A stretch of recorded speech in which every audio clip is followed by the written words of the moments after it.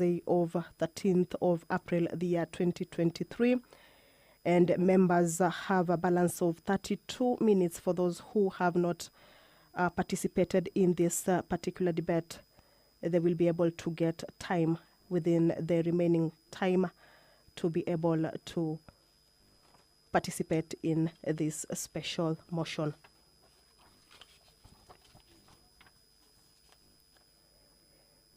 Members of the National Assembly again will this afternoon consider the motion on the inquiry regarding sexual harassment of female workers in tea estates in Kericho County.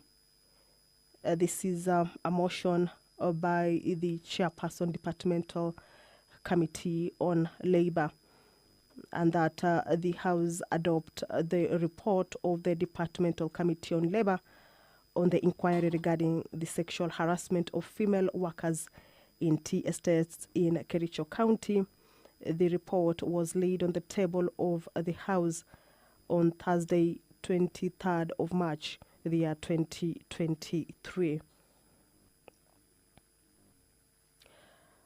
Members of the National Assembly will this afternoon also resume the general debate on the proposal to Parliament to consider amending the Constitution and the standing orders.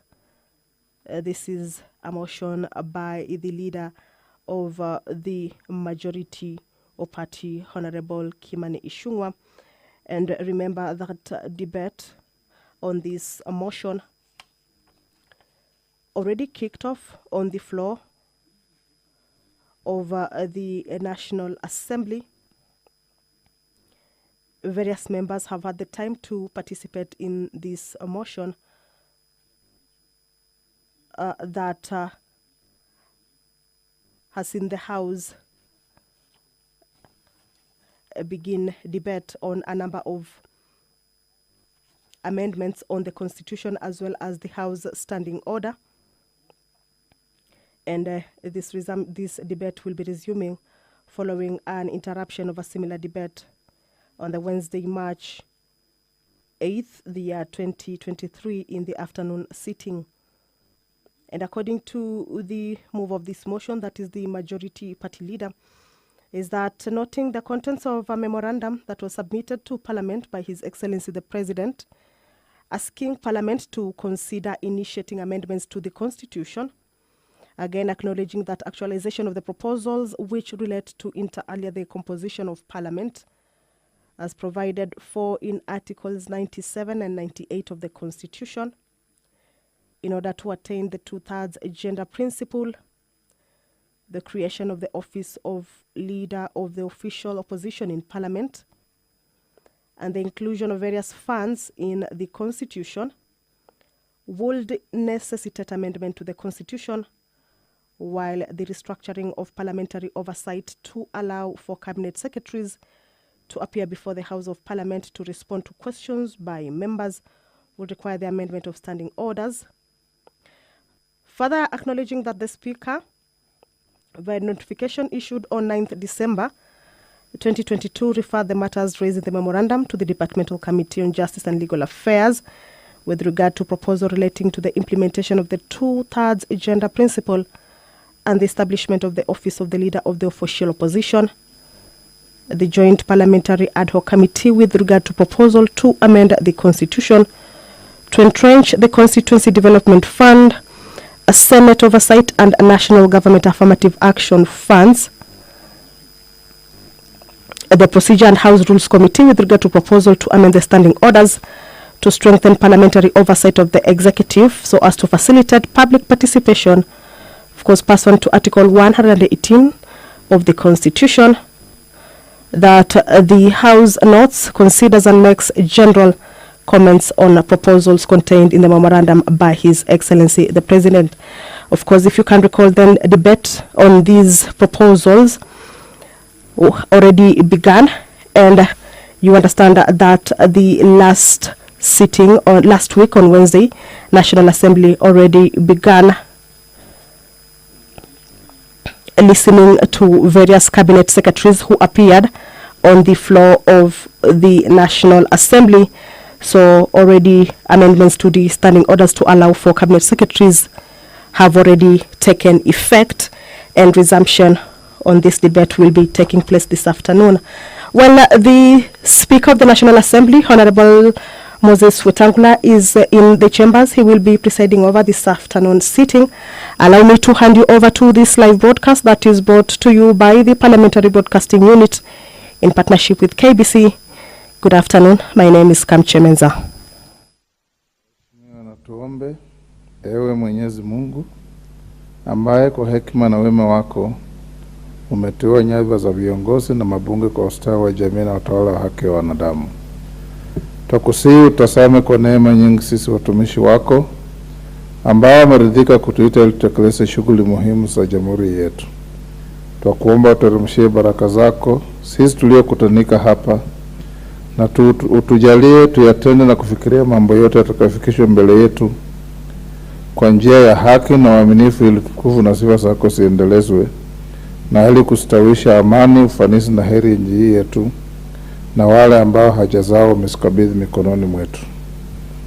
Amen.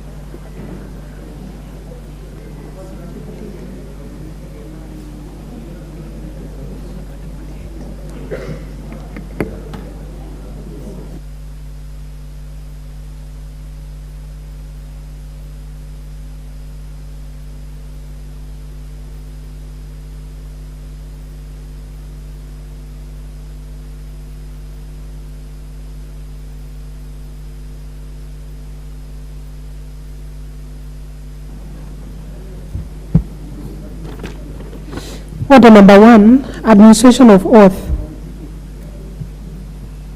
Order number 2, communication from the chair.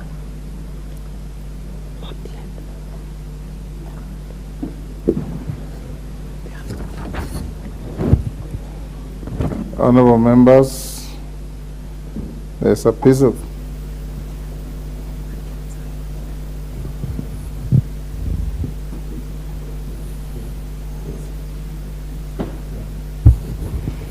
Honorable members of our communication, and there's a second one that will come slightly later. Honorable members, this is a message from His Excellency the President. Pursuant to the provisions of Standing Order 42, I wish to convey a message from His Excellency the President relating to the nomination of a representative of the Parliamentary Service Commission, the Salaries and Remuneration Commission, SRC. Honourable members, in the message, His Excellency the President conveys that in exercise of powers conferred on him by Article 232b(1) of the Constitution as read together with Articles 252c of the Constitution and the Salaries and Remuneration Commission Act 2011, he nominates Mr. Isaac Kipkemboi Meli as a representative of the Parliamentary Service Commission, the Salaries and Remuneration Commission.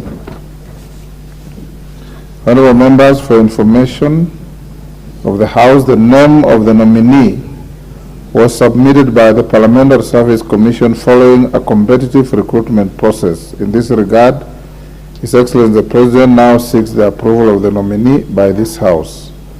Honorable members, Standing Order 45 provides that upon receipt of notification of nomination for appointment, such nomination shall stand committed to the relevant departmental committee for consideration.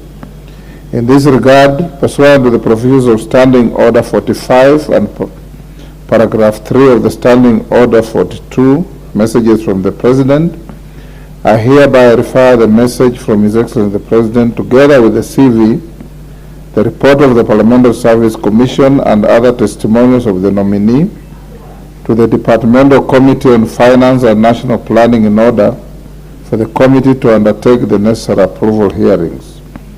Honorable members, whereas Section 711 of the Salaries and Remuneration Commission Act 2011 provides 14 days within which the House is expected to consider the nominee, Section 8 of the Public Appointments Parliamentary Approval Act 2011 requires that the National Assembly to undertake the exercise within 28 days.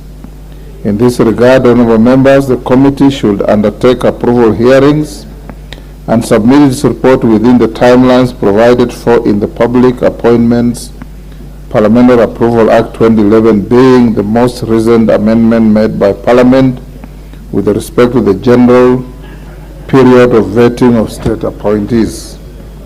Honorable members, the Departmental Committee on Finance and National Planning Committee is required to notify the public and the nominee in good time. Therefore, the committee is to undertake the necessary approval hearings and submit its report to the House within the aforementioned period to enable the House consider the proposed appointment within the statutory timelines. The House is accordingly guided. I thank you.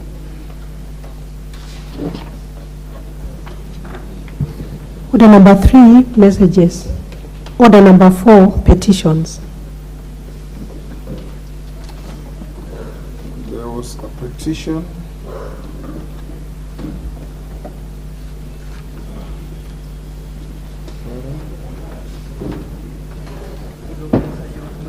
The member for Kilifi North constituency. Okay. Owen Bayer. Yes.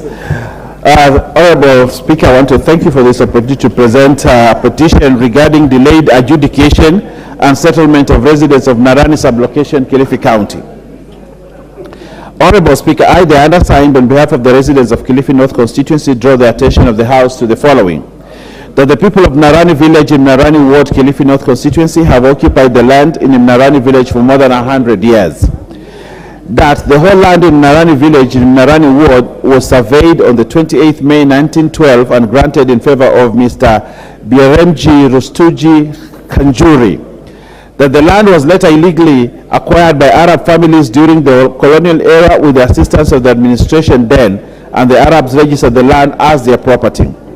That the 172.8 acres of land occupied by the residents of Narani is registered as plot number YSR 130 section 5, situated at Narani Kilifi Takaungu in the name of Kalthum bint Muhammad and Sharifa bint Muhammad, referred as Muhammad family, as an agricultural land. That the beneficiaries of the Muhammad family are Ali Muhammad, Kulthum Muhammad, Sharifa Muhammad, and Said Muhammad, being first, second, third, and fourth borns of the Muhammad family respectively. That during the latter years, the illegally registered owners of the land migrated to the Middle East, leaving the property under the care of caretakers, whom they called trustees, and the land changed to Waqf under the Islamic laws.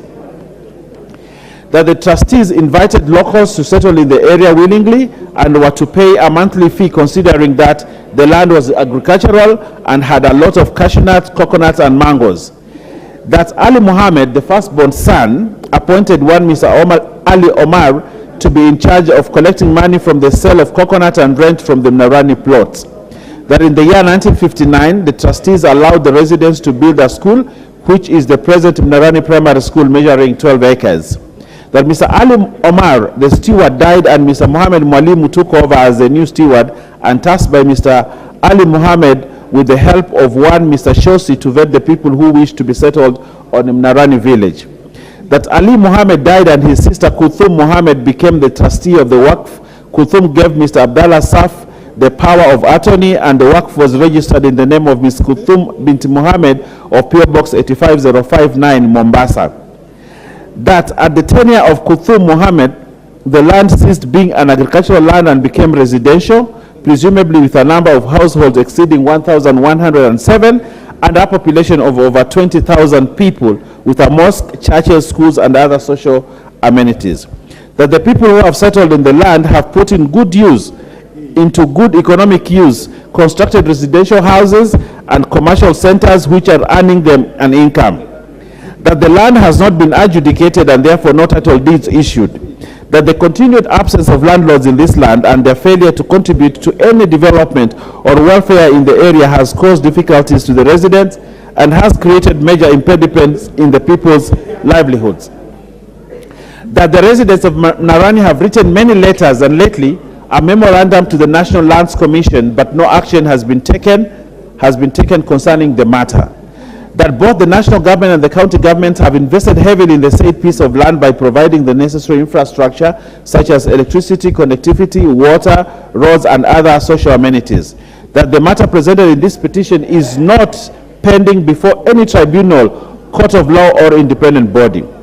Therefore, your humble petitioner prays that the National Assembly through the Public Petitions Committee, 1, inquire into the ownership of the land occupied by the Narani residents registered as plot number YSR 130 section Roman 5, situated at Narani Kilifi Takaungu in the name of Kothum bint Muhammad and Sharifa bint Muhammad. 2, recommend that the parcel of land in Narani be acquired and granted to the present occupants and that the process of compensation be finalized. 3, recommends that the land be adjudicated so as to ensure that the residents acquire title deeds and save the residents from the alleged erroneous records and missing information on the parcel of land. And lastly, make any other recommendations or actions it deems fit in addressing the plight of the petitioners, and your petitioner will ever pray. Thank you very much, Honorable Speaker. Honorable members, in accordance with the provision of Standing 226, members who are interested in making comments, observations, or clarifications in relation to that petition, you may go to intervention.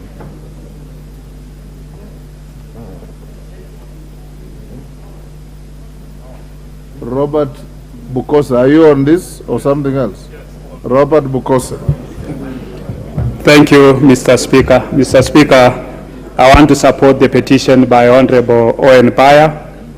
Honorable Speaker, these issues about land and people having their land taken away irregularly, I think it's an issue that when the committee will retreat and look into that petition, they need to look at it countrywide, because more often people will be coming up with individual petitions. But this is a countrywide issue and is majorly seen within the Rift Valley region and the Coast region. So as the committee retreats, I think it is good that they are able to expeditiously look into this matter so that the aggrieved parties can get justice. With those few remarks, I want to support. Beatrice Elachi. Thank you, Mr. Speaker. I also rise to support the petition. And Mr. Speaker, just to say, as the petitioner is questioning, indeed, you'll find even in Nairobi, Mr. Speaker, while we look at it countrywide, there are families right now who are wondering what just happened into their piece of lands, wherever they are. And it has been already subdivided. You go to surveyor, everything is done, and this family is just left now wondering completely what happened. So as you look at it across the country, but also we need to know what is happening at survey, where you just come and you subdivide everything and you give in titles while the owners of the main piece of land do not even know what is happening. So I support, and I'm hoping that it is something that will be done across the country. Thank you, Mr. Speaker. Geoffrey Ruku.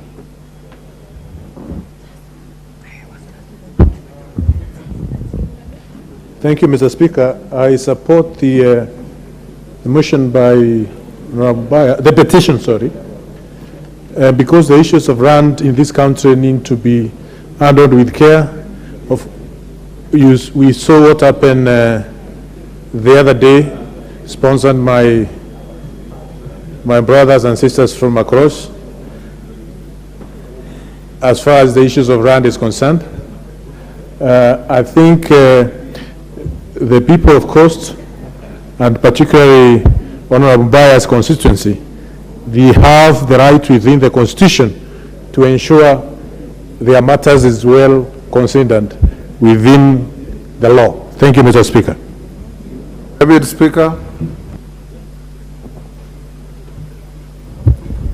Thank you, Honorable Speaker, for the opportunity to be able to lend my voice to this very important petition. I rise to support this petition by Honorable Mbaya. This is land that I'm very familiar with, and Honorable Mbaya knows that I can easily be elected as an MCA in that particular area. And this land, I have known that from the 50s, these families have been in occupation of the land.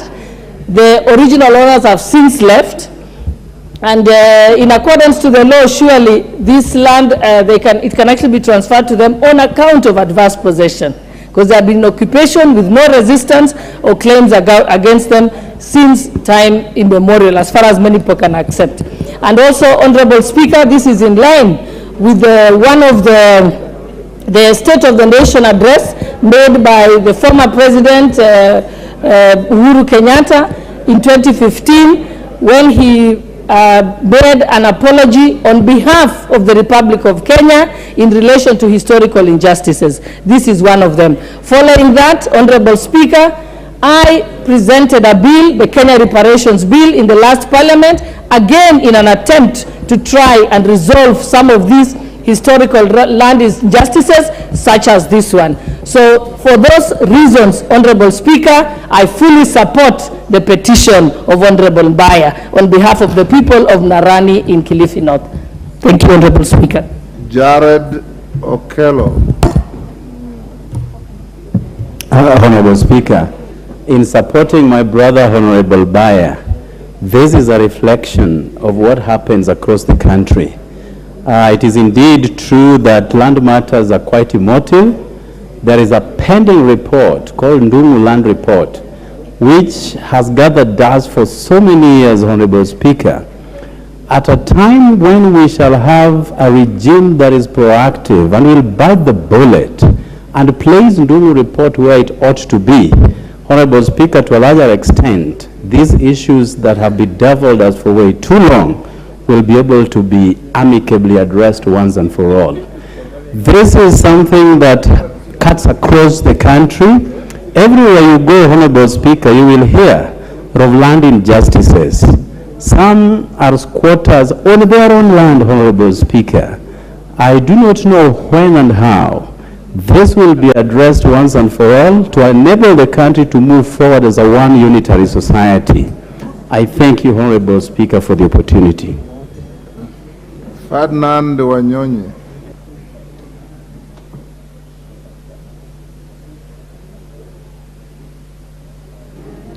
Thank you very much, the Speaker.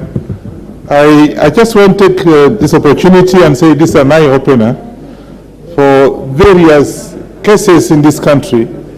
In my own area, the Speaker, we have similar problems, and therefore the Department of Lands, I wanted to take it very, very serious so that I can be able to once and for all be able to at least solve these problems once and for all, because we have a lot of busybodies around. You'll find that land is actually changing hands. In 5 years, almost 4 or 5 owners of this kind of businesses. The Speaker, I want the Department of Lands to take this very seriously so I can be able to sort out this problem once and for all. So I want to ask somebody, I think, even the Minister for Lands to come here to be able to explain some of these things, because this is very common. It's not only your place, very common even in my own area. Your people who own land, and they're busybodies around. So I support this petition, and I look forward to having a solution once and for this country. Thank you. Robert Mbui. Thank you, Mr. Speaker. Mr. Speaker, I also rise to support the petition by the Honorable Mbaya on this Narani land petition.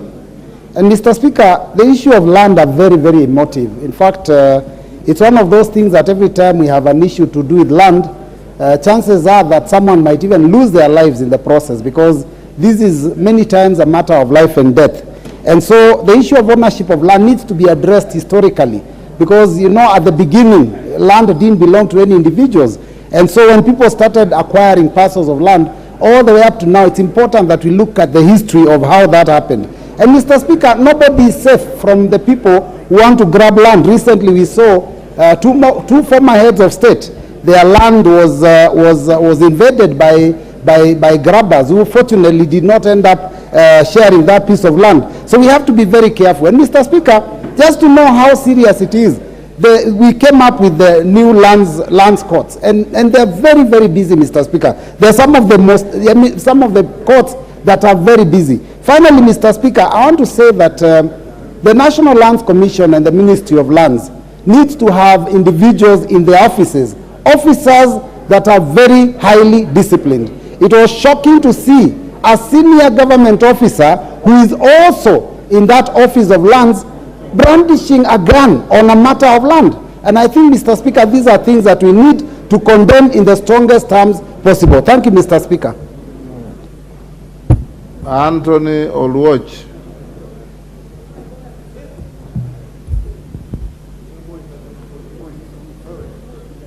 Clerk, what is happening to the screen?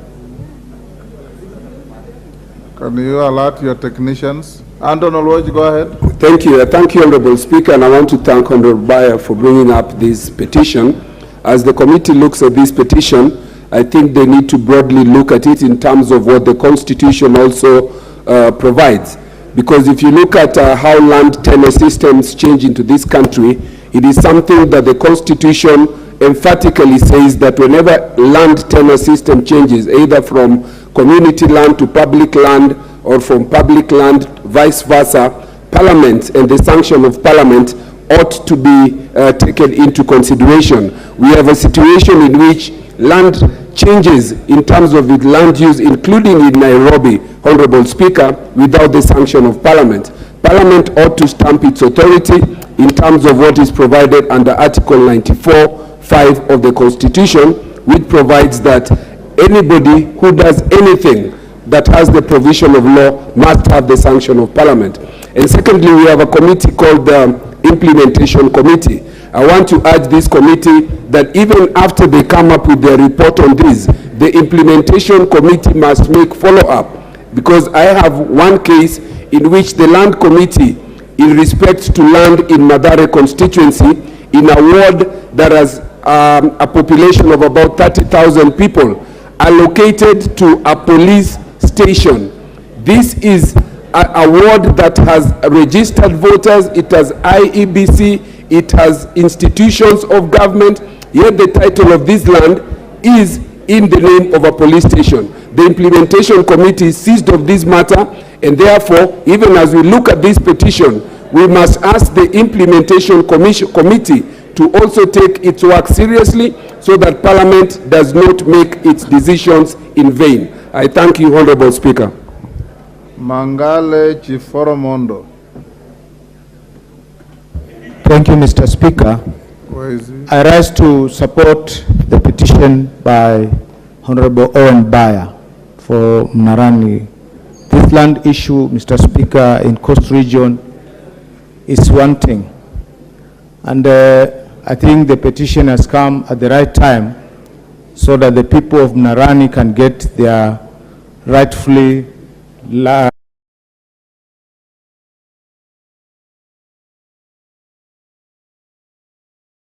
explained by the mover.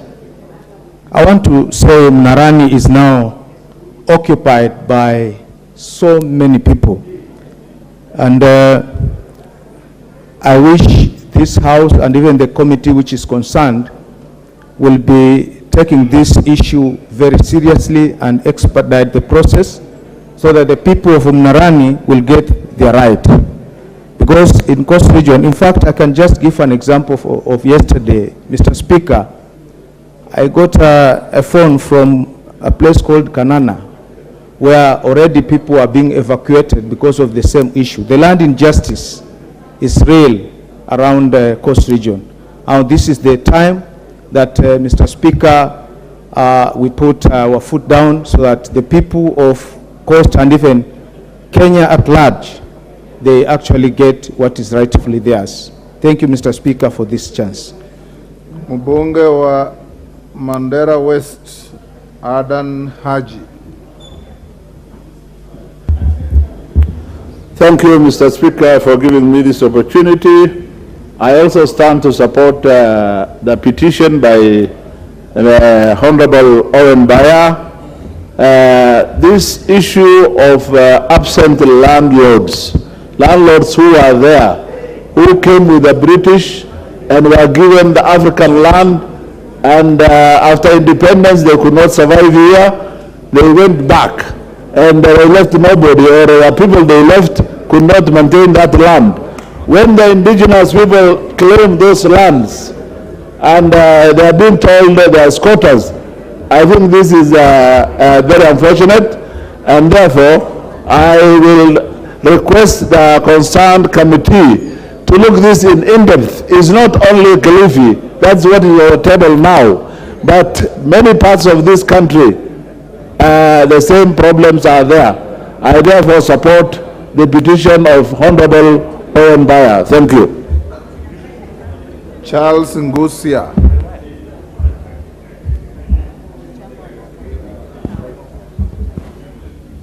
Give Honorable Ngusia a working mic.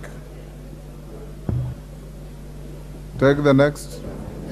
Thank you, Speaker. I rise to support this timely petition, Mr. Speaker.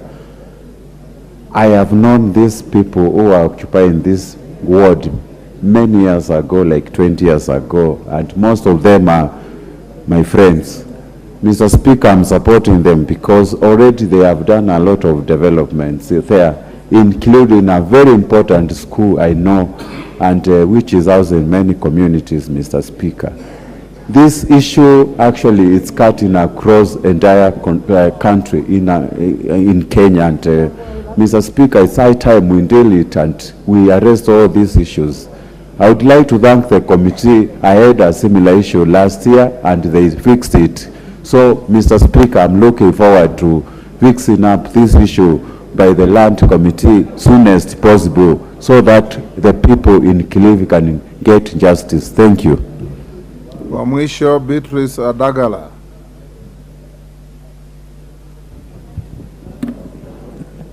Yes, thank you, Mr. Speaker. I want to support this petition by Honorable Baya concerning land issues. Mr. Speaker, sir, land issues is an emotive issue because we've had several places whereby people have been displaced out of their land, and the Kilifi issue has been there. I think, Mr. Speaker, sir, this issue should be looked into, and even other areas. There are several areas, even from where I come from, in around Hamisi, Kwawota area, those people have not received their title deeds. Therefore, this petition, I'm supporting it, and also other areas like Maseno and other places in this country, Mr. Speaker. The issue should be looked into and be solved once for all, so that Kenyans should not be squatters in their own land. Thank you, Mr. Speaker, sir. I support the petition. Thank you. Order, honorable members, take your seats. Honorable Machele, take your seat. Honorable members, allow me to recognize the following schools before I go back to order number 2. Namanga Mountain View Academy, Kajiado Central from Kajiado. They are all in the public gallery. Kangaru Girls School, Manyata, Embu. Legacy High School, Embakasi East, Nairobi. Josana Day School, Embakasi North, Nairobi. Ngoto Boys High School, Makwiny. On my behalf and on your behalf, I welcome all the students and their teachers to the House of Parliament. Honorable members, I go back to order number 2. There's a short communication on the appointment of members of Parliament to present the majority party in the bipartisan engagements in Parliament. Honorable members, As you are aware, His Excellency the President of the Republic of Kenya and Commander-in-Chief of the Defense Forces, the Honorable William Samoei Ruto CGH, who is also the party leader of the Kenya Kwanza Alliance, and the former Prime Minister and the party leader of the Azimio la Umoja One Kenya Coalition, the Right Honorable Raila Odinga, have proposed bipartisan engagements in Parliament on a number of issues aimed at accommodating the concerns of the minority coalition within the parameters of the Constitution and the law. In furtherance of these discussions, I wish to inform you that I have received a letter dated 13th April 2023 from the leader of the majority party of the National Assembly, the Honorable Kimani Ichung'wah MP, appointing 7 members of Parliament representing the Kenya Kwanza Alliance to be part of the team that shall spearhead and facilitate the bipartisan engagements. The letter is co-signed by the Senate Majority Leader, the Honorable Senator Aaron Cheriot MP. Honorable members, the 7 members of Parliament appointed by the Majority Party are as follows: the Honorable Adan Kainan CBS MP, the Honorable George Murugara MP, the Honorable Mwengi Mutuse MP, the Honorable Lydia Haika MP, Senator Esther Okenyuri MP, Senator Dr. Boni Khalwale MP, and Senator Hilary Sigei MP. Honorable members, attached to the letter forwarding the 7 names is the draft of a motion proposing the establishment of a joint select committee and whose mandate includes the following: facilitating a bipartisan engagement in Parliament on the reconstitution of the selection panel on the recruitment of chairperson and members of the Independent Electoral and Boundaries Commission, recommending legal, policy, and institutional reforms to strengthen the IEBC, collecting views from stakeholders on proposals to enhance inclusivity and bipartisanship in the electoral structure in the country, developing and recommending appropriate mechanisms for the reorganization of the electoral system, on the basis of the findings and recommendations of the Joint Committee, preparing a report and a draft bill or draft bills for consideration by Parliament. Honorable members, it is however worth noting that I am yet to formally receive the names of the members representing the minority coalition in Parliament and the draft text of the motion as proposed by the minority party. As you may be aware, honorable members, parliamentary practice requires that a motion of this nature be presented to the House upon negotiations and agreement between the majority and minority coalitions, so that what is finally presented to the House is harmonized by partisan motion. Honorable members, in the light of the foregoing, I hereby instruct the Clerk of the National Assembly to forward the proposed motion to the leadership of the minority party in Parliament, seeking their concurrence. Honorable members, the Speaker of the Senate and I have also consulted and agreed that there is need to achieve bipartisan and bicameral consensus on this matter. Consequently, the Speakers of the Houses of Parliament request the leaders of the majority and minority coalitions in the Houses to consult and present to the Speakers a harmonized version of the proposed motion for placement before the Houses of Parliament at the earliest available opportunity. This shall set the stage for the commencement of the bipartisan engagements in Parliament. Honorable members, as I conclude, allow me to urge all members of Parliament to uphold the tenets of the Constitution, respect the process, and undertake their engagements with utmost good faith, collegiality, and on the basis of consultation, cooperation, and mutual reciprocity.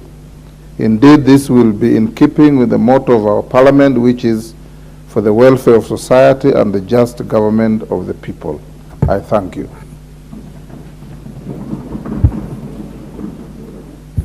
Yes, Majority Leader, since it is your letter, let us have the minority have the first bite. Thank you, Honorable Speaker, and I thank you, Honorable Speaker, for that communication. And Honorable Speaker, as you have indicated, we as leaders have a duty to resolve all issues that are of concern to the people that we represent, Honorable Speaker. And it is indeed true, Honorable Speaker, that as you have said, His Excellency the President and the former Prime Minister on 2nd of April, Sunday evening, did communicate to the country their intent to engage in a bipartisan process to resolve some of the issues that have been of concern. Honorable Speaker, I also want to agree with you that this process, Honorable Speaker, can only be successful if there is that collegiality that you have mentioned. There is absolute good faith in all the engagements, Honorable Speaker. And indeed, that is why last week, at the end of last week, Honorable Speaker, myself and the Leader of Majority in the Senate did write to both of you, the Speaker in the Senate and the Speaker in the National Assembly, to notify you of our intent and our very keen interest to get this process moving. And Honorable Speaker, we also took liberty to share with you the thoughts of the draft motion, and I want to agree with you, Honorable Speaker, that indeed, in that spirit of collegiality and bipartisanship, it is good that our thoughts are shared with our colleagues in the minority. And Honorable Speaker, because this is a matter that is important to the country, let me also mention we have indeed been consulting informally with our colleagues in the minority, because we are all intent, and I believe even the leadership in the minority, both in the House and out of the House, are intent on resolving these issues. And Honorable Speaker, as you have already directed in your communication, I shall be reaching out and writing to the minority leadership, and hopefully maybe with both here and in the Senate, for us to have a forum, Honorable Speaker, and I would beg that your office as Chairperson of the Parliamentary Service Commission does facilitate, so that we have a forum for talks before the talks, as my good friend, the Honorable Opio, and I likes to taunt me about talks before the talks. And I agree with him, because, as you have mentioned, such a motion, Honorable Speaker, can only come to establish this committee if we are agreed on the terms of reference and what the committee is going to look into. And therefore, it is not lost on me, Honorable Speaker, that we cannot have a motion that is not agreed on. And therefore, I will be taking up that direction and challenge, Honorable Speaker. And this afternoon, indeed, by the time the Honorable Leader of Minority retreats to his office, he will find a letter on his desk asking that hopefully before the end of this week, we have a forum, which I do pray that Parliament will be able to facilitate. Hopefully with the Leader of Minority in the National Assembly, the Leader of Minority in the Senate, the Leader of Majority in the Senate, and the proposed co-chairs that have been proposed by both coalitions, to be able to sit now and harmonize whatever issues that will be up for deliberation. And Honorable Speaker, with those few remarks, let me invite all of us, as you have said, Honorable Speaker, to, one, be measured in what we say and what we do. Because, Honorable Speaker, the only thing that we have that we must value in this country is the peace and tranquility we enjoy. Any disruption to that peace and tranquility does not augur well either for us as leaders or for the people that we represent. But as leaders, Honorable Speaker, we have a bigger responsibility and duty to safeguard that peace and tranquility that the people of Kenya enjoy, because they have elected all of us, and even those leaders who are not in elective positions, but they hold leadership positions in this country. They have a responsibility to ensure that we hold our country together, Honorable Speaker, and the people of Kenya have bestowed all the trust in us to be able to resolve issues that are of concern to them and even to us, Honorable Speaker. And I want to end by saying that I am confident, Honorable Speaker, that working and reasoning together, we should be able to sit as leaders and be able to come up with solutions, be able to harmonize the motion on the terms of reference and what this committee will be doing. And by the time, Honorable Speaker, the motion for approval of that committee and its terms of reference comes to the House, we should not be in a situation where we are throwing words at each other, either inside or outside Parliament, Honorable Speaker, that we will have a very collegiate process that involves all of us, and that will be for the benefit of our country, Honorable Speaker. With those remarks, Honorable Speaker, I stand guided by your communication, and as I've indicated, I will be writing, and as I've said, I have been consulting with the leadership in the minority so that we work together in this respect. Thank you, Speaker. Honorable Opio Wandai, Minority Leader. Yes, Honorable Speaker, let me make a few comments on this matter. First and foremost, I must admit that I was taken aback when I read in the media that a motion had been forwarded to the Speaker's office about this bipartisan engagement, because that couldn't have been a motion about bipartisan engagement for the simple reason that my coalition was never consulted. It has now turned out, of course, that it was basically a draft motion for the Kenya Kwanza side. Mr. Speaker, let me say this, and for avoidance of doubt, that we still have a lot of ground to cover. Because as we speak, there seems not to be an agreement or concurrence on the nature of these talks. As far as the coalition that I lead is concerned, these talks can only be extra-parliamentary. Two, as I've said time and again, before any motion can be brought before this House to set up or to set off this process of bipartisan engagement, there have to be talks about the talks. And I'm happy that my friend, the Honorable Kimani Chungwa, has acceded to that. The Speaker, the reason why we need talks about the talks is that first and foremost, that bipartisan committee must have clear terms of reference, must have clear mandate. Secondly, it must have clear time frame within which to accomplish its task. But more importantly, it must have clear mechanisms. Clear mechanisms have to be established for implementing whatever resolutions that committee may come up with. So that is the essence of talks about the talks. And those talks have to be as inclusive as possible, as I've always said.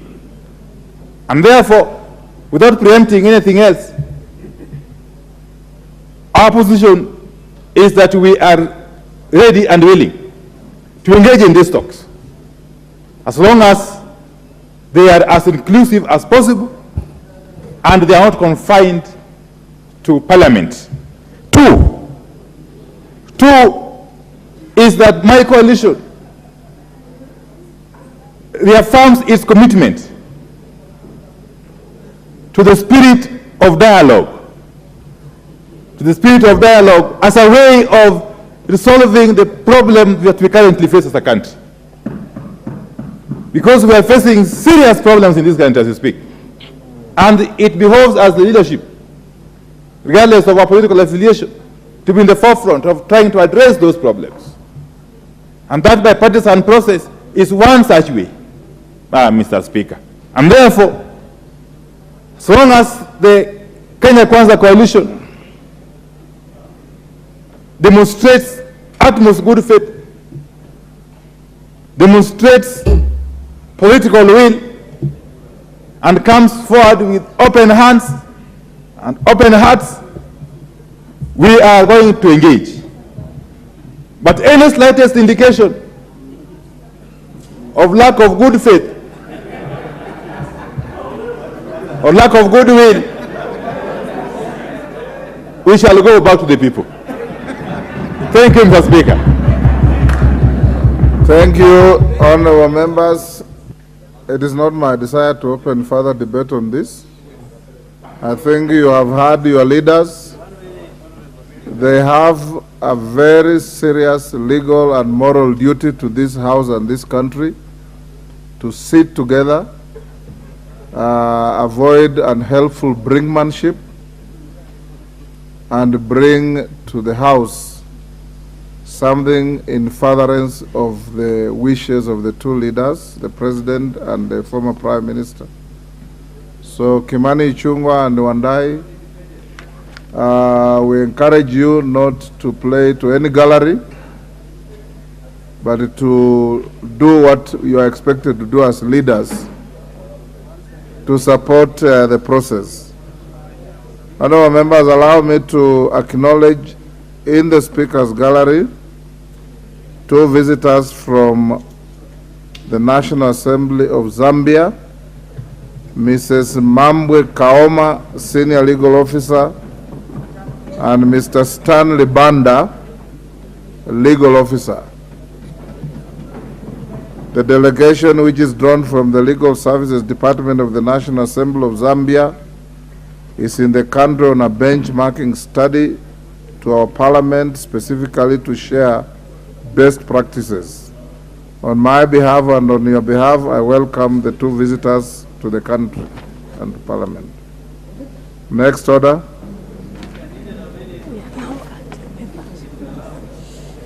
Order number 5. Order. Go on, go on. Order number 5, papers. Majority Leader.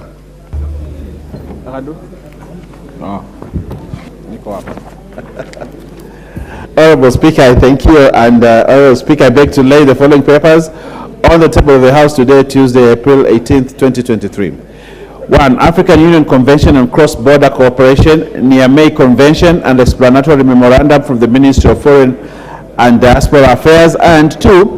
Convention on the means of prohibiting and preventing the illicit import, export and transfer of ownership of cultural property and Explanatory Memorandum from the Ministry of Foreign and Diaspora Affairs. Annual report and financial statements of for Tom Mboya University for the year ended June 30th, 2022. Elections Monitoring and Observation Report 2022 from the Office of the Ombudsman, the Commission on Administrative Justice.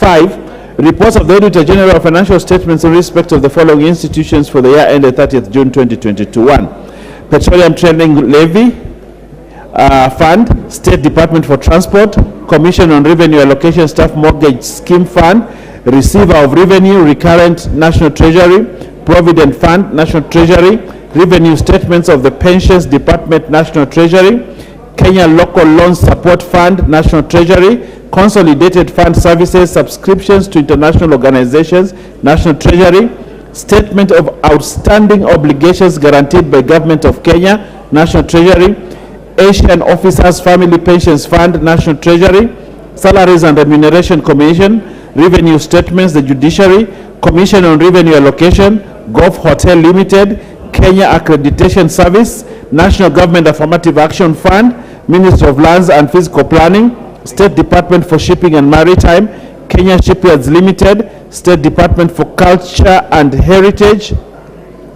Health Sector Support Project, Medical Supplies Authority, KEMSA, Aquaculture Business Development Program, State Department for Fisheries, Aquaculture and Blue Economy, State Department for Implementation of Curriculum Reforms, Kenya Energy Sector Environment and Social Responsibility Program Fund, Ministry of Energy, State Department for Early Learning and Basic Education, and finally, National Gender and Equality Commission. Honorable Speaker, I beg to lay. Thank you. Chairperson, East African Parliamentary Alliance on Food Security and Nutrition, Caucus. Mr. Speaker, sir, I beg to lay the following paper on the table of the House today, Tuesday, the 18th of April, 2023. The report of the 4th General Assembly of the Eastern African Parliamentary Alliance on Food Security and Nutrition held in Kigali, Rwanda on 7th and 9th of December 2022. I hereby lay this report, Mr. Speaker, sir. Thank you. Thank you. Chairperson, Departmental Committee on Justice and Legal Affairs. Thank you, Mr. Speaker. Mr. Speaker, allow me to lay the following paper on the table of the House today, Tuesday, 18th April 2023. Report of the Departmental Committee on Justice and Legal Affairs on its vetting of a nominee for the appointment as the chairperson of the Ethics and Anti-Corruption Commission, EACC. Thank you, Mr. Speaker. Thank you. Next order. Order number 6, notices of motion. Honorable Adan Yusuf Haji. Mr. Speaker, sir, I hereby move notice of motion as the chairman of the Eastern African Parliamentary Alliance on Food Security and Nutrition, the report of the 4th General Assembly of the Eastern African Parliamentary Alliance on Food Security and Nutrition.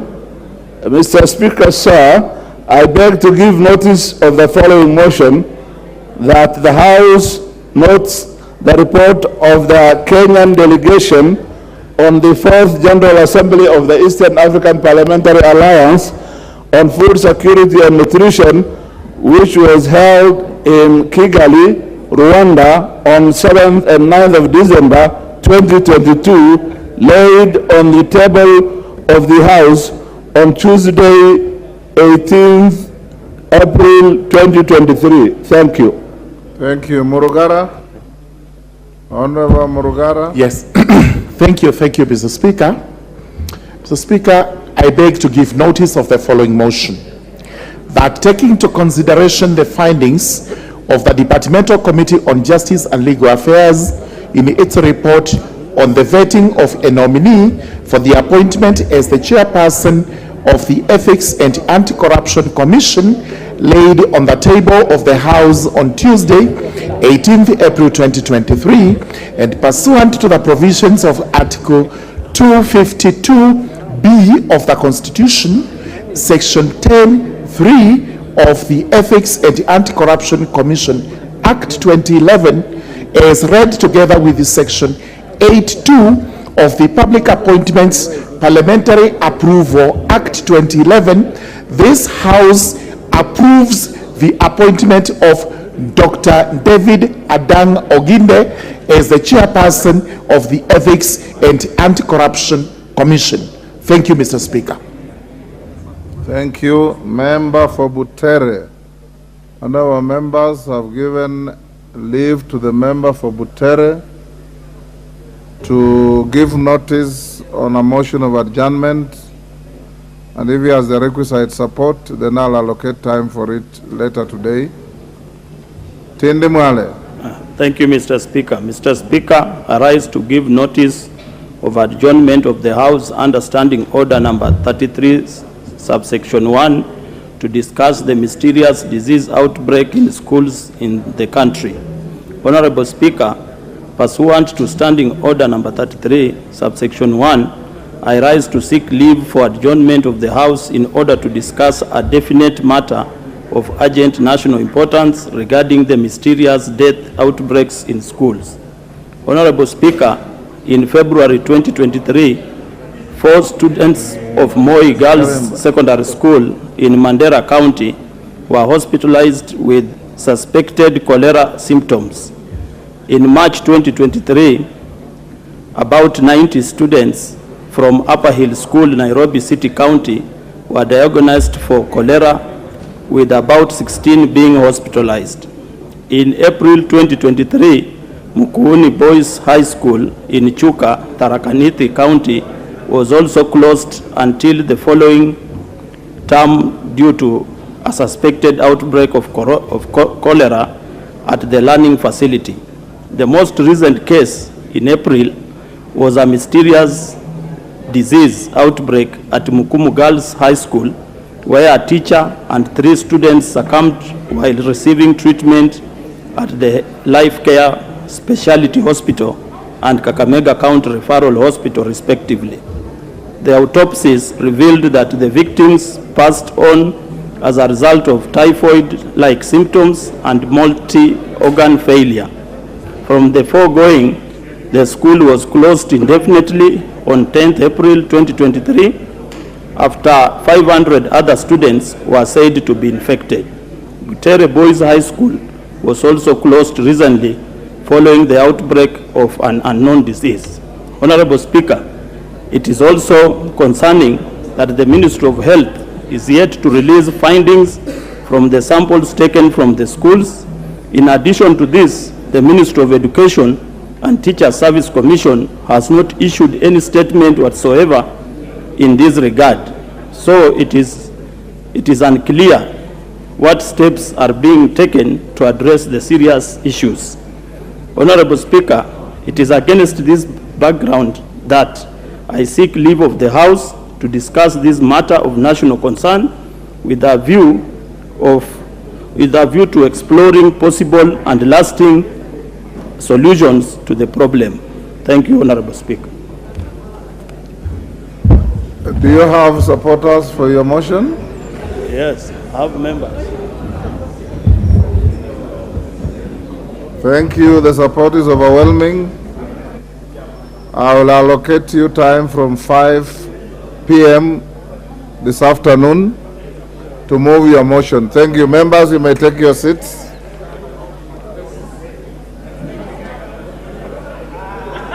Next order.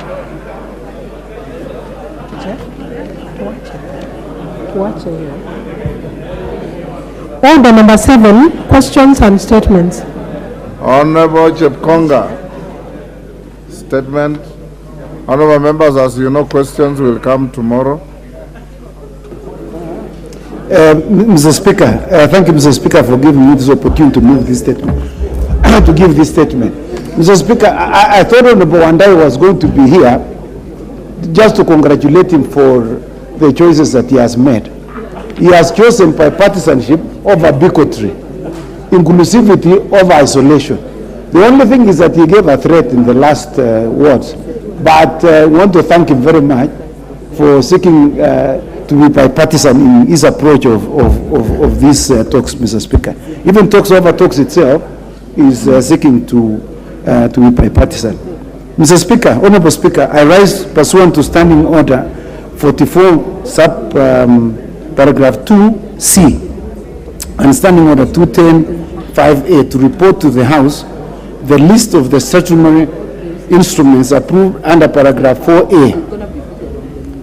The committee has received a total of 35 statutory instruments since its establishment on the 4th of November 2022.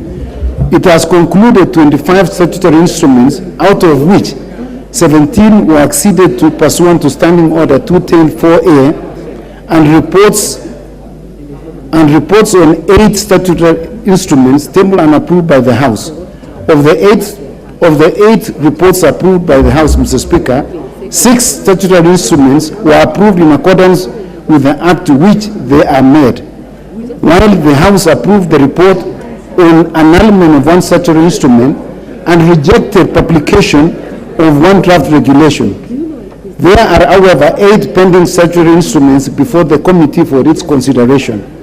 A detailed list on the statutory instruments that the committee has considered is attached herewith for the House to note. Honorable Speaker, as you may recall, this House approved the statutory instruments exemption from expired regulations 2022, which extended the life of over 1,700 statutory instruments from the executive and 10 statutory instruments from the Parliamentary Service Commission that were to lapse as provided under Section 21 of the Statutory Instruments Act 2013. I urge, Mr. Speaker, the affected regulation-making authorities to submit the statutory instruments in good time to avoid the rush towards the expiry of the time extended, which is expected to end on the 23rd of January 2024. I thank you, Mr. Speaker, and I submit. Thank you, Honorable Chepkonga. Honorable Cynthia Muge, MP, Nandi County. You are listed as having a statement on issuance of diplomatic passports to Kenyan athletes. Are you to receive a report? Thank you, Honorable Speaker. I am to receive a report on the said statement. Who is the chair of the Departmental Committee on Sports and Culture? Dan Wanyama. Honorable Dan Wanyama, who is the vice chair of that committee? Wamashukuru, is he in the house? Any members from that committee? Who? Nguna? Where is the response to the statement to the gracious lady from Nandi? Give him a working mic. Yes, Speaker. On behalf of the chair and the vice chair, we will give this statement next week on Tuesday. Honorable Nguna, it is not up to you to choose when to give the statement. It was listed today. And you are presumed as a committee to keep deadlines of the House so that we don't pile work. Tell your chair and your vice chair that the House takes a very dim view of this kind of conduct. Next order. Order number 8, special motion, consideration of nominee for appointment as chairperson of the Kenya Fish Marketing Authority.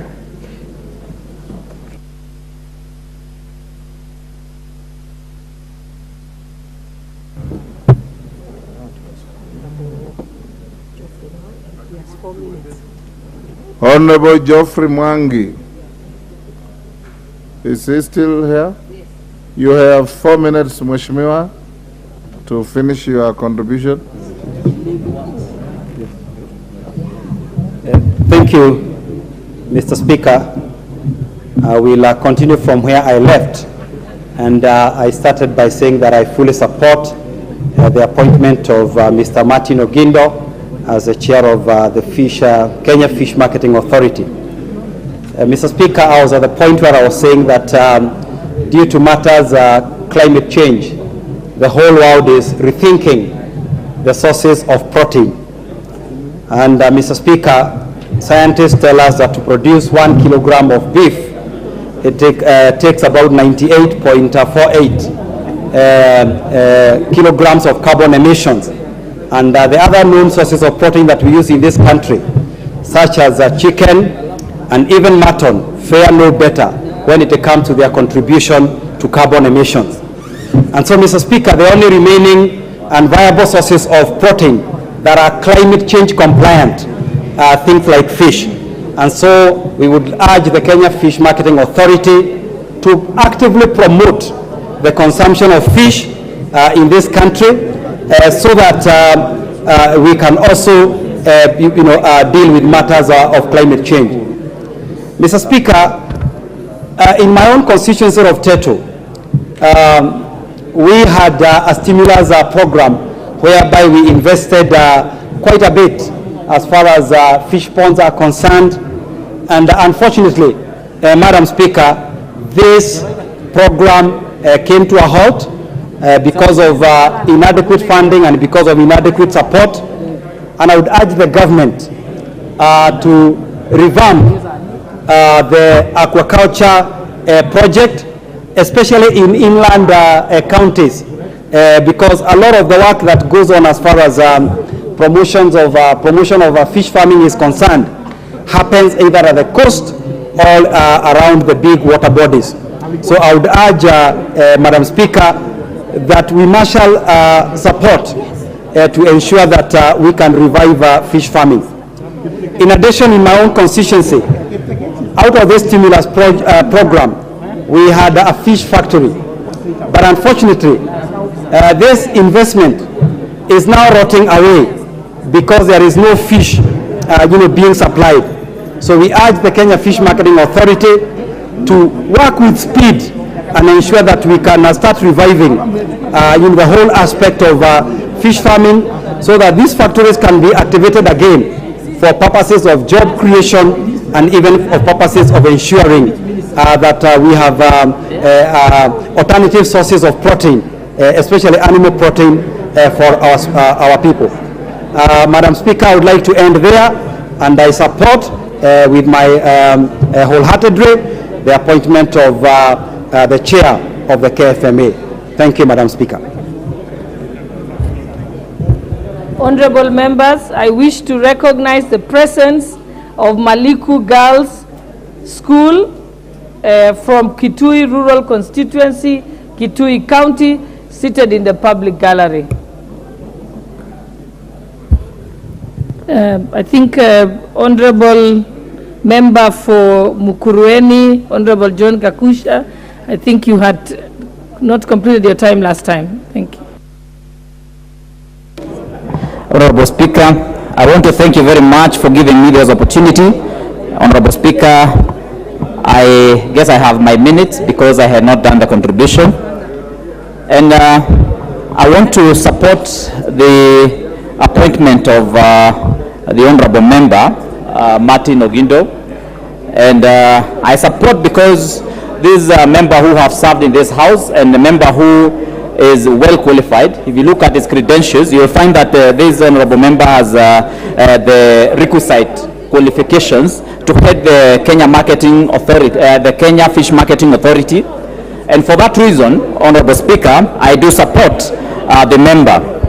Honorable Speaker, fish consumption in Kenya has had an upward trend, apparently because most of the Kenyans do have a better income that they have, and of course there is also appreciation of the nutritional value for consumption of fish. Our country is a net exporter of fish. If you look at what we are so far able to get from our country in terms of fisheries production, we have 1.5 billion US dollars worth of fish production in our country. Honorable Speaker, most of this fish production that we are having is coming from the freshwater lakes. It's also coming from the oceans, what we would call the marine fishing. And a lot of this also is coming from the farmed fish, what we would call the aquaculture fishing, which happens across the country. And Nyeri County happens to be one of the leading aquaculture farmed fish, particularly looking at the Nile tilapia, and also looking at the ornamental fish farming. Nyeri County and of course quite a number of the other counties around the Mount Kenya are doing very well in ornamental fishing. Honorable Speaker, we have the Kenya Fish Marketing Authority, which we believe is important in helping us to put into perspective all these kind of fish farming that we have in our country. Just to further this case for the Kenya Fish Marketing Authority, you realize that from our freshwater lakes, we are producing about 120 metric tons, 120,000 metric tons of fish. And from our marine fish farming, we are producing about 25,000 metric tons. And from our aquaculture, we have about 20,000 metric tons in our country. Honorable Speaker, you will notice how small the fish farming we have from the marine fishing. Just partly 20,000 metric tons as compared to the freshwater lakes fish farming, which is 125,000 metric tons. And the reason is because most of the fish farming which is happening in the oceans is under exploitations by superpowers, which most of them, I believe, are signing contracts with our country on development projects, and over and above that, as they sign those contracts, as they sign the loan contracts, they also sign a contract which helps them to exploit our fisheries resources in this country. So you find that the fish farming which is happening in the marine waters, and this is concentrating much more with high value fish like tuna fish, like salmon, like the red snapper. Most of these fish, Honorable Speaker, you find that it's being exploited by the superpowers other than our country, which would be able to get good foreign exchange from that fish farming. You find that countries like China, they dock with huge ship and equipment in our deep seas, and they venture into our water resources. They harvest our high value fish. And because they are so powerful, they have powerful equipment, they are able to exploit our fish resources. They process this fish within their vessels, and they package our fish, and they export this fish. Honorable Speaker, what is happening is that as a country, we are no longer able to have proper statistics of how much fish is being harvested in this country. And so it is being exported by the superpowers, and it is sold, and these dollars do not come to our country. Honorable Speaker, it is high time that the Kenya Fish Marketing Authority puts their foot down and concentrate and target this particular market, so that we can have the foreign market being supplied by fish which is being fished by our farmers, by our fishers, or by our fishermen, and by our country, other than allowing the superpowers to exploit our fish resources. Honorable Speaker, if this was to happen, then we would actually be able to have foreign exchange, we would have food security, and we are going to have a better balance of trade. Today, as a country, you know, we are having a problem because there's a very serious pressure on the shilling from the dollar. You find that most of our imports are now highly priced because of the dollar, the way the dollar has put pressure on our shilling. Honorable Speaker, if we are able to look at the fish farming in this country in a better way, in a more local way, then we are going to ensure that we tilt the balance of trade. Honorable Speaker, I also have a case against some of these bodies that we are creating in this country. You realize that we have so many bodies that are dealing with the fish farming in Kenya, and it's also high time that we also look at our budget and ask ourselves as a country, now that as a country we have so much resources going to recurrent expenditure in the country and so little money going to development, is it sustainable that we keep creating bodies and bodies after our body in this country? Look at the fish industry, for example. We have Kenya Marine and Fisheries Research Institute, KEMFRI. We have Kenya Marine Fisheries Socio-Economic Development, KEMFSED. We have Aquaculture Business Development Program, ABDP. We have Fish Levy Trust Fund, FLTF. We have Kenya Fishing Industries Corporation, KFIC. We have the Lake Victoria Fisheries Organization. And now here we have created another organization that we are calling Kenya Fish Marketing Authority. Honorable Speaker, I ask, are we not able to do part of this fish marketing using some of the bodies that we are having? Must we keep creating new bodies one after another? And this is encouraging the ballooning of our budgetary expenses in this country. And how sustainable, Honorable Speaker, can this be? Honorable Speaker, thank you very much. So my question is, how can this be sustained if we keep on creating new bodies every other day? It's high time that we look at this. As much as I support the chair of this body, Honorable Speaker, let us put a comma or a full stop on creation of new bodies that are ballooning our wage bill. Thank you, Honorable Speaker. Member for Mandera South, Honorable Abdul Haro.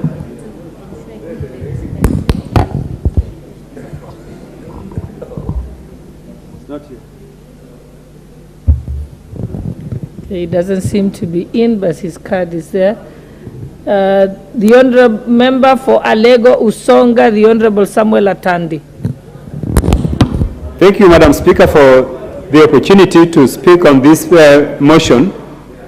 Madam Speaker, Fish Marketing Authority is a very important authority for the fishing sector. Unfortunately, it has no role because Kenya produces about 400,000 tons of fish against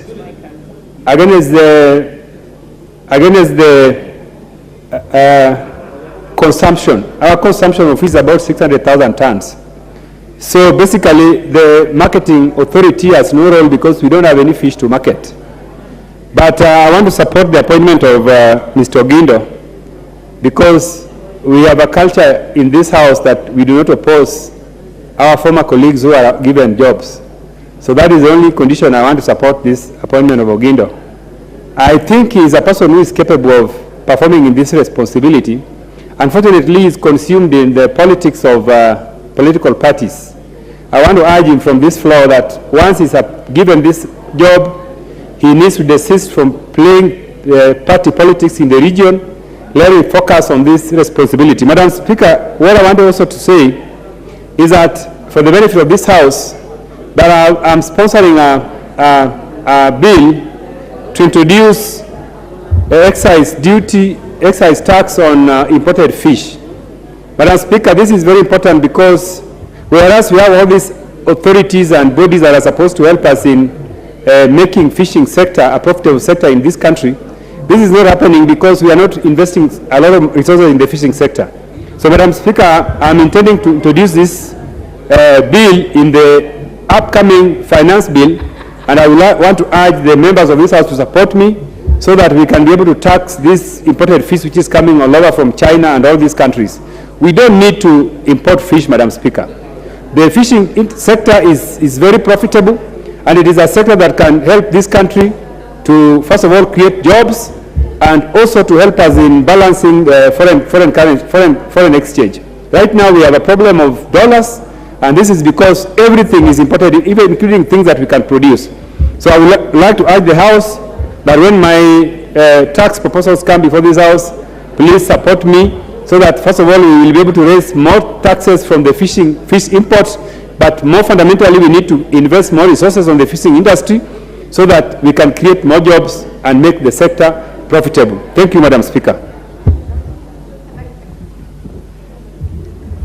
The Honourable Member for Bureti, Honourable Kibet Kimingoi.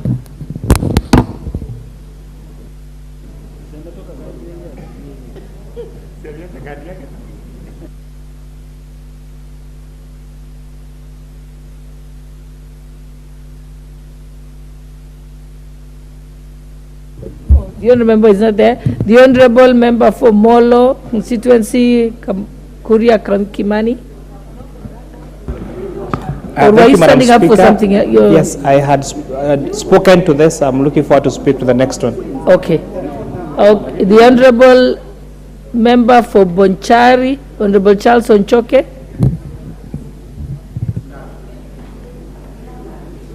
Okay, the Honourable Member for Seme, Honourable James Nyikal. Thank you, Madam Speaker, for giving me the opportunity to contribute to this motion. Madam Speaker, I rise to support the appointment of Mr. Ogindo as the chair of the Fish Marketing Authority. Madam Speaker, this is somebody we know. He has been with us in this House. He has held important positions, and these credentials are actually well laid out in the report that recommends him. To that extent, we support him. But, Madam Speaker, I wish to bring out a few things that will be important to him. I'm sure he must be watching what is going on. As much as he's been appointed for developing the fish market, I think the most important thing that we should look at is actually fish production. Fisheries is a major part of the blue economy, which is not really fully exploited. It's a big potential for income generation in this country and for job creation. As the Honourable Member said, even in the ocean, a lot of foreigners actually utilize our space and export fish from our space, which should not be. But more importantly, Madam Speaker, in the inland lakes, inland waters, Lake Victoria, Lake Naivasha, Lake Turkana, we actually have not developed the potential for fish production adequately. And as that is going on, the consumption of fish is increasing, even local consumption, particularly tilapia. to the extent that at this point, Madam Speaker, we are actually importing fish from China, something we should not do because we have internal freshwater lakes that can do this. And the fish production is dwindling, the fish catch is dwindling for several reasons. One of them being increased consumption, but also the fishing methods that we use. In the inland lakes, we are actually using old methods, some of which are actually illegal. We have not developed adequately, although in some places it has taken place, modern fish production method, fish farming in ponds, fish farming in cages. I think this is something we should look at. Maybe if we develop the market, that will actually create a boost for production. But I think the biggest area is production. And this is because in the management of our fisheries, I believe, as a member said, we have established very many bodies, but they have not been harmonized. So we are actually not getting the benefit of these bodies that are developed. Some are national bodies, some are county bodies, and they are not really working well. You find that you have fisheries department dealing with fisheries, you have county fisheries department, you have Coast Guard, which is both a security organ and also being used in regulation of the fishing industry, particularly along the lake. And therefore, you find there are duplications, some of which actually hinder fish production and interfere with the fishermen that are trying to make a mega living with methods that are actually old-fashioned. And therefore, you find in some cases there is double licensing. The fishermen will need to get a license from the local authority, and when the Coast Guard comes in, they're also required to have a license from the national government. And so what ends up is that there is no harmonized method of regulating this. Even the management of the beaches themselves, Madam Speaker, there is an issue. You have the beach management units that are actually authorized by law to manage the beaches. You have the Coast Guard that is actually policing this. You have the county fisheries officials that are also policing this. And that is making it extremely unproductive. Even within the internal waters, the fish landing structures at the beaches, the infrastructure is actually poor. And if you are going to export fish, it is important that the hygiene in these areas, the sanitation in these areas are actually brought up to date. That is part of the requirement. And these are places that actually people live as they are trying to increase fish production. And they don't have good sanitation, you don't have toilets, there are no access roads, there is no water. So you find that the fishermen are actually struggling as if they are on their own. So, Madam Speaker, I know Honorable Gindo is up to this task, but I think he should actually concentrate to a large extent in developing infrastructure for fish production, particularly in the inland lakes, where I think the majority of our people will actually get out a good living, produce enough to sell, and enough. In fact, locally, it is even sometimes hard to get fish, and that's why the Chinese are actually selling fish. So with those, Madam Speaker, I support his appointment and call upon him to actually look at the development of the fish infrastructure in the inland lakes so that we support our people in fish production and we also create jobs and also create get foreign exchange for ourselves. With that, Madam Speaker, I support and thank you very much. The Honorable Member for Kericho County, Honorable Beatrice Kemei.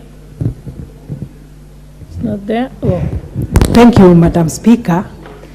And I spoke to the same last time, so, I'm waiting for the next one. Thank you, Madam Speaker. Next is the Honorable Member for Dagoretti North, Beatrice Lachi, and we have, I think you'll be the last one, because I'll be calling upon the mover to reply. Thank you, Madam Speaker. I also rise to support the motion and to support the nominee, Honorable Martin Otieno Gindo.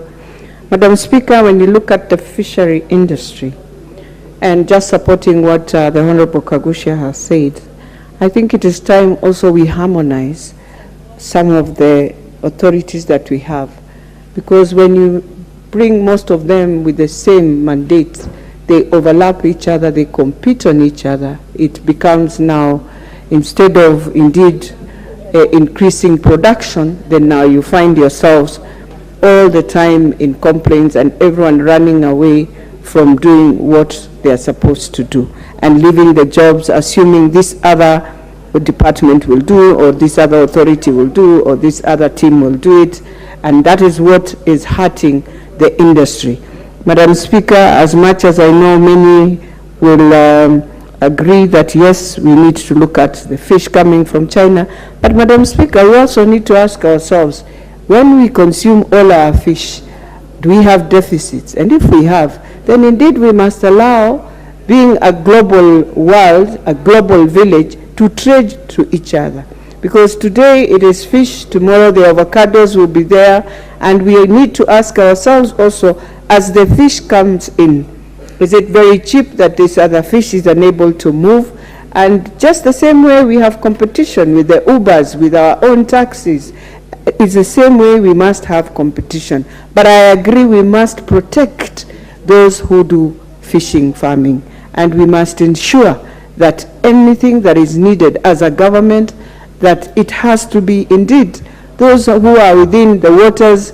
How do we safeguard? How do we ensure they have better ways of doing also their trade? How do we ensure, Madam Speaker, we can dry our fish and also send it abroad and help those who are doing fishing to ensure that they are also able to receive what these other ones are receiving? I know we will find ourselves with our different fights even in Lake Victoria, but how do we help to ensure that those fights are not there?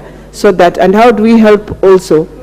We have those who are doing fish in cages, which is also something that and I know we need now to support our real locals, because even the ones who do those cage fishing are the more advanced, are the same Chinese, are the same Indians who go to the lake and do it and then bring it to Thika and all these other places. How do we ensure everything is done and there is value added addition? With those few remarks, Madam Speaker, I beg to support. Okay, we may now call upon the mover to reply.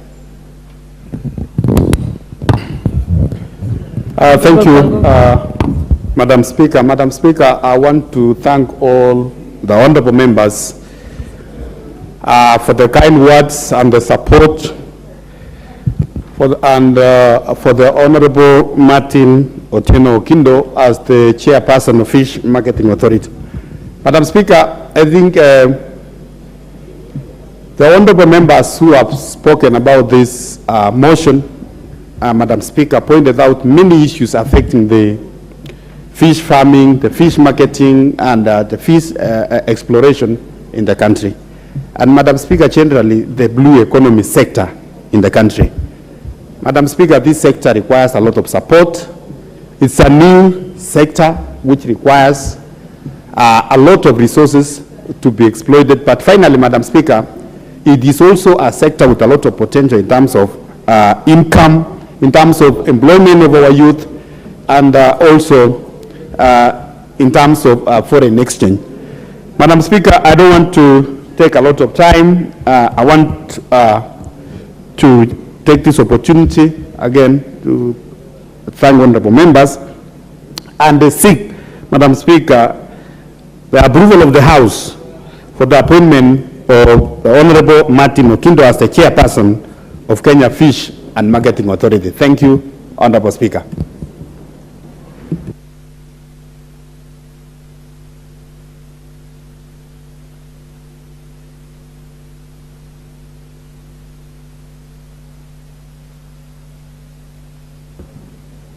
Honorable Member for Gilgil. Thank you, Madam Speaker. I rise pursuant to Standing Order 53.3 to request you to defer the putting of the question to a later date, Madam Speaker.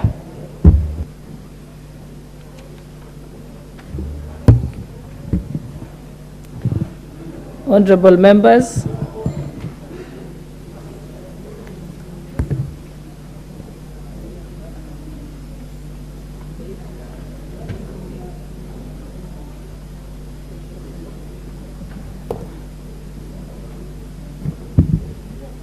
Order number 9, motion. Inquiry regarding sexual harassment of female workers in tea estates in Kericho County.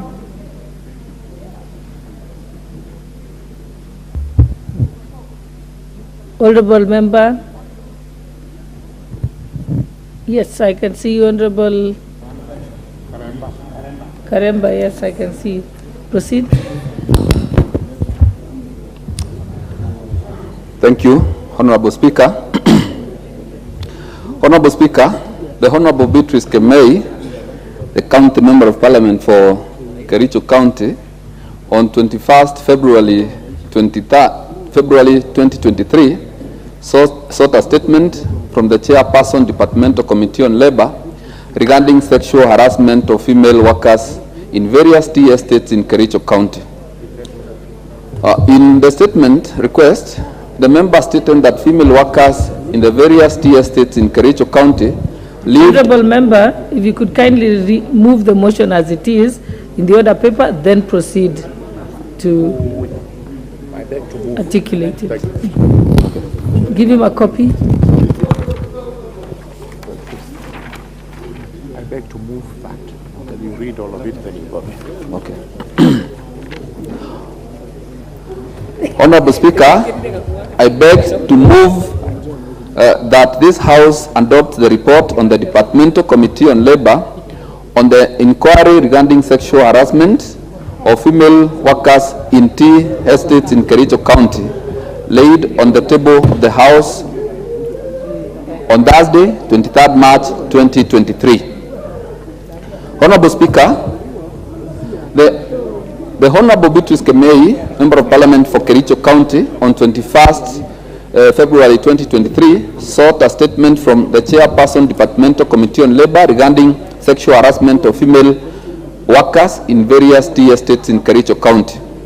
In the statement request, the member stated that the female workers in various tea estates in Kericho County lived and worked in deplorable working conditions and were victims of sexual abuse in the hands of their male bosses. An expose by BBC Africa, a documentary by the British Broadcasting Company BBC entitled Sex for Work, The True Cost of Our Tea, was aired on 20th of February 2023, in which two companies, namely James Finley Kenya and Ekatera Lipton Teas and Infusions, formerly Unilever, were reported as having witnessed incidences of sexual harassment and exploitation. In addition, several anonymous females featured in the documentary named 4 persons, male persons, 2 in each of the companies, named as the perpetrators of the acts. Following the requests for statement, the committee resolved to conduct an inquiry into the allegations of sexual abuse and table a report in the House with a view to having the report debated, adopted, and recommendations forwarded to the concerned agencies for implementation. This was besides facilitating the issuance of a response by the Cabinet Secretary for Labor and Social Protection for reporting to the House by the chairperson. The decision of the committee to conduct an inquiry into the matter was informed by Standing Order 216(5)(e), which mandates the departmental committees to investigate and inquire into all matters relating to the assigned ministries and departments as they may be deemed necessary and as may be referred to them by the House. So, Madam Speaker, the committee set its terms of reference for the inquiry as follows. 1, to establish if there is concrete information on the allegations of sexual harassment of female workers in the various tea estates in Kericho County. 2, to establish the measures the government is putting in place to protect the rights of female workers in these tea estates. Number 3, to establish the measures the government is putting to place to ensure these tea estates adhere to labor laws and implement policies on sexual harassment. To establish the status of investigations into the heinous act to ensure that culpable perpetrators are brought to book and justice is served. Madam Speaker, the committee carried out public participation in accordance with the requirements of the Article 118 of the Constitution of Kenya, 2010. The committee identified the following stakeholders whom it requested to make submissions on the matters under inquiry. And these stakeholders were, 1, the county security team of Kericho, which included the Directorate of Criminal Investigations, the National Police Service, the National Intelligence Service, the County Commissioner. 2, the National Labor Commissioner Office and State Department for Labor and Skills Development.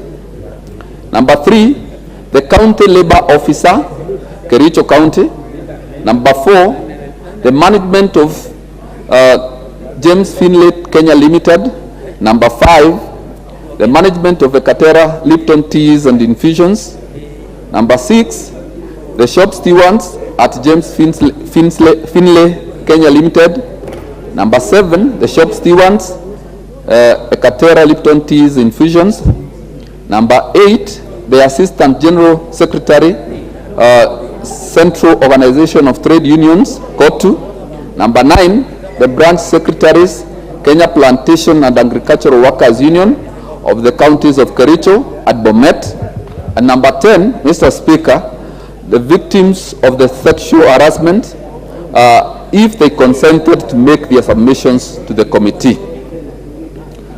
Mr. Speaker, the committee conducted public hearings in Kericho County on 3rd and 4th March 2023, during which it held meetings and had submissions from the aforementioned stakeholders.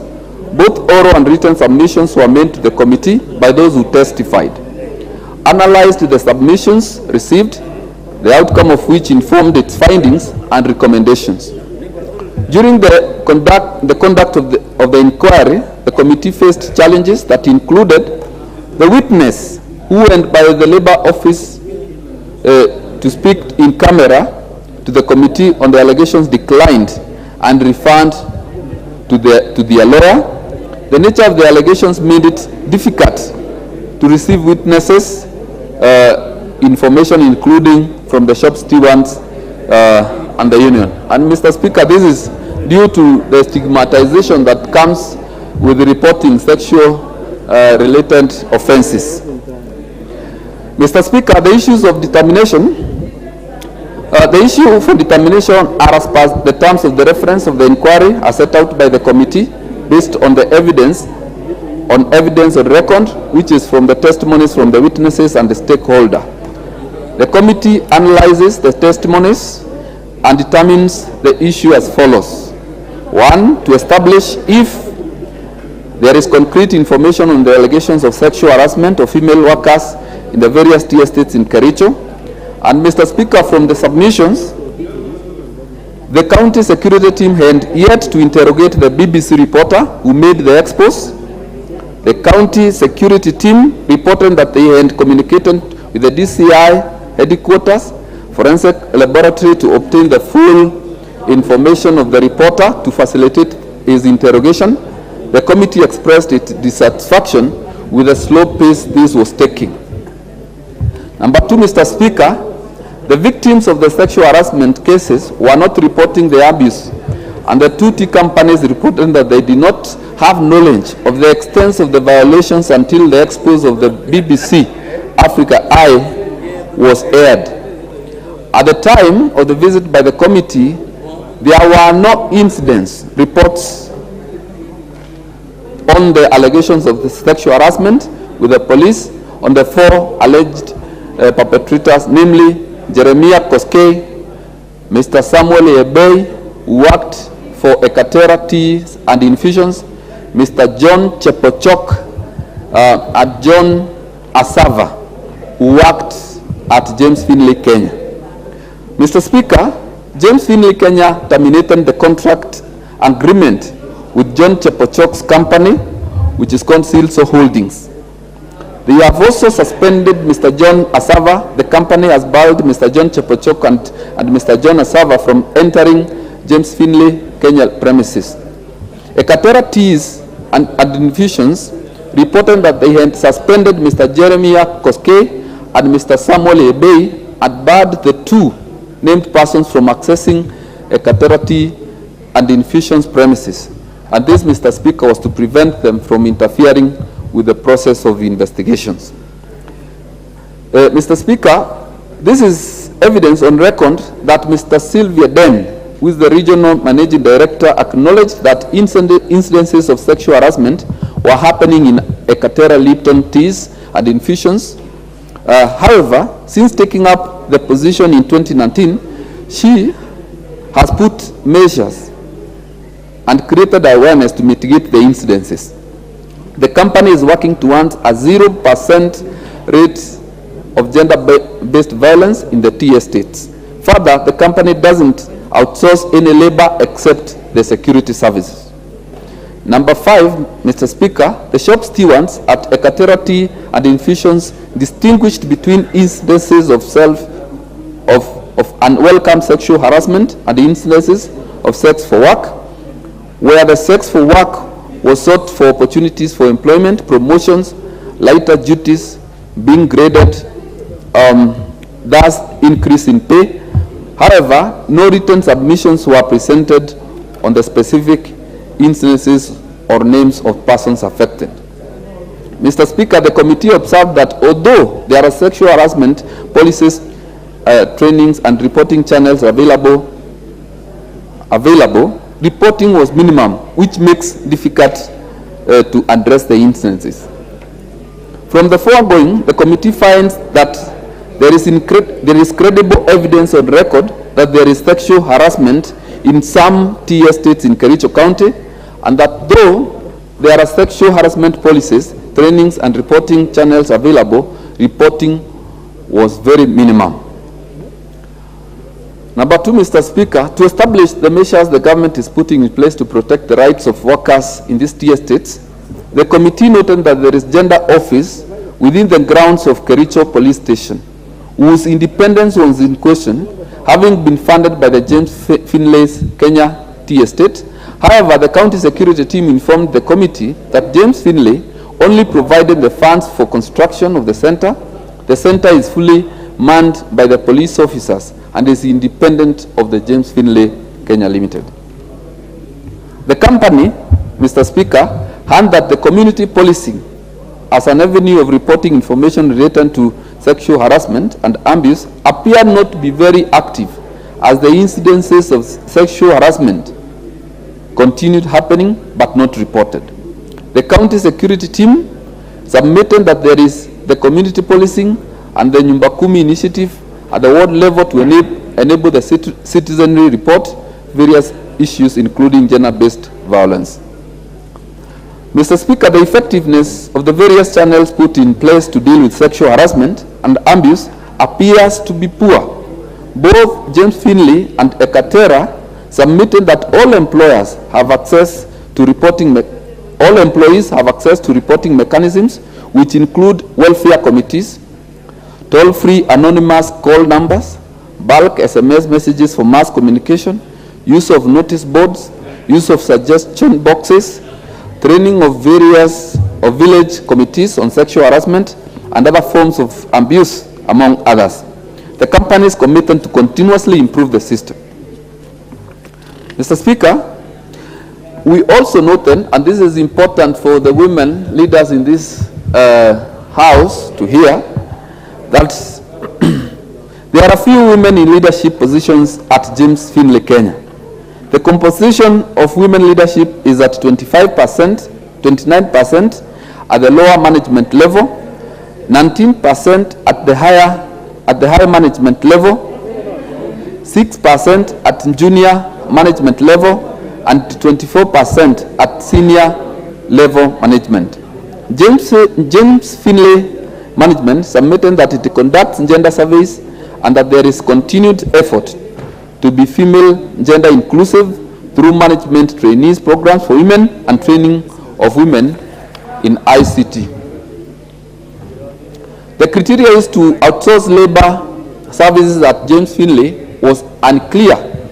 The company submitted that it conducts a pre-qualification exercise for the services. Services outsourced include labor, maintenance and construction. However, it was disputed that by the labor unions who accused the company of directly procuring the services of the accused persons, company called Silso Holdings. The committee also observed that the government has instituted measures to guard against sexual harassment abuses. These include the enactment of Sexual Offences Act and the Employment Act, the community policing, the presence of police station, labor and gender offices in counties, and other initiatives aimed at enabling women seek guidance on the rights and launch complaints against sexual harassment. The committee nonetheless noted that many women were not aware of the initiatives and therefore not making use of them. Mr. Speaker, on the issue of establishing the measures the government is putting in place to ensure that these tier states adhere to labor laws and implement policies on sexual harassment, the committee observed that there is a gap in the frequency of reporting the sexual harassment incidences despite the documented available reporting channels. There is a need for collaborative effort by the stakeholders, which are the Labor Department, the trade unions, the legislators, to come up with a clear and better framework for reporting. Number two, Mr. Speaker, the outsourcing of employees through contracts was a weak link in enforcing the sexual harassment policies. For instance, at James Finley, the alleged perpetrator, Mr. John Chepochok, owes Sislo Holding, a company contracted to provide contracted labor to James Finley. The contract company is in charge of performance and retention of employees. The competition for the available scarce employment opportunities for placement leaves the employees prone to exploitation and harassment. The committee resolved to initiate legislation to govern outsourcing of labor services. Mr. Speaker, Ekatera Tea and Infusions has 43% of female supervisors and managers, and we are working towards increasing the number to 50%. The committee commended this, but cautioned against discrimination against male gender competing for the same positions. Further, it advised that the influence and ability to effect change of the female supervisors and managers should be empowered to effectively root out the vice. The committee finds that whereas workers acknowledged that there are policies to ensure adherence to labor laws, the same workers cited frustrations in reporting cases since the culprits were never brought to book. Consequently, many of them no longer report the cases to authorities. And lastly, Mr. Speaker, to establish investigations into the heinous acts and to ensure the culpable perpetrators are brought to book and justice, the committee noted that the investigations by the DCI into the allegations of sexual harassment and exploitation were progressing slowly. Further, the Kericho County Security Team reported that they are yet to interview the BBC journalist who made the documentary to receive any evidence on the incidences as reported in the documentary at the time of the visit of the committee. The 4 persons named in the documentary as the perpetrators had not been arrested nor charged in court of law, since no victim had filed complaints against them to the police. The labor officer, Kericho County, did not report the frequency of their visits to the tier states on matter sexual harassment. There is one labor officer in the whole county, and this may affect the quality and quantity of his visits. So, Mr. Speaker, based on these findings, the committee made a number of recommendations that the Directorate of Criminal Investigation should fast-track their investigations to identify the victims of the alleged sexual harassment and bring those culpable to book. 2, Mr. Speaker, the victims of the sexual harassment in the tier states should report the incidences to the police for investigation and criminal prosecution. 3, Mr. Speaker, the victims of the sexual harassment should report the incidences to the county gender office and the county labor office. So, Mr. Speaker, we have made available the report to members, and I beg now to table the reports of the committee and request the Honorable Kuria Kimani, the member for Molo, to second. I thank you, Mr. Speaker.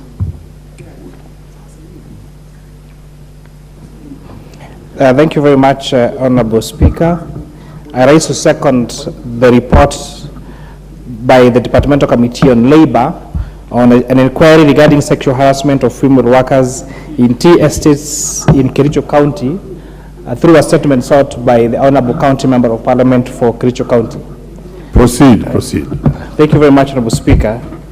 Honorable Speaker, the Chair for Labor, the Honorable Eric Mushangi, aka Karemba, and I were both students of Kenyatta University, including the Honorable Dean Nyoro, our Chair for Budget, and we've remained quite friends quite some time together. And perhaps that's why he asked me to second this motion, although I'm not a member of this committee.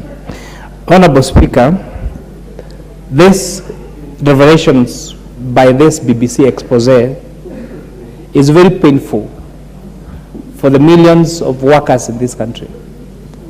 It is even more painful that it took a BBC expose for us to know the fates and the suffering of these women in Kericho County.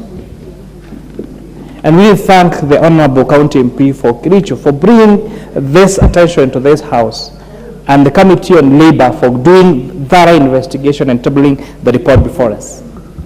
But of course, Honorable Speaker, I note in the report that as you would expect, there is not much evidence that they were able to get, mainly because the victims of sexual harassment were intimidated, they feared for their lives, and therefore no single culprit of this sexual harassment came to testify before the committee.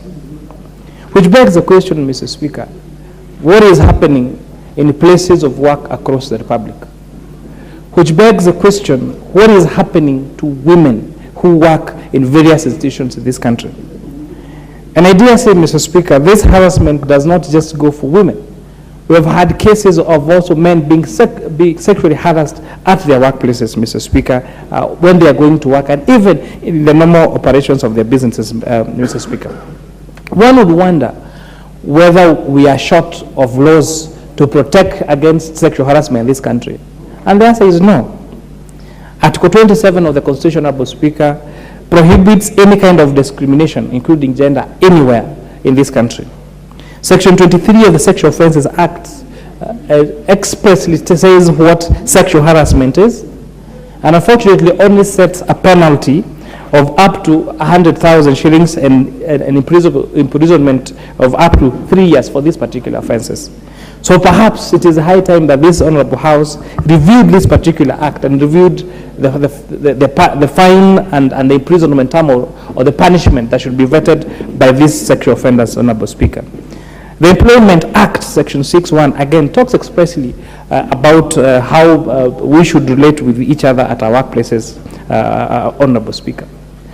But perhaps this sexual harassment does not just happen. It's not just happening in Kericho.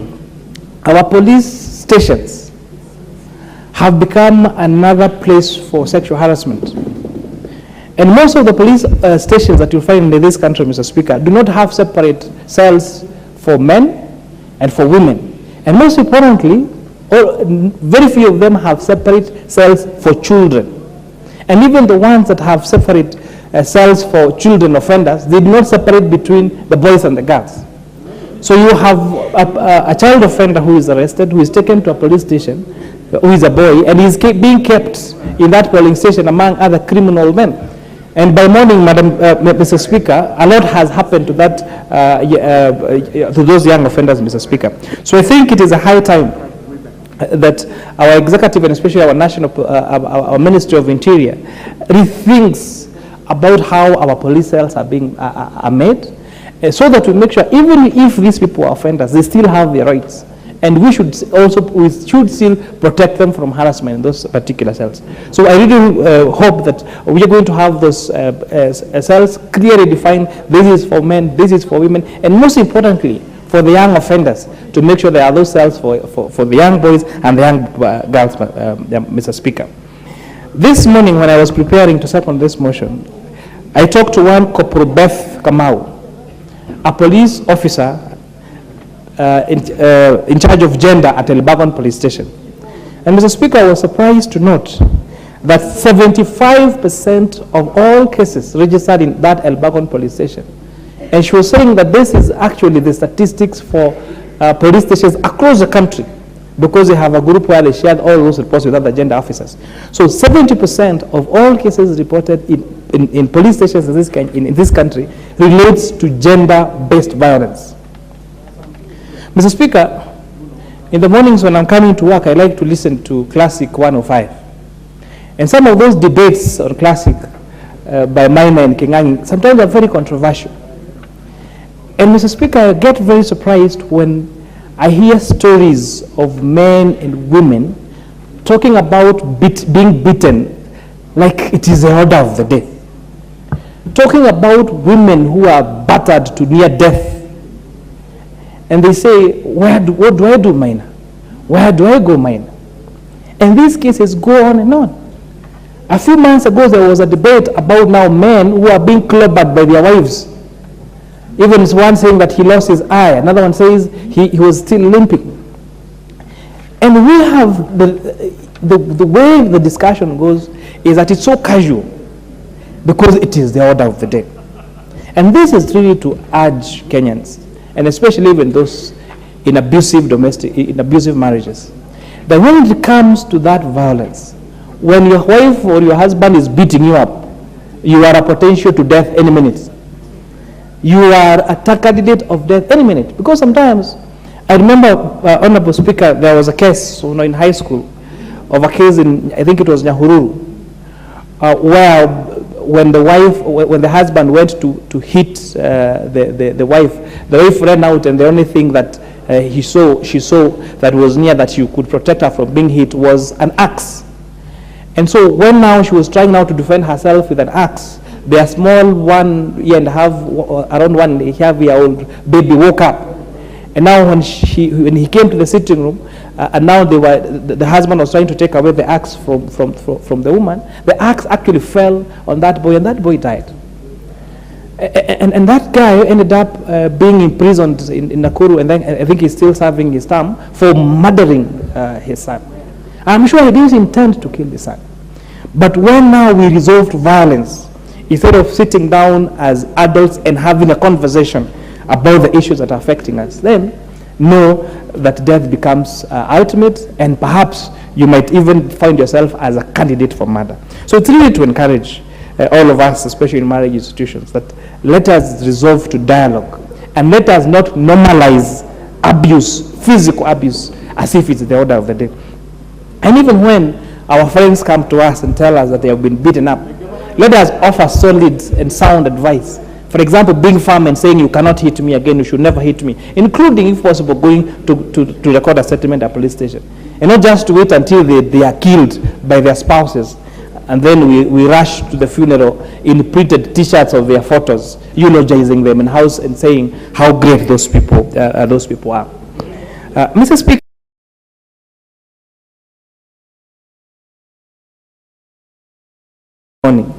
was the issue of early or teen pregnancies. That again, the cases that she has to deal with every day is like, she was saying, like currently she's investigating 13 cases of pregnancies in just 3 schools. 3 schools, 13 cases of teen pregnancies. And who are the ones responsible? Grown adults. And perhaps I'm wondering, what is this that men see in small children that they don't see in adult women?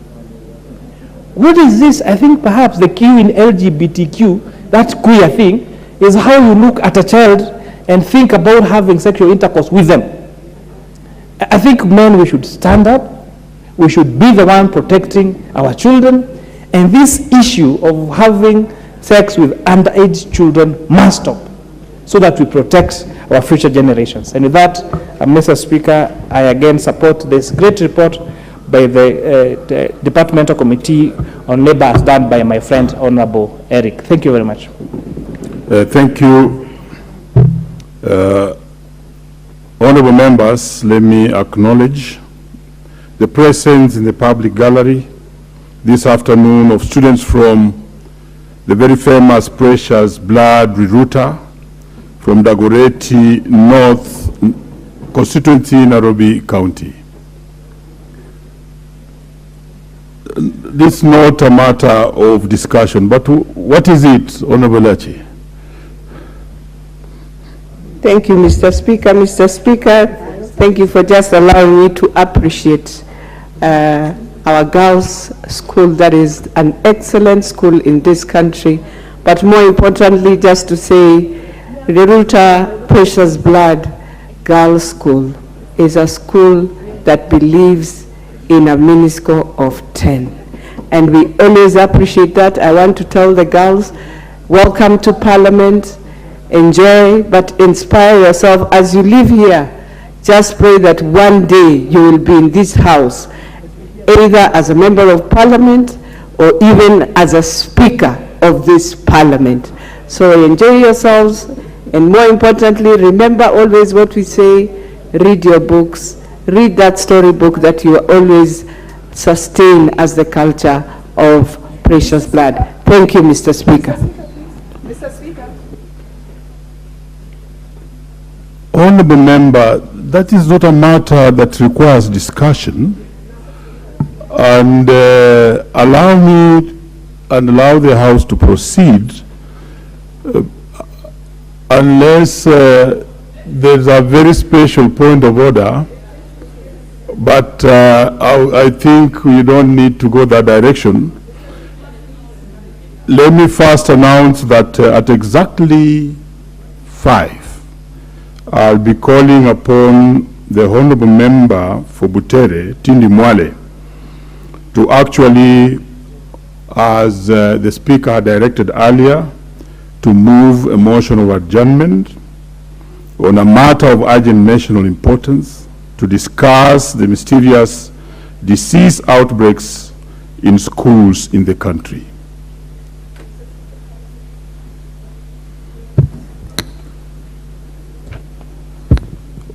Honorable members, I now propose the question that this House adopts the report of the Departmental Committee on Labor on the inquiry regarding sexual harassment of female workers in tea estates in Kericho County, laid on the table of the House on Thursday, 23rd March 2023.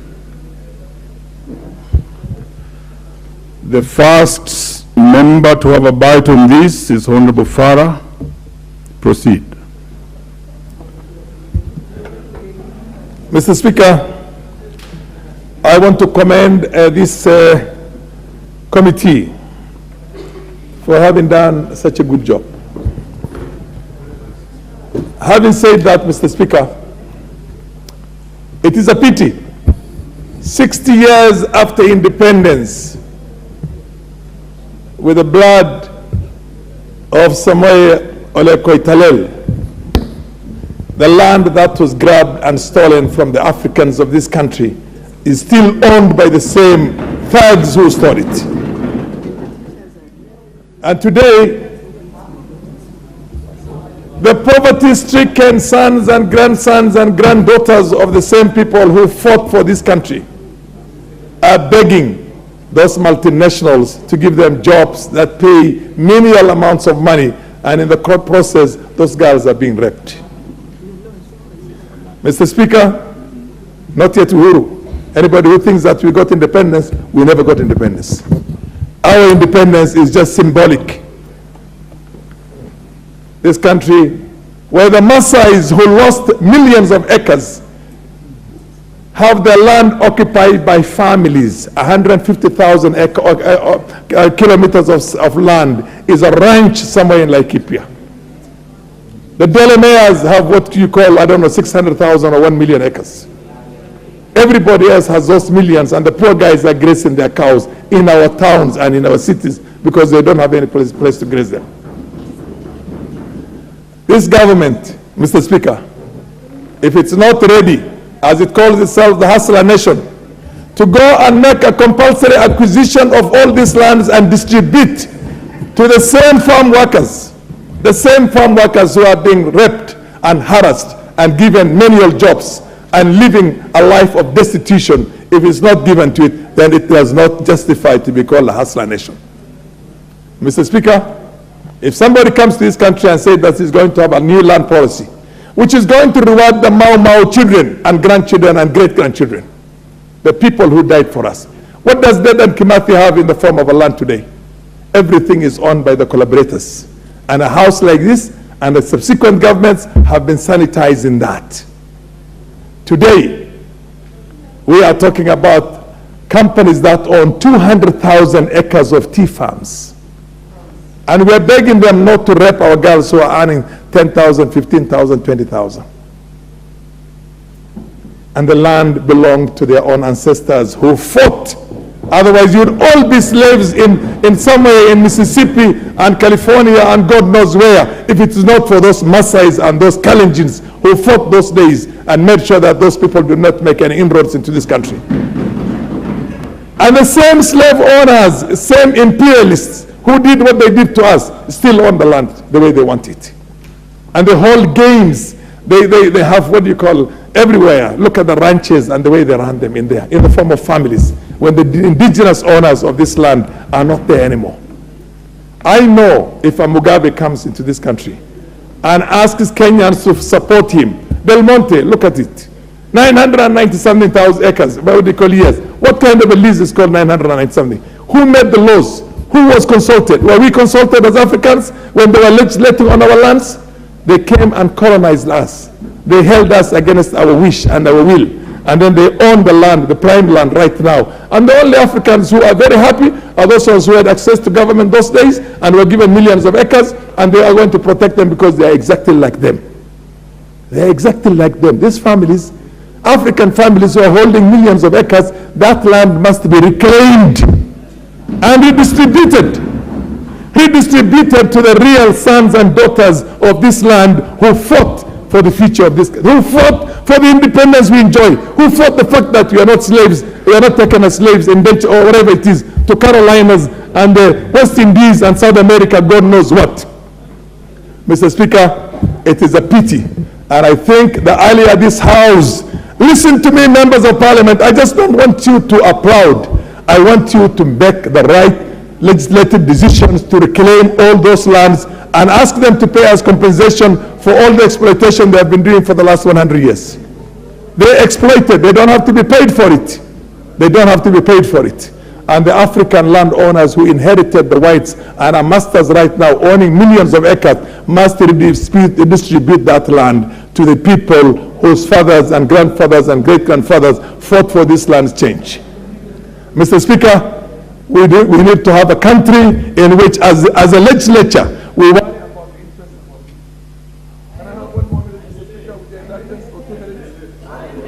Please give him 1 minute. Okay. Mr. Speaker, and I'm imploding. I'm pleading with you, members of Parliament. I'm pleading with you, my brothers and sisters. I've been in this House 30 years ago, and I'm still there, and we're still suffering the way we were suffering 30 years ago.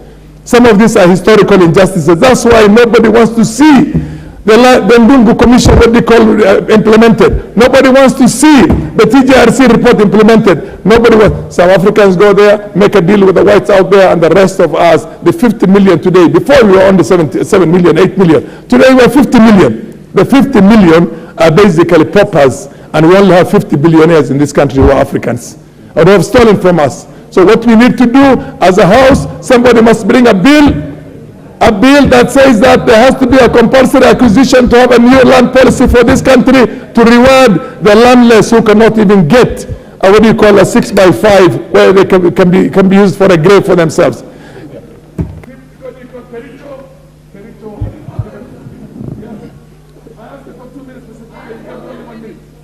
We have Honorable Farah, you know, you have spoken very well on this matter, and we added you 1 minute. Please allow the other members also to speak on this, so that, okay, because of public demand, we add you 1 more minute, please. Can I have my mic? I will keep it. I will be impressed with the fact that you are proud of what I'm saying if you tomorrow come to my office and we decide making a bill that is going to make a compulsory acquisition of that land to be redistributed to the landless people. And if you're not alone, I want us all, this house, This House has got to change the future of this country. Point of order? Okay. You may take your seat. Yes. Point of order, Honorable Millie. Thank you, Mr. Speaker, for giving me this opportunity. And Mr. Speaker, very respectfully, because I don't want to interfere with my senior, he came to Parliament before me, and I've been fairly patient. And as a human rights defender of women, I'm just wondering where land and women come from. The things he's talking about are very important, but we're talking about sexual harassment of women in Kericho Tea Estate. Whenever we have issues relating to women, we start identifying with the land, cars, chairs, mountains, and elephants. Mr. Speaker, where is the relevance of women being sexually harassed and land? As much that is important, can the honorable member bring a different motion on land ownership, and we'll support him. But right now, our concern is the issue of women harassment in Kericho Tea Estates. Stick to the rules of relevance, please. Thank you. The rules of relevance are there, Madam. Honorable Farah. I'll just finish, because you took my time. Let me just conclude. Honorable The Farah. rules of the relevance is that these people are working in land. They're being victimized because they're working on land and on farms, tea farms. So the synergy between, and they deserve to own that land themselves instead of becoming there something which is an indentured slave, what do you call slaves and labor. So that is where the synergy is there. That is where the synthesis is there. These people need to take charge of that land themselves instead of becoming workers with the land that was fought for and died for by their ancestors. Thank you. Very well. The Honorable Francis Sigay, Honorable Member for Sotik.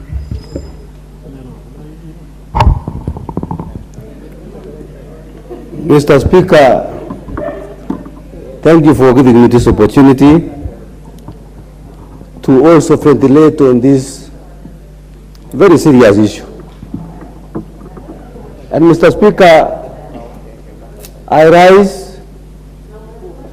to defend the rights of women. The issues which has been brought up by this motion by Honorable Beatrice Kemei has come at the right time.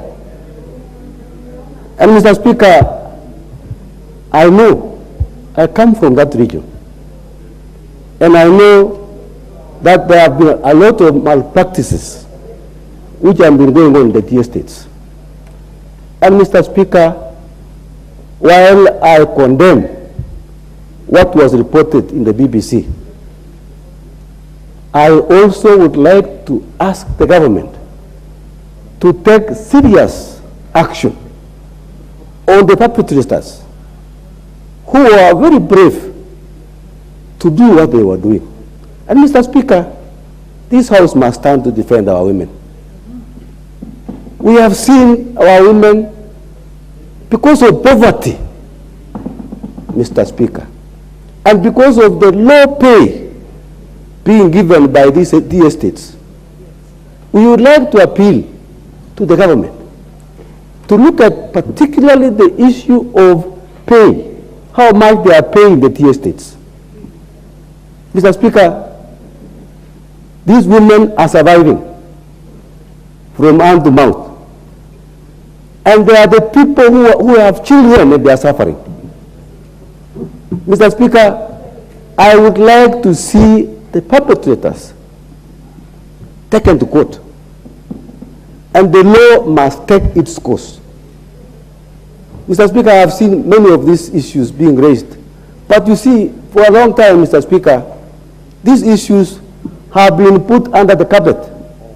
People I want to thank the people who did this thing. But at the same time, Mr. Speaker, I want to regret that one of those people who revealed these malpractices in the tea estates was killed. I don't know by who. And it's very sad that people who are bringing out issues which are supporting and actually empowering our women are the ones who meet some serious criminal activities.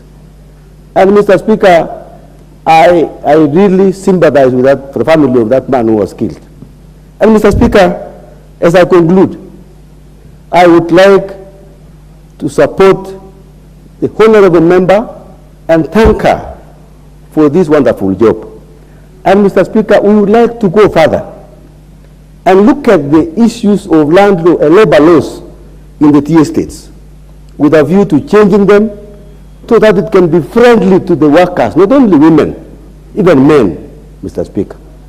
Even men in that T estates are also suffering, but they don't talk about these things. So we would like Honorable Petition to go further and propose some legislation which can be able to protect our people in Kericho.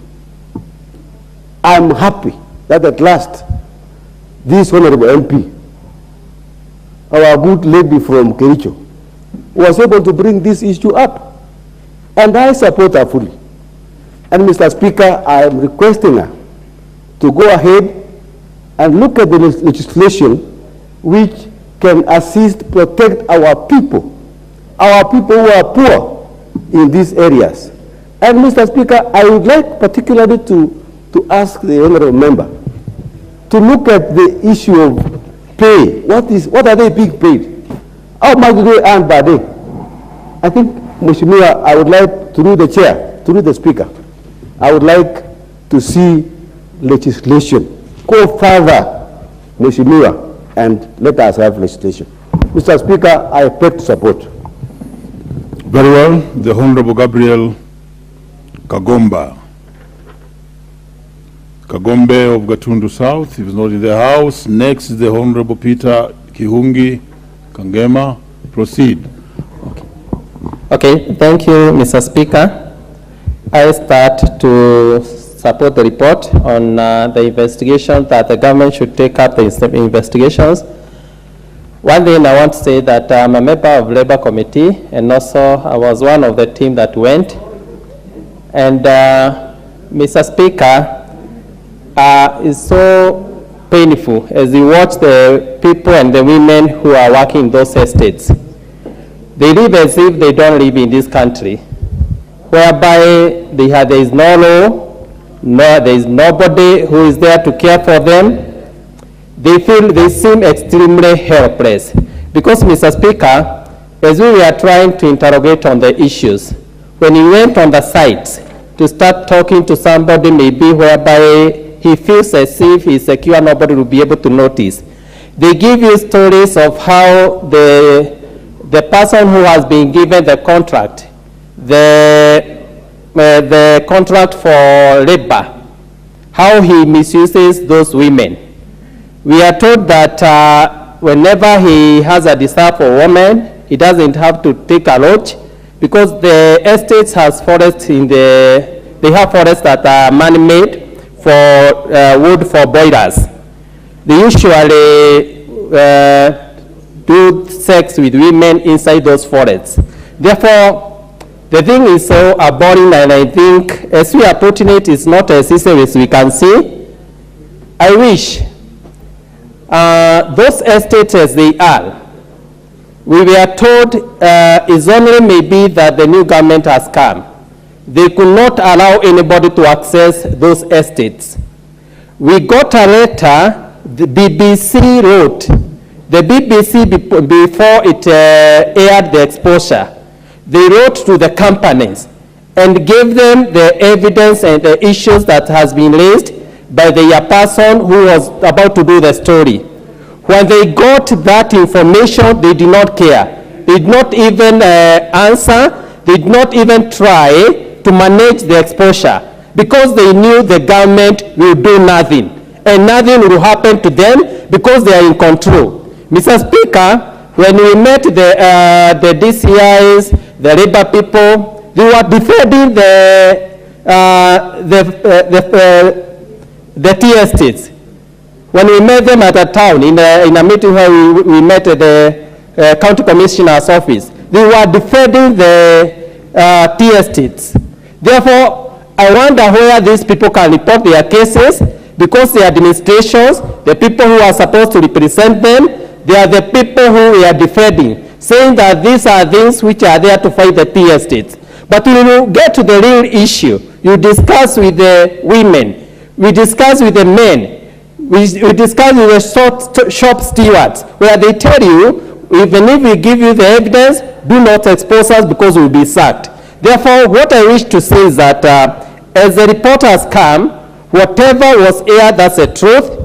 That guy called Bocek, whatever, is a guy who was an employee. He used to practice sexual harassment to women. He was later given the contract now to be the person who was outsourcing the labor for those companies. Therefore, he continued. And I want to prove that guy is still working there. Therefore, what I want to say is that those people are helpless. The government is doing nothing. The administration allowed Kericho. We can't say they will help those people. The DCI, the REBA, they were defending them. They were saying that those are people who want to fight the companies. Those are wars between the companies. Therefore, what I want to say is that let's trust the government that it will act on this issue. But I want to say that those people who are working in tea estates, they are extremely helpless. Furthermore, they don't feel the presence of government. They just feel in another country, which is Kenya, where there is no law. There are people who are governed by the estate and the managers who do whatever they want because they control the government. Therefore, Mr. Speaker, I wish the government should take up this issue. Should take up this issue seriously and help our people in those tea estates. Thank you, Mr. Speaker.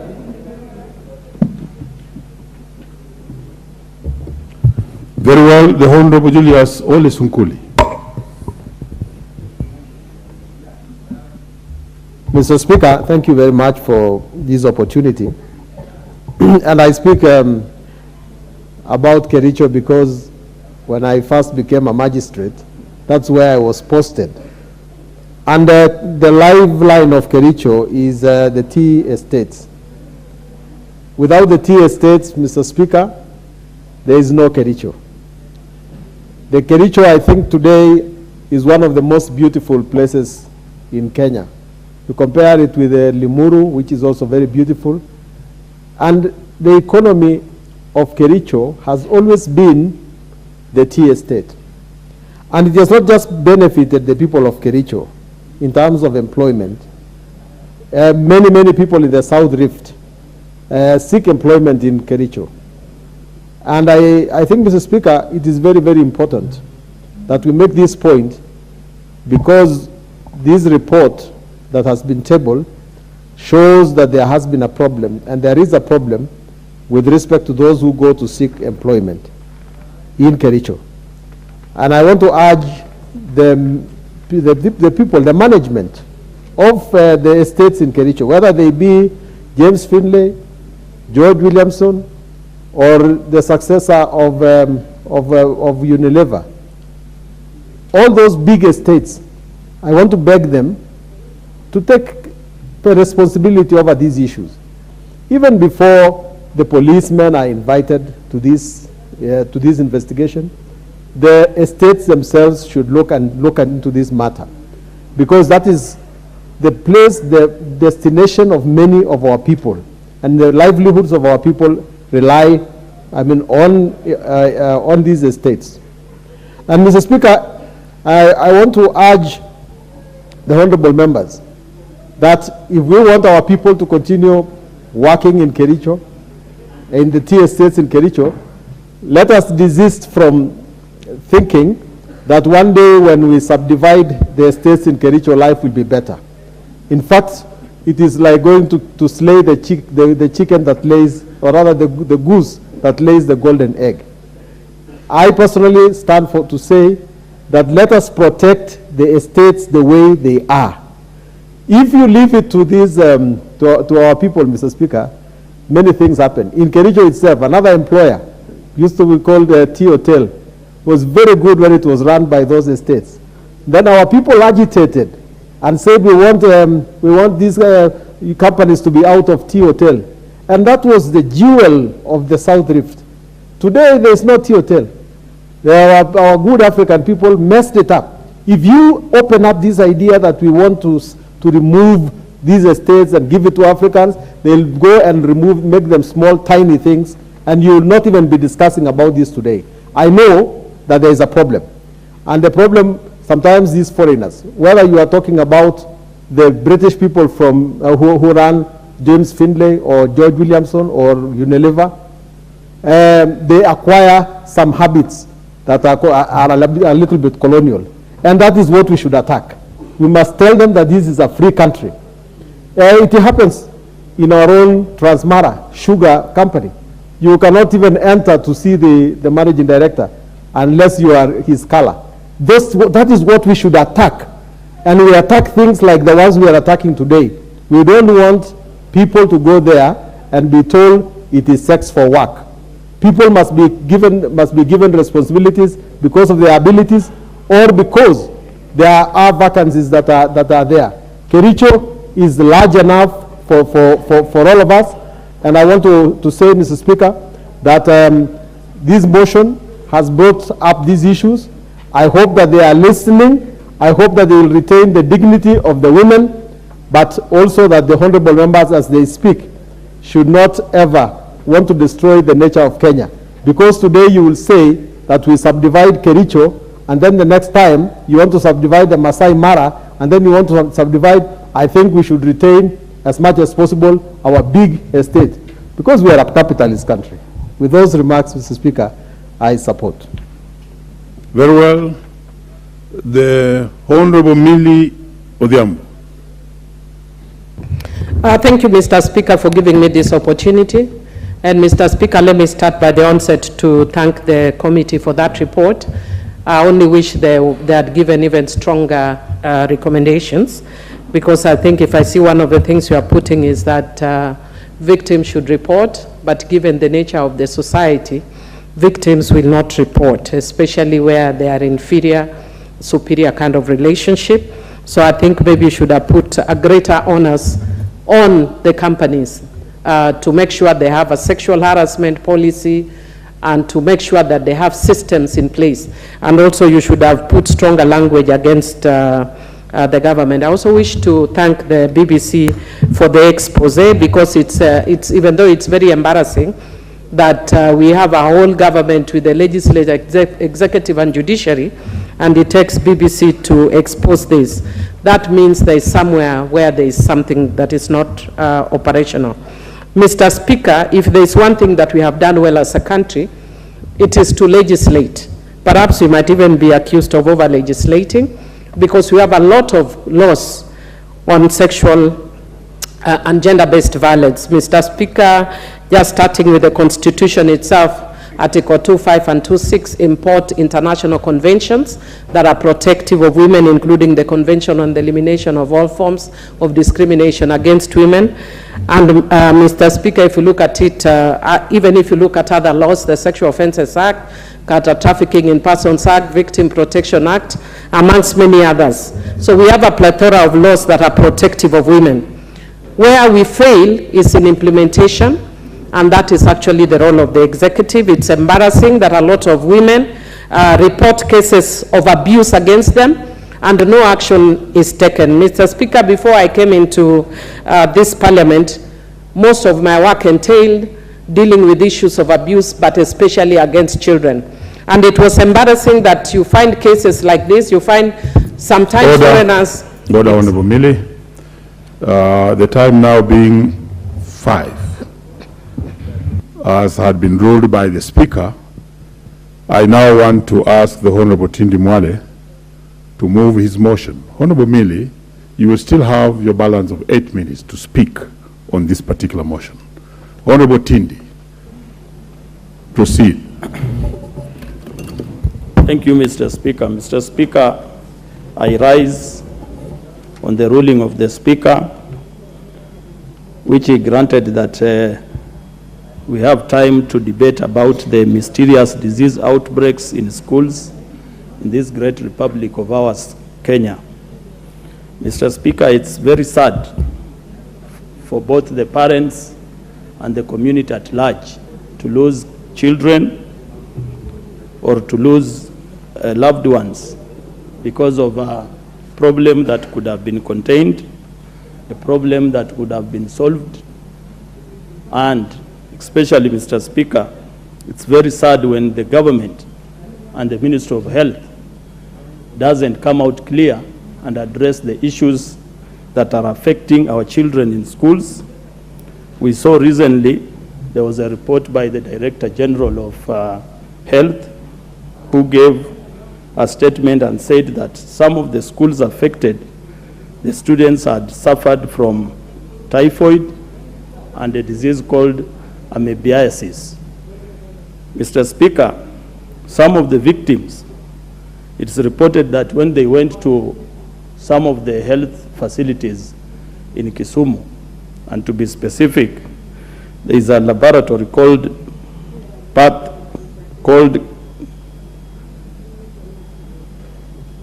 Kenya Care. Mr. Speaker, it was found out that some of the students had suffered from cholera. And therefore, Mr. Speaker, I want to urge the country, the government, and Kenyans at large to treat this matter of mysterious diseases in schools with great urgency, great importance, because if you are not careful, Mr. Speaker, you might find this disease outside of schools.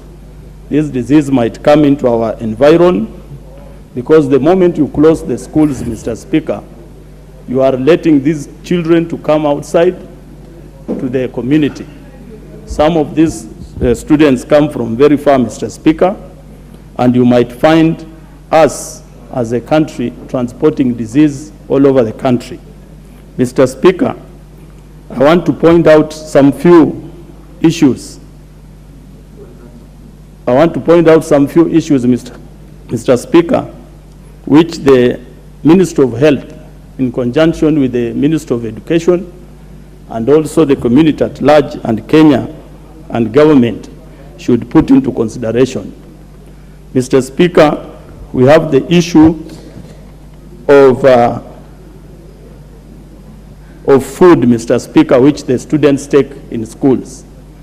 It's very tricky and very hard to ascertain the food safety in our schools, Mr. Speaker. When I talk about food safety, I'm trying to mean, Mr. Speaker, the source of the food, how it is stored, transported to the school, and how it's kept, cooked, and served to the students. Mr. Speaker, many of the schools do not take into consideration measures of trying to ascertain that the food being brought to the schools is safe for consumption. And that's why we end up with contaminated food, and this contamination of food ends up in our children's stomachs and eventually causes health problems, Mr. Speaker. Mr. Speaker, the second issue is about the way the structures are built in our schools, Mr. Speaker. If we don't put into consideration the way we plan our schools or institutions, Mr. Speaker, you might find even the sewerage systems mixing with the lines of clean water, Mr. Speaker. And the moment that happens, we also find a problem which arises to diseases such as cholera and typhoid, Mr. Speaker. Mr. Speaker, health is devolved, and therefore the Ministry of Health, in conjunction with the county government, they are supposed to put up measures to make sure that health of the students in institutions is adhered to, where we have, even if it's possible, we have small clinics properly placed in schools or institutions so that the county government is able to monitor the progress of the health issues in schools, Mr. Speaker.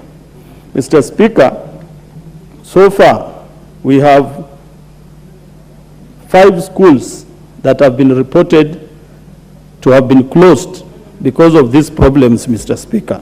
Mr. Speaker, just to single out Mukumu Girls High School, where even a teacher had to lose life because of negligence, maybe from the school management, Ministry of Health, or the students themselves. Mr. Speaker, our schools are overpopulated. Unless we control and manage the population of students in schools, Mr. Speaker, the structures, the land size, and the facilities used by the students will automatically diminish or be very small to take care of the students, Mr. Speaker. And therefore, Mr. Speaker, I know this problem is facing so many of my colleagues, including my brother, who is the MP for Shinyalu, Honorable Freddy Kana, where Mukumu Girls High School is situated, Mr. Speaker. Mr. Speaker, even in Butere constituency where I come from, my own school, Butere Boys High School, was the second one to be closed because of outbreak of cholera disease, Mr. Speaker. And therefore, Mr. Speaker, I ask my colleagues to join in, debate this matter with great importance, and also, Mr. Speaker, outline issues and outline ways in which the government can and will protect our kids and students in schools, not excluding the teachers and the subordinates in our institutions, Mr. Speaker. And therefore, Mr. Speaker, I want, as I finish, to condole with the family of the victims who lost, students who lost their lives. I want to encourage them, and also the family of the teacher who lost her life.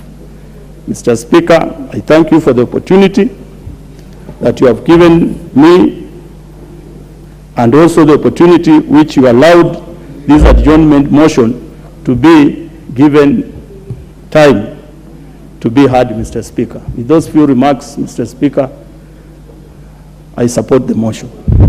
You move the motion.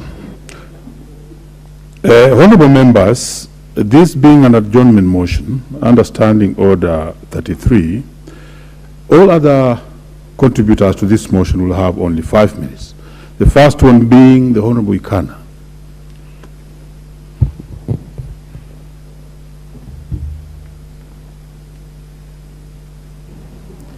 Thank you. Thank you so much, Mr. Speaker, for giving me an opportunity to contribute to this motion that is seeking to address the crisis that we are currently facing in our schools.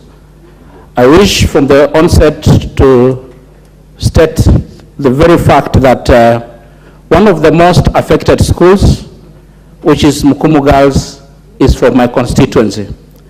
It's very, very sad that we have had to lose very young souls that had a promising future. As we stand here, Mr. Speaker, in Shinyalu constituency and other regions of the country, we are mourning the loss of 3 students from Mukumu Girls. We are mourning the innocent life of Diana Mambiri. We are mourning the innocent life of Wendy Oyugi and Miriam Namachanja. We are also mourning the life of our teacher, Mrs. Juliana Mujema, who was the boarding mistress at Mukumu Girls.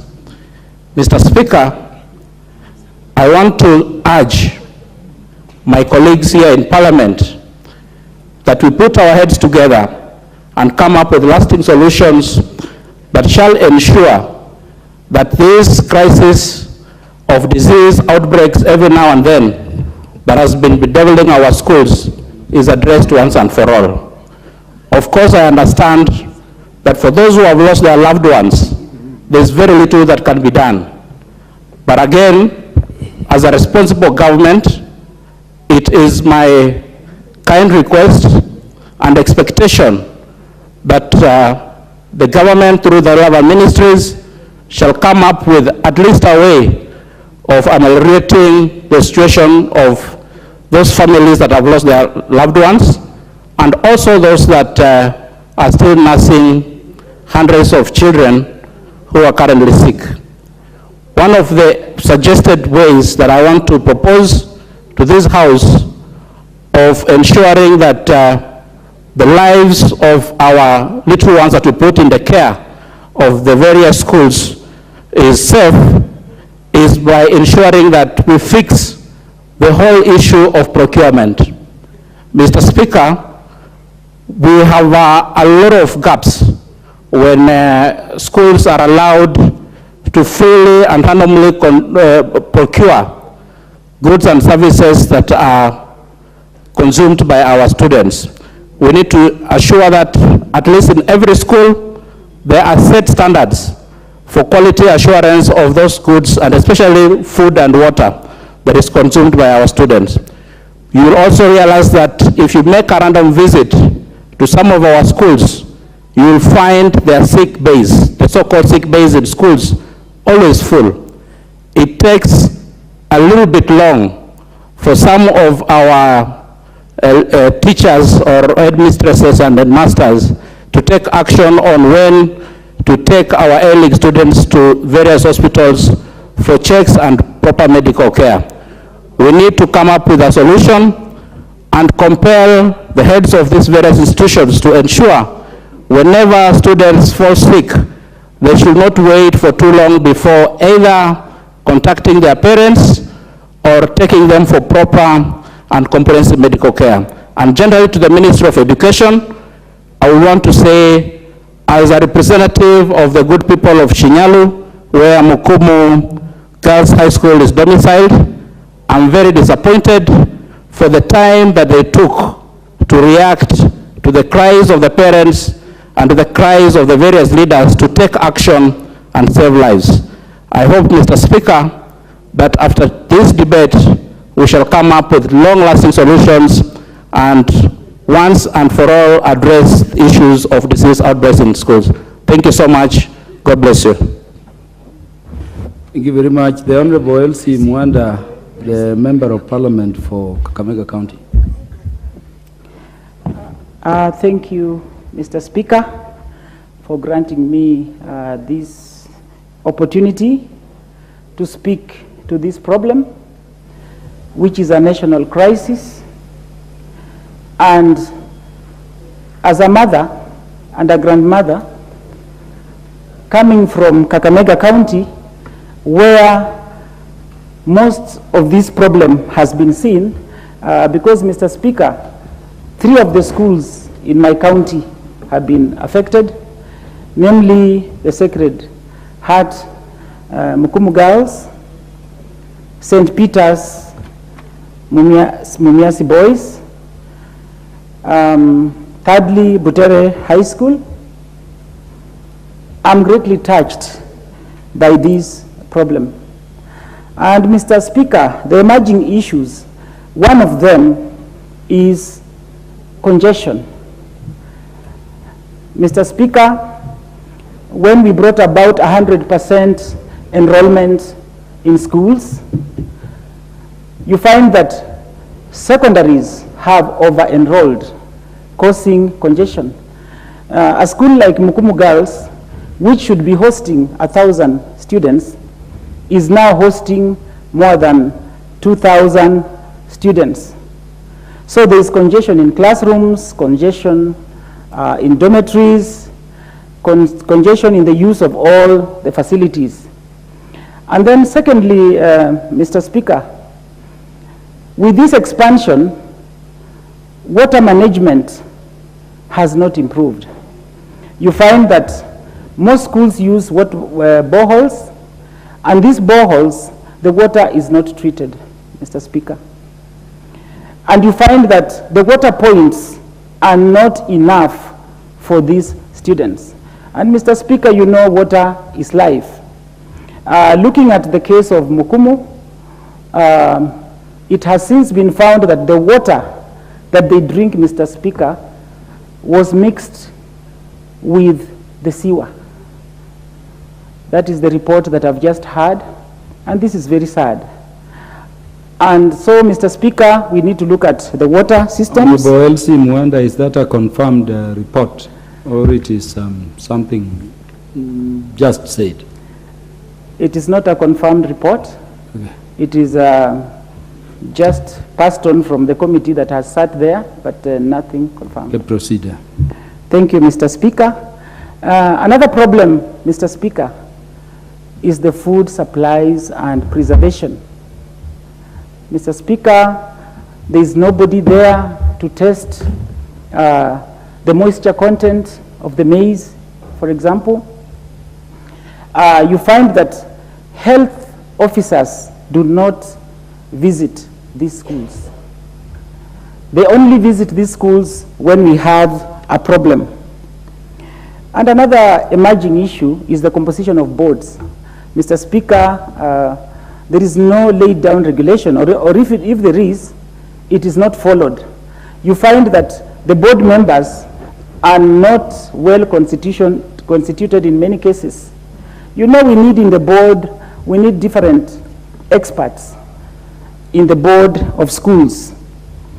Therefore, Mr. Speaker, there is need for expansion of infrastructure in schools because of this congestion, and equally, there is need for schools to have a mandatory school nurse, for schools equally to be near maybe a health facility. Because if you look at the olden days, most schools were near some dispensary or some hospital. And also, Mr. Speaker, we need to improve our water systems. It should be mandatory that the water should be treated. And I just want to thank the Ministry of Health. This weekend, they visited Kakamega, and the minister said that they're going to bring some system that will be treating the water. We just thank them, but only that unfortunately it has come when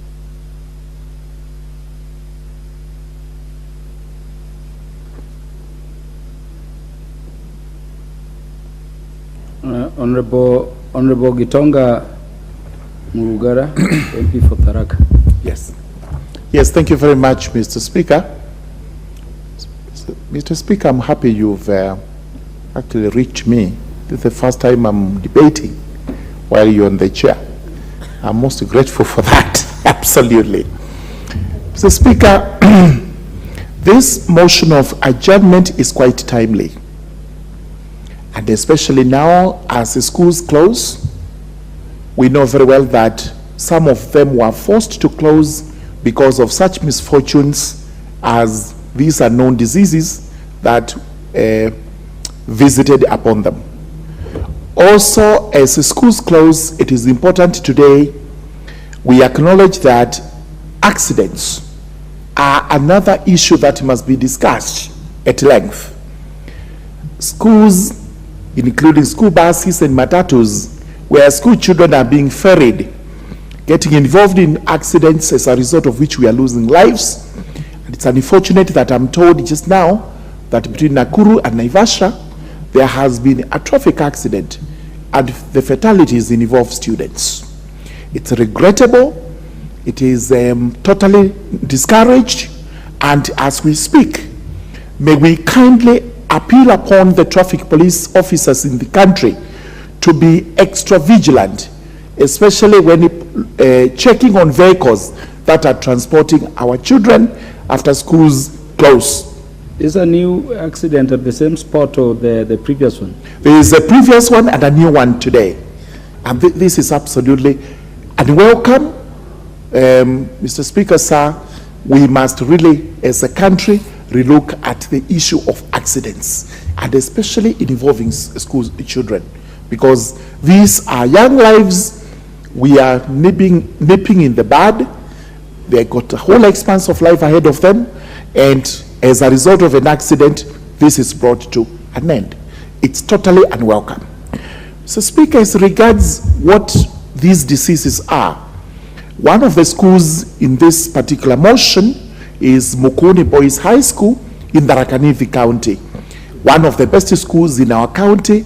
It performs very well and it has a very large enrollment.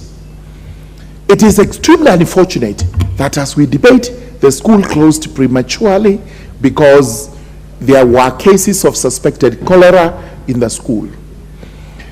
The manner in which it was handled may be totally inappropriate, because if these were real cases of cholera, you cannot then send almost 1,000 or more than 1,000 students home, because you are visiting the disease on the homes itself.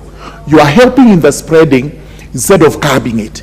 So we should have devised a way of ensuring that those young students are properly quarantined and treated, checked, and they are safe to go home where they can mingle with the other citizens.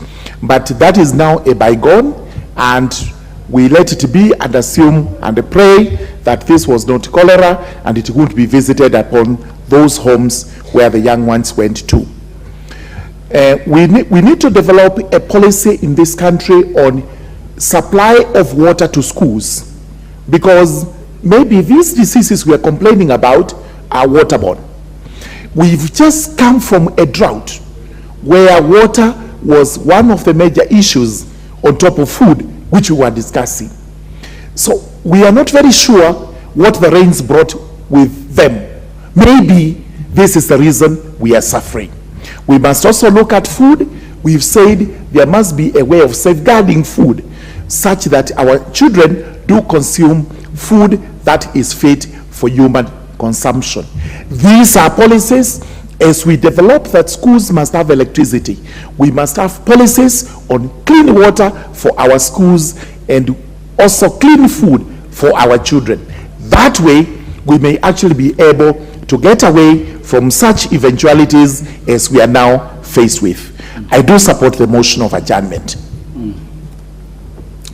Thank you, Chair, Justice and Legal Affairs Committee. You know what your committee should be doing around those issues. The Honorable MP for Samburu West, the Honorable Naisula Nesuda.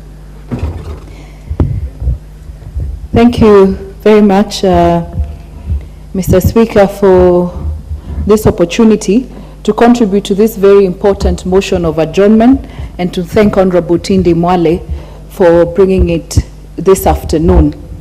I would also like to take this opportunity to pass my sincere condolences to the families that have lost their loved ones in the said school, and to wish those that are still unwell a speedy recovery. Mr. Speaker, it is important for us as a nation, and I've said this very many times, to really value lives. Whether it is one life, it is 2 lives, 3 or 4. For us as a nation to really value the loss of even one single life. And it is very unfortunate that most of the time, especially when such tragedies happen, there's a lot of pointing fingers, a lot of blame games, a lot of who did not do what, who should have done what, Mr. Speaker. But if everybody just did their part and on time, I'm sure we would have saved more lives, Mr. Speaker. That issue first broke out on 1st of March.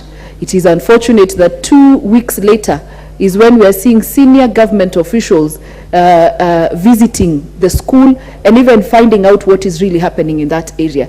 I think it is important that when something happens in this country, it is given the seriousness that it deserves, Mr. Speaker.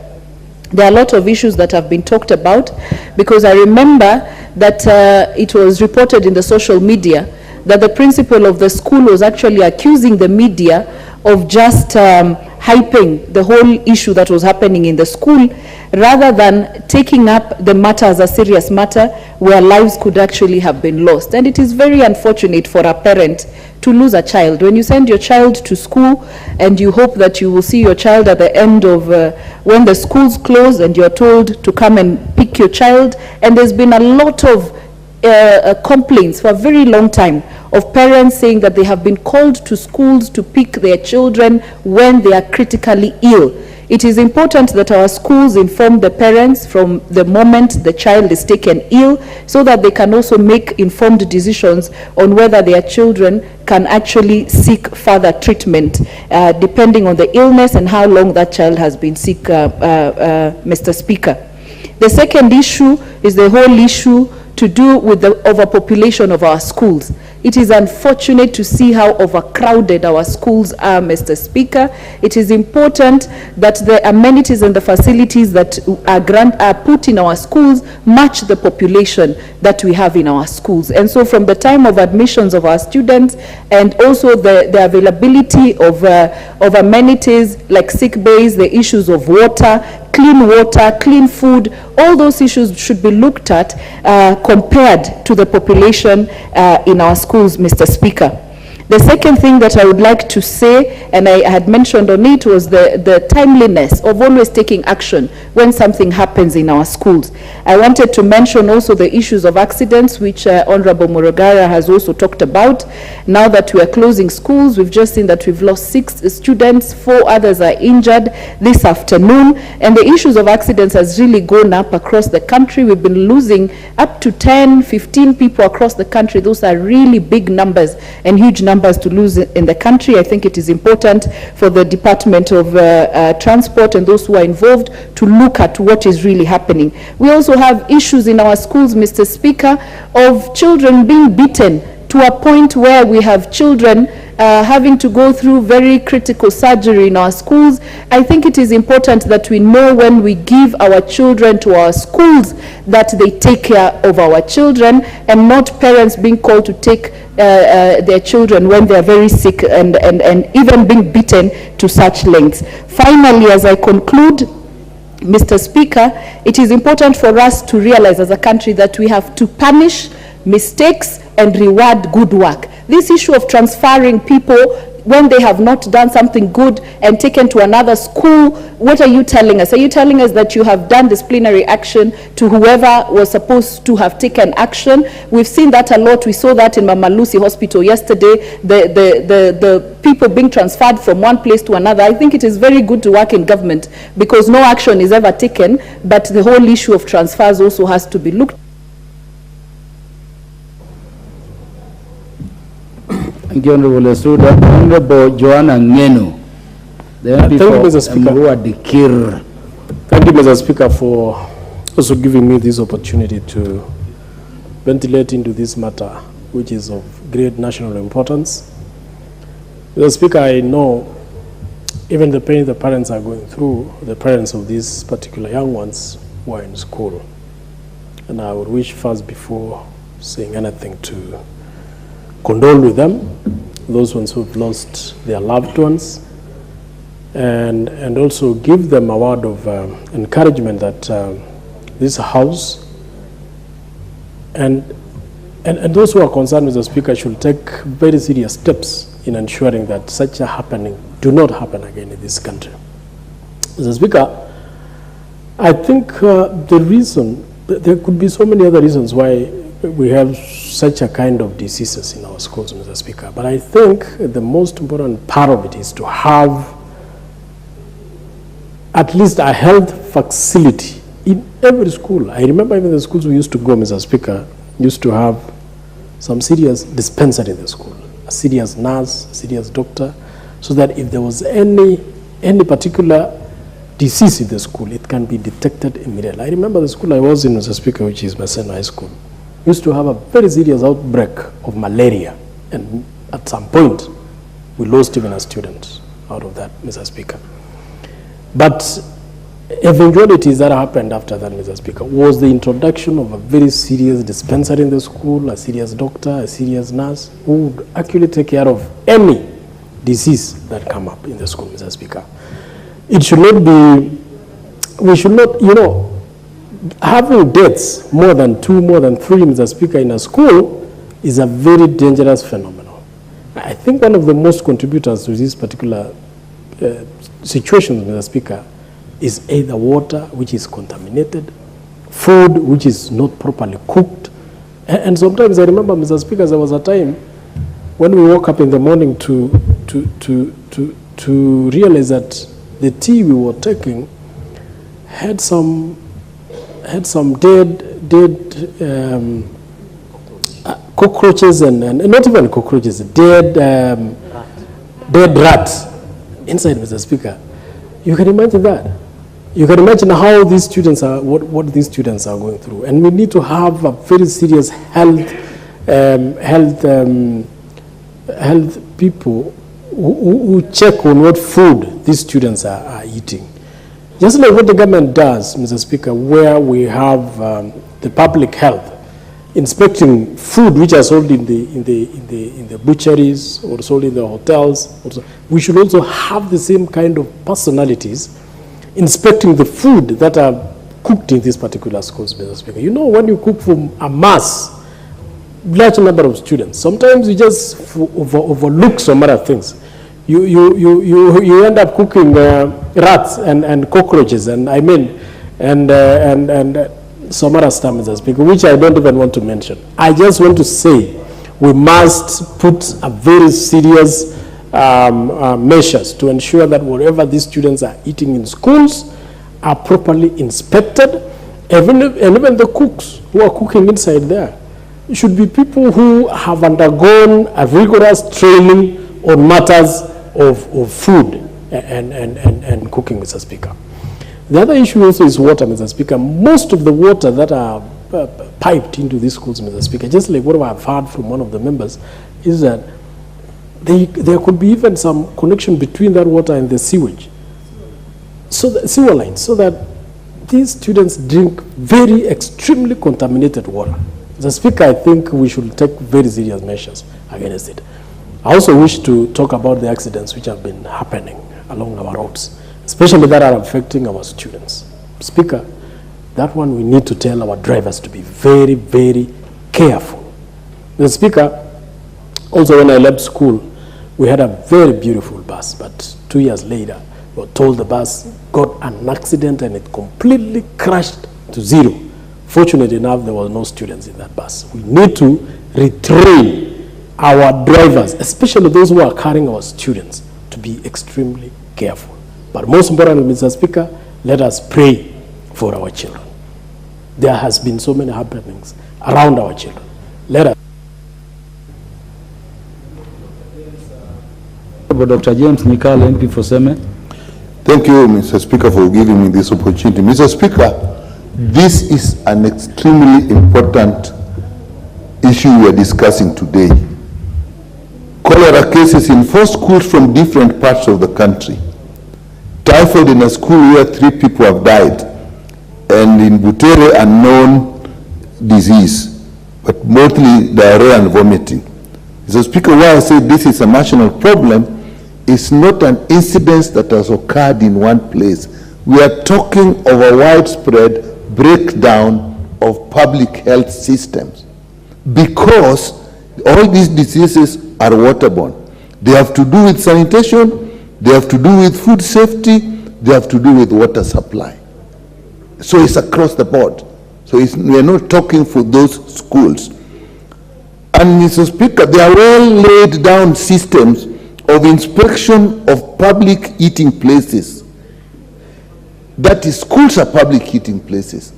Hotels and restaurants are public eating places. They should be regularly inspected. There should be regular inspection of places where food is sold, in markets, in butcheries. Mr. Speaker, we should ensure that water that is consumed publicly is safe. You may not know, but even Nairobi has a big problem with water. Nairobi is actually rationing water, which means we don't have enough water. And you have seen that people are actually buying water. When you buy water with these tanks, do you know the source of that water? So we are dealing with a very serious issues that we have here. Food handlers, whether they're in hotels, whether they're in schools, should be regularly examined and certified as disease-free. Mr. Speaker, are these things going on? And Mr. Speaker, worse still, when there's a disease outbreak in a community, in an institution, and we suspect or know that this is an infectious disease that can spread, rule number 1, you don't close this place and don't send these people away to spread the disease across the country. Now, in the case where Honorable Ongara was talking about, the kids were sent away. In Mukumu, the kids were sent away. So it's not just it. We have a problem, a national problem of public health. A mistake was made in one part of the country, a similar mistake is made in another part of the country. We are all not safe. So I think we must call upon the national government to collaborate with the county government. I know there must be an issue there on who is in charge. Disease surveillance at the national level, I know that is where it belongs, to monitor across the country. Typhoid is a reportable disease. Cholera is a reportable disease. If one is reported somewhere, action should be taken. Where did it come from? Have this been done? So, Mr. Speaker, I think we have a national problem that we must address. There must be collaboration between the national government and the county government, research institutions, so that there is safety, food safety across the country, water safety across the country, safety in the market, safety in the restaurant. This, we have no option. So I thank Honorable Member for bringing this matter in. But I must call upon the Ministry of Health to support the county governments. They may not have this capacity, and I think there may be still an issue of who holds responsibility, county government or national government, when we are talking of public health in local places. It does not matter. The responsibility will still lie with the Ministry of Health. And the county governments must be willing and seek help at the first instance of an outbreak of a disease. With that, Mr. Speaker, I support this motion of adjournment and call upon the government to actually come out, the national government and the county government, to ensure our safety and the safety of our children. Thank you, Mr. Speaker. Thank you very much. Is the Chair Education Committee in the House? Yes. As the Health Ministry reported to you what killed our girls in Kumu girls? Yes, thank you. Please make your contributions as you thank you. Respond to thank you, Honorable Speaker. Honorable Speaker, I rise to support this adjournment motion. Honorable Speaker, as you rightly directed, they have not actually reported to our committee, and we have actually asked the CS and the PS to really give us a detailed report of what happened on the issue of Mukumu girls, Butere girls, and other schools across the country. But, Honorable Speaker, I rise because this is a very, very important motion for this House and for this country. It puts a wake-up call to two ministries, the Ministry of Public Health and Medical Services and the Ministry of Education. Honorable Speaker, this age and time when you have cholera in our institutions is quite disturbing. It's actually a case of negligence. And I think members of the public, members of parliament who are here will get to know that cholera is a case of that, it is a case of poor hygiene, it is a case of poor handling. And Honorable Member for Seme, Honorable Nyikal, our renowned doctor in the House, has rightly put it and argued that every ministry, every government department knows it very clearly that where we have eateries, and schools are actually abodes where we have a lot of eateries, there need to be regular inspections on the hygiene in the school. Who slept on the job and why this has actually cost the life of 3 or 4 girls, several students, is quite not good, Honorable Speaker. I just wanted to say this, that schools and institutions for the last 5 years has been receiving hundreds of thousands of students in what we call 100% transition. The 100% transition has stretched our institutions beyond limit. Honorable Speaker, if you go across the country today, you look that over the weekend I was in one of our top girls' schools in my county, and the principal and everybody was saying they have converted the libraries, the labs to be dormitories. Every other open space, so that actually the government can actually hold on to the 100% transition. It means that the issue that we have at Mukumu and the other institutions is actually a tip of the iceberg. We have a serious problem. And the government needs to wake up, needs to fund these schools, or we need to agree and say we cannot take more students in. For the sake of their lives, for the sake of their health, and for the sake of the future generations. Instead of cramming them in this what we call schools, to an extent that now most of these institutions are time bomb for our institutions, for our children. If you go to an institution where a dining hall is supposed to hold 500 boys or girls, the school now is hosting 1,600 students. Where will they eat? What kind of cooking facilities are they having? And I think it was in the public domain when you saw the kind of kitchen that was in that particular school. It was a kitchen built in the 60s, in the 70s, and actually this is something that we need to cover. So, Honorable Speaker, I want to say this. That as a Committee of Education, we have actually, the ministry needs to come out very clearly to cap this issue. And the Ministry of Health, when we are told there was a known disease in Butere, it's quite not convincing with this day and age of research, science, and all these others.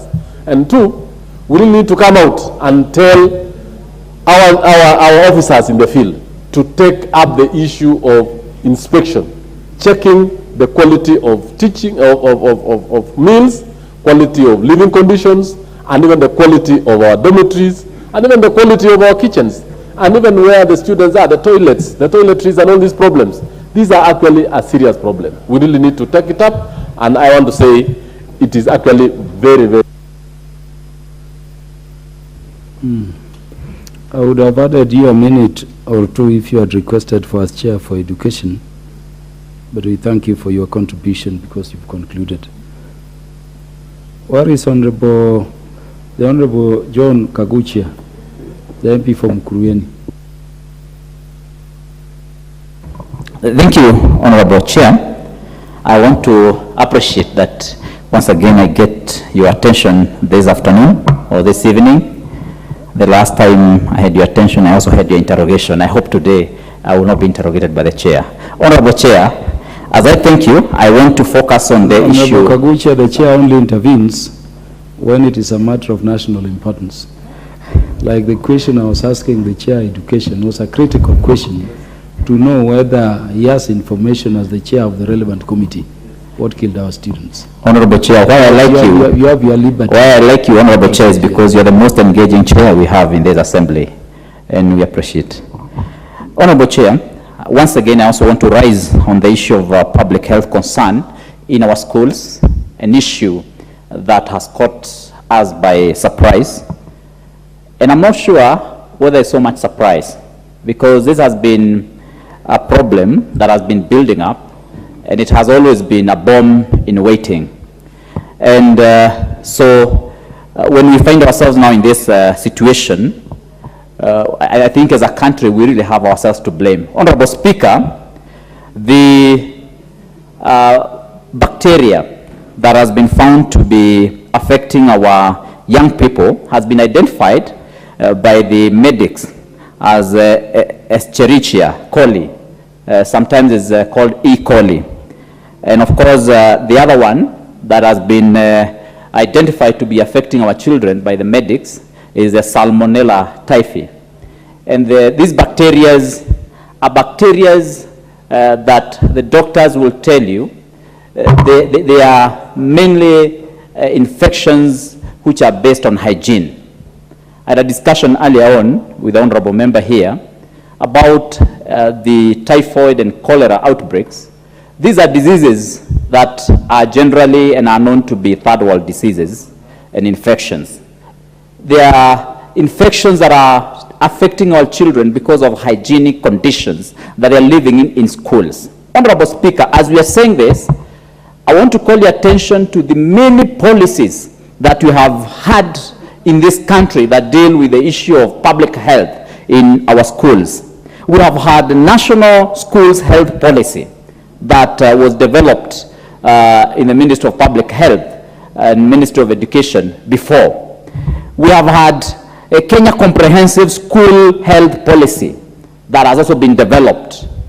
Honorable Speaker, as recent as 2018, we had another school health policy that was also developed by the Ministry of Health and the Ministry of Education.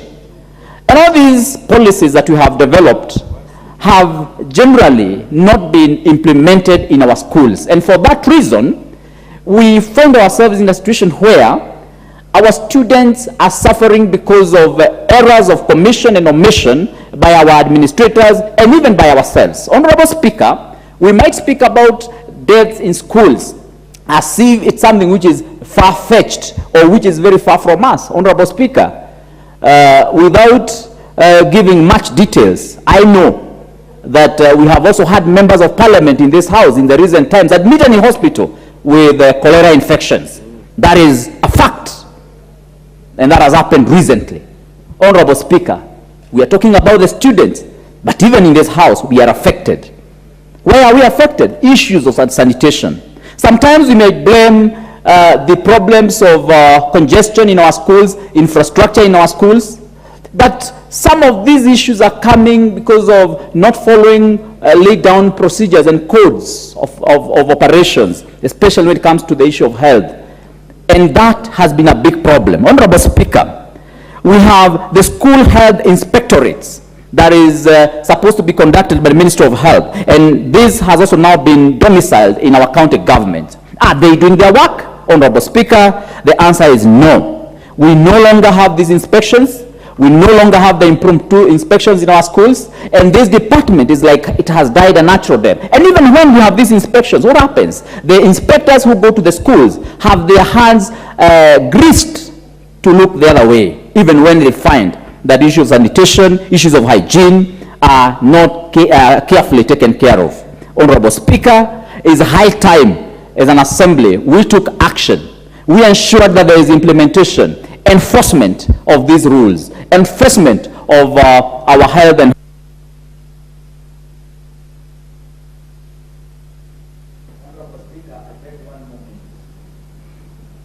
You will be given 30 seconds. Honorable Speaker, thank you very much for graciously giving me 30 seconds.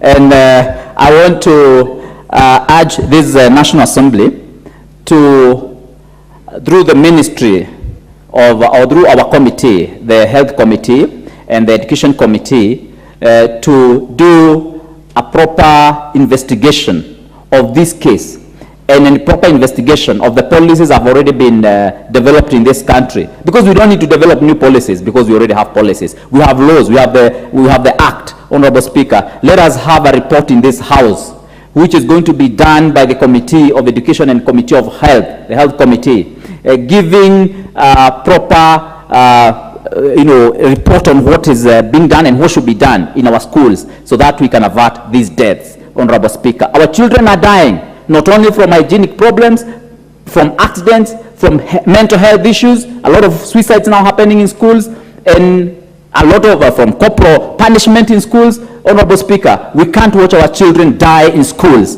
as we sit in this honorable house without taking action. I thank you, Mr. Speaker. Honorable Fatuma Jeo. Thank you, Mr. Speaker, for giving me this opportunity to contribute.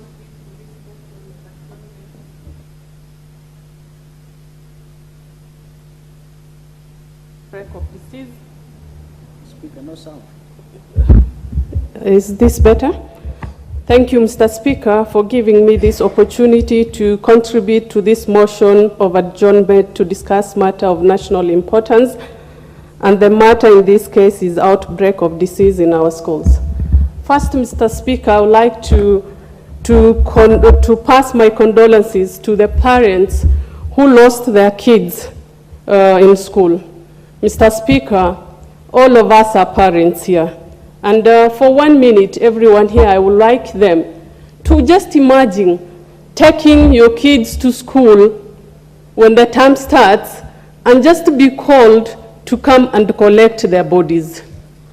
It's really sad. It's not something we can think of. And in that regard, I really want to take this opportunity to ask the CS Health, together with the Education CS, to actually tell us what happened in these schools. Today we are talking of 4 or 5 schools, Mr. Speaker. Within no time, we'll be talking of all the schools in this country. I am saying that, Mr. Speaker, because all of us schooled within the boundaries of Kenya, and we know all the issues that have been discussed here. People talked of uncooked food. Everyone knows how many times we ate those uncooked githeris in high school, Mr. Speaker. Is that Honorable Millie Odhiambo? Oh, sorry, she's left the house. Okay, Mr. Speaker, we talked of contaminated water, and I heard you asking the other member whether it was confirmed. I want to tell you, Mr. Speaker, with no iota of doubt, that the water the school-going kids take are contaminated. We all went through those. The food handlers, Mr. Speaker, we know the kind of shoes they wore. We know the kind of coats they wore, Mr. Speaker. And it's not once or twice that we ate tea and the food that was cooked with cockroaches, Mr. Speaker. Mr. Speaker, we talked of sanitation. If we were just to sample a school near this parliament today, there is no doubt that we will find that. Poor sanitation. Mr. Speaker, all the schools in this country, when we go, there's a nurse, there's a health sector, we are told, and then there's a small, one nurse that sits somewhere, Mr. Speaker. I want to tell the CS Health to upgrade the nurse or the health centers they give to high schools. It's not enough. They only bring Panadols, and that is old. This death, if we had proper health centers in the secondary schools, I can assure you we could have avoided. Mr. Speaker, they say prevention is better than cure. There's no point of the CS visiting those schools and coming back at the end of the day. What have they done, Mr. Speaker? We want a report on what happened, what has been done. I don't know whether it will be right to tell them in the next 1 week, Mr. Speaker. We have lost over 5, and we cannot stand here to lose more kids. As a parent, it's devastating, and I support this motion, Mr. Speaker. Thank you. Thank you, Honorable Fatuma Geo. The Member of Parliament for Elgeyo-Marakwet County, the Honorable Ngilichei Caroline. Thank you, Mr. Speaker, for granting me this opportunity. First, let me thank the Member of Parliament for bringing the motion of adjournment. Mr. Speaker, we are sad because when children suffer, it means that those with the responsibility of taking care of them have absconded their responsibility in one way or another. Mr. Speaker, lately we've had issues, so many issues, and even I appreciate and I thank God because they are closing school and they are just closing school. Mr. Speaker, I think there has been a negligence in schools, especially boarding school, and I think many schools nowadays, Mr. Speaker, are focusing on making money or having parents pay for other issues, the issues of the welfare of teachers and other non-teaching staff, and forgetting to take care of the children. Mr. Speaker, you find that in a school, if there is an outbreak of a disease or if there is something that is not known, it takes several days before it is reported to the parents who are actually the responsible people. What makes the school take this long? It's because many schools, Mr. Speaker, don't actually, they are not what they are. Many schools are just presenting a very nice face value. You might find even some of these schools, they don't have enough sanitation within the school compound. Some of these schools, there is one school, I cannot name it, but Mr. Speaker, you find that they are no longer using treated water. They are using water collected from the water tanks, or they are being transported, they fetch water from the rivers, simply because they no longer maybe pay the bills, or they are tired of doing the same thing. Mr. Speaker, this issue of schools, and I want to appreciate the chair of education because he's here. I think it is about time that we no longer look at schools or measure the schools by the capacity of beds available, but by the number of desks and classrooms available. You find, Mr. Speaker, that a school that is meant to accommodate 500 students is now accommodating 1,500 shillings. Do you want to tell me that is the interest of that teacher? No, it is the interest of the pocket. How much are these students going to pay in terms of remedial? You find that we are being told by the ministry many a times, Mr. Speaker, that their parents should not be charged an extra fee. But I know many members of this house are parents in various schools. Was out of order, Honorable Mboko. Thank you, Honorable Speaker.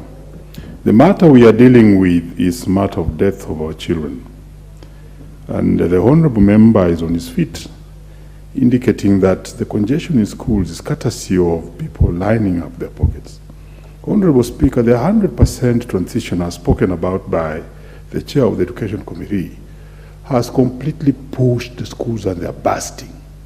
Is it in order for an honorable member to imagine that it's just the teachers who want more schools, more students in schools? Yet the 100% policy has moved Mukumu from 900 to 2,800. Thank you, Honorable Speaker. Were you talking about private schools or public schools? I wish he gave me enough time to finish it, but you know, once a teacher, always a teacher. The honorable member was an activist for teachers, and he wouldn't want anyone to say anything about that. But what I'm trying to say, I'm not castigating teachers per se. Honorable Omboko Mulemba remains the chair of KUPPET, which is the union in charge of post-primary teachers. And you remember in the tragedy we are talking about, a teacher, or how many, also died. The question is, were you talking about private schools or public schools? All of them. And the point is making is that for public schools, the numbers are not about the teachers seeking them, but they are being taken there because of the implementation of that policy is talking about. So kindly clarify. Thank you. Now you've wasted my time. I think you're going to help me add more time. The Speaker will never waste your time. Make your contribution. Thank you, Mr. Speaker. Now, what I was trying to say before the honorable member diverted our attention is some of these challenges are realized because of the overpopulation in schools. You find that there is overutilization or the resources. Give her 30 seconds to conclude our contributions. Yeah, where I was headed to is, at times you find that a school which was supposed to accommodate 500 students might be having one school nurse. But now that it has 1,500 students, they still operate with one nurse. Or you find that the number of, or the sanitation or the water in the school has not increased. The volume of water used in the school has not increased. So it has a relationship with the increased number of students in schools. Whereby what I want to say is the Ministry of Education should also work hard to increase the infrastructure in this number of schools. And we shouldn't rush so much in making, increasing the number of beds before we increase other resources that are very important, like the sanitation, the food. We ensure that the food and the hygiene of the kitchen of these students is improved. Thank you, Mr. Speaker. Thank you very much. The Honorable Omboko Milemba, MP for MY. Let me begin by apologizing. I had to make that point of order. Let me send my condolences to the families of the affected families and the school. The schools involved, Honorable Speaker, among others include Hasoko, include Mukumu, Butere, By the time I left Western, there was some problem also brewing around Chavakali. Honorable Speaker, when you look at these schools, they are in the same region. Honorable Speaker, all these schools are very old schools. They are old schools. They are not new schools. Also, all the schools affected, generally, when you look at them, are boarding schools. And that sends a signal of certain character of these schools, including the congestion that I just spoke about. Honorable Speaker, there must be a breakdown that has happened between the Ministry of Education and the Ministry of Health. Because within the Ministry of Education, there is what we call school health policy. The school health policy, which was reversed in 2018, has the mandate of making sure that there's water, hygiene, sanitation, and related diseases do not arise in our schools. Number two, this particular department has the task of making sure that there's collaboration between the line ministries and stakeholders to make sure that there's health and sanitation in our schools. Further, it is given the mandate of providing adequate capital both from the national and county governments to promote water supplies in the schools. Further, Honorable Speaker, it has the mandate of training personnel, which I had somebody speak about, personnel to oversee the implementation of all these things that it has to do. But this one, I must not forget it. It has further the task of creating awareness in schools on prudent management of water resources. This is where we have gone wrong. The Ministry of Education, and that breakdown between the Ministry of Education and the Ministry of Health, is what has led to this. And I heard one of the members speak on this, that up to now, we even don't know the disease that caused the death of students in Mukumu and all the other environs, and the schools included. Yet the Minister of Health is not even giving this country an update on daily basis about what is going on about the discovery of that reason for death, given that several students are still in schools, in hospitals. Yesterday, a number of them, one of them was still on oxygen. But the Minister of Health is just quiet. What about the Minister of Education? The Minister of Education, which has continuously pushed students to schools without expanding them, without expanding facilities, like the honorable member who spoke just before me said, that we have not increased the supply of water to Mukumu. We have not increased the supply of staff to Mukumu, but we have made sure that there are more students in these schools, and these schools are boarding. I'm telling you, Honorable Speaker, the boarding schools are being pushed to the threshold, and they are just starting to burst or have busted.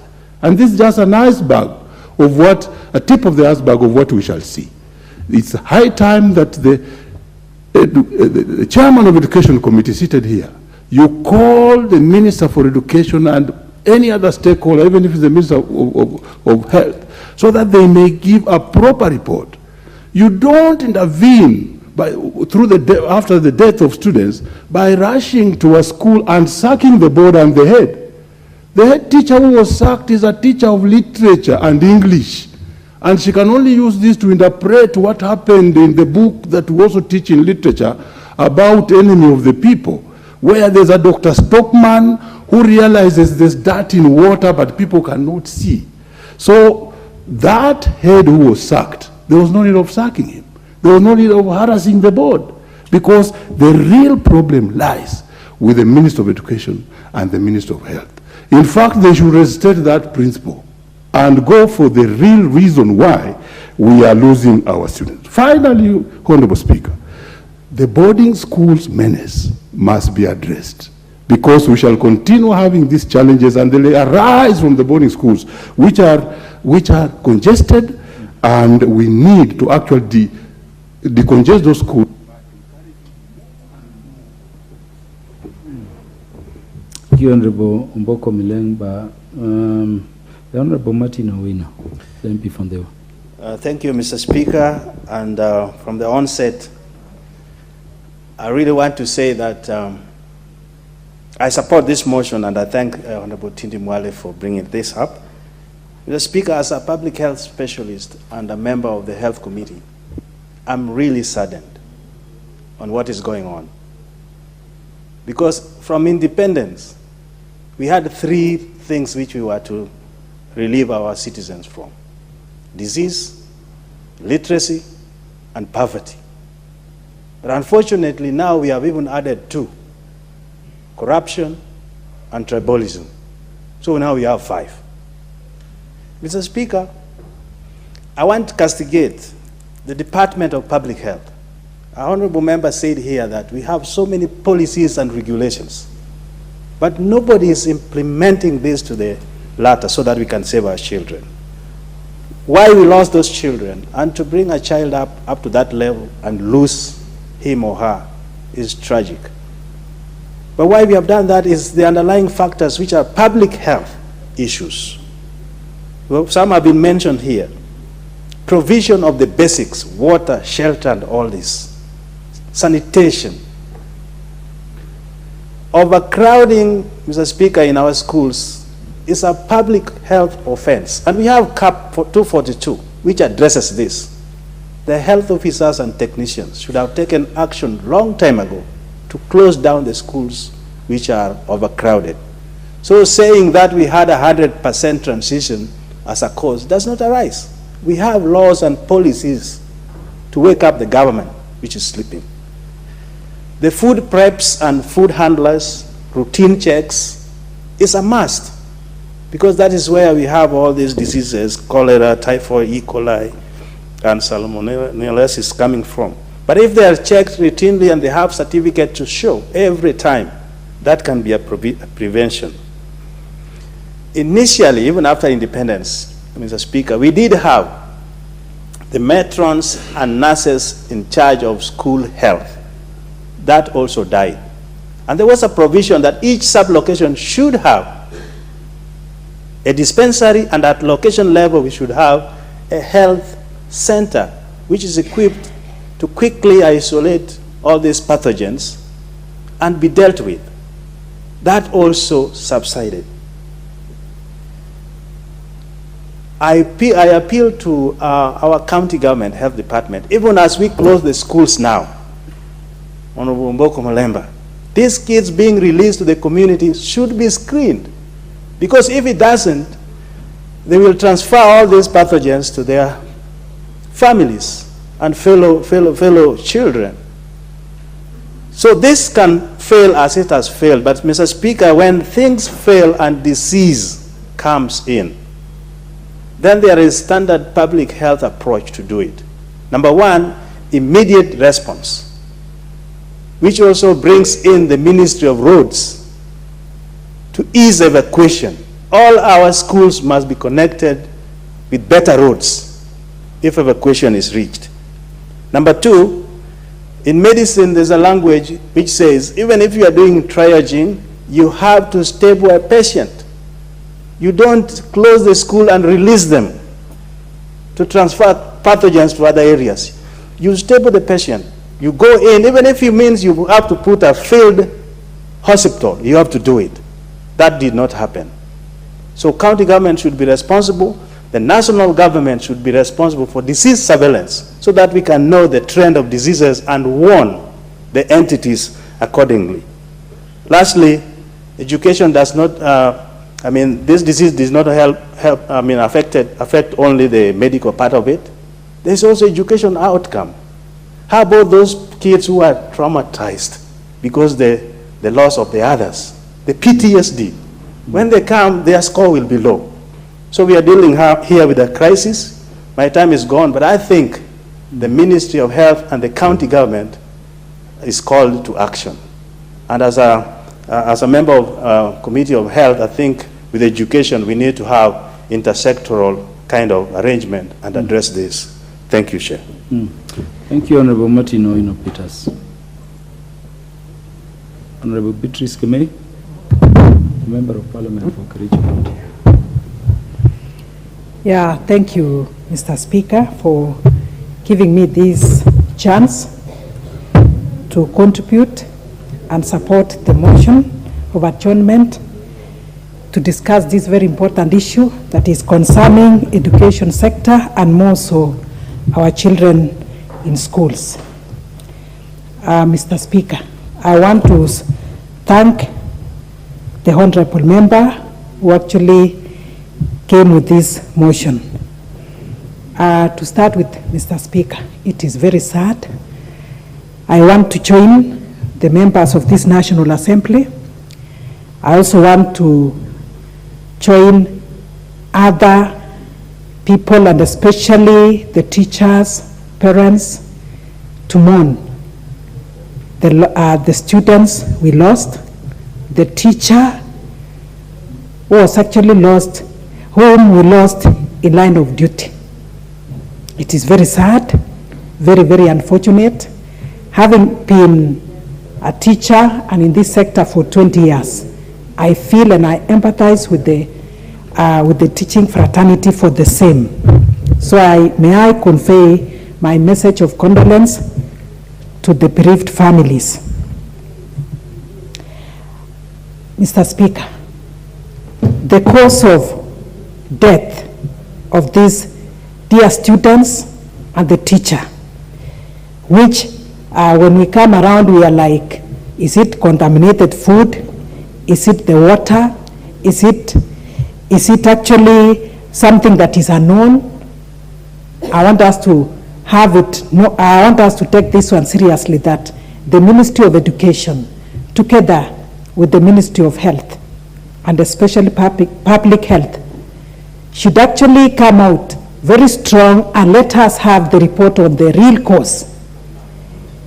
It has taken very long, 2 weeks down the line, and we're just waiting and wondering what the cause is. And it has been rightly put by the Chair Education and the other members. We are waiting for this report about the cause of these deaths. But however, from the reports, the primary reports, contaminated water, contaminated food, being the cause, should actually be prevented. Mr. Speaker, as it has been put very clearly, the infrastructural facilities in our schools are so much fixed. We appreciate the Ministry of Education, the 100% transition. It has positive impact on our students, on our society, but the impact, the negative impact on our infrastructure is one of the causes of this, and contamination of food and even sanitation, Mr. Speaker. I'm very particular with sanitation, and more importantly, when it comes to girls. I'm just trying to comprehend even where they dispose their sanitary, their used parts. So, Mr. Speaker, the ministries should still go back and look at the way this sanitation is used. We have what we call the quality assurance officers. I don't know how many times they go around the schools to check on the nature of the schools, to check on the state of the schools. This is a wake-up call. It is not only affecting those specific schools in Kakamega, but it is affecting all of us. So the ministry should come out very, very strong. And Mr. Speaker, I would also ask all of us parents that as the children come home, they have closed school, I still feel that we can do some deworming on them, be taken for checkup, and maybe screening so that the issues of the same can actually be sorted. Accidents is a problem that we've just had. I plead with the road users to be careful, and especially with our children. And I ask the school administration, especially the teachers, not to delay whenever there's an issue in school, and especially when it comes to the case.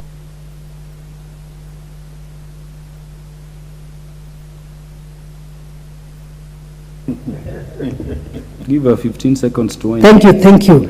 Mr. Speaker, I was just putting across this point that the principals and the teachers should not also downplay the issues of health. Sometimes we imagine that students are faking the sickness and because they want to be in the sick pay or they want to go home. So that is why sometimes the teachers take long to maybe to act. I ask them not to take chances because this is serious. It is a matter of life and death, and when it happens, it is the teachers, it is the parents who feel the pain. Thank you. The Member of Parliament for the Dagoretti North.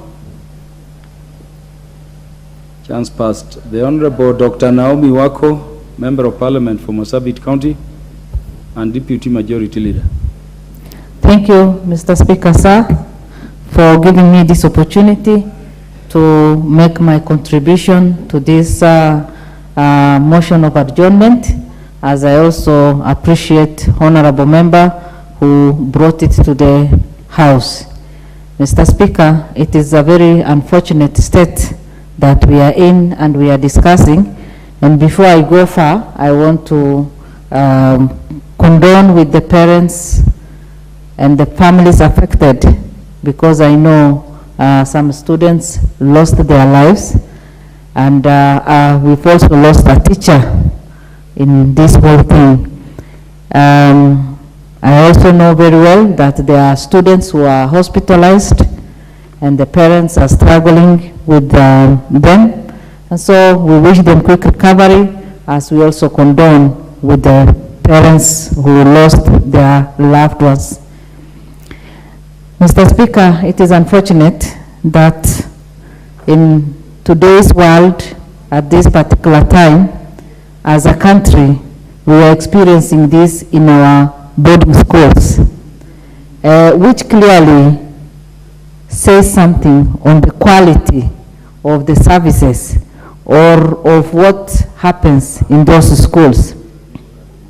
Some years ago, we overcrowded our public schools, and the private schools were able to grow, and anybody who was able to pay privately for their children was able to take their child or their children to private schools where they could get quality education.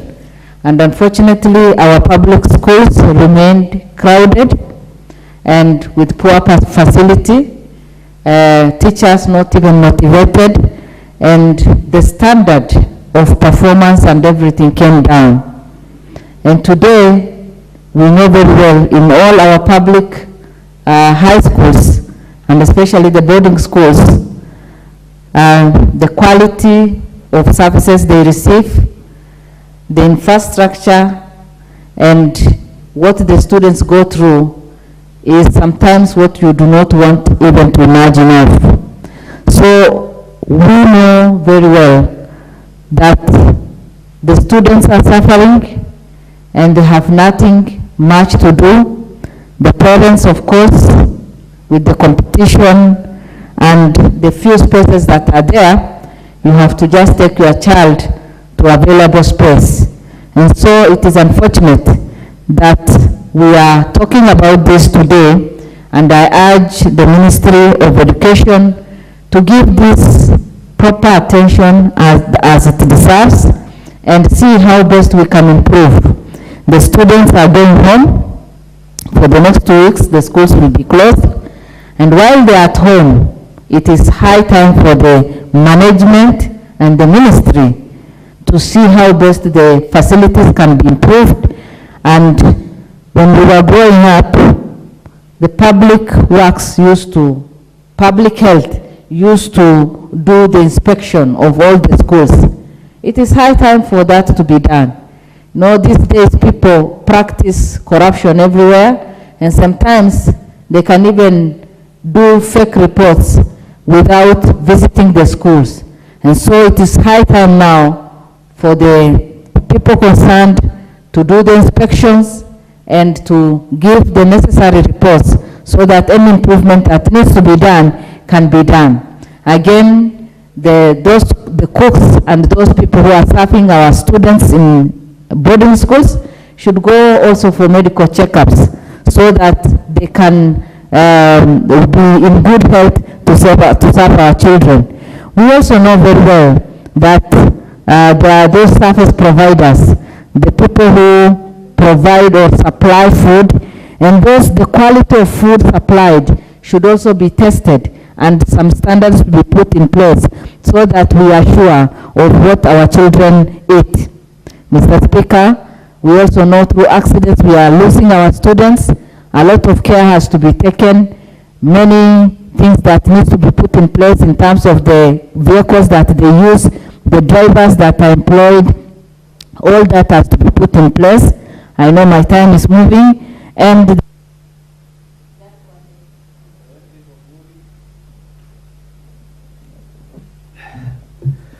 I want to thank you, Mr. Speaker, for this opportunity. First, I want to thank the mover, our colleague, Tade Mwale, for bringing this motion.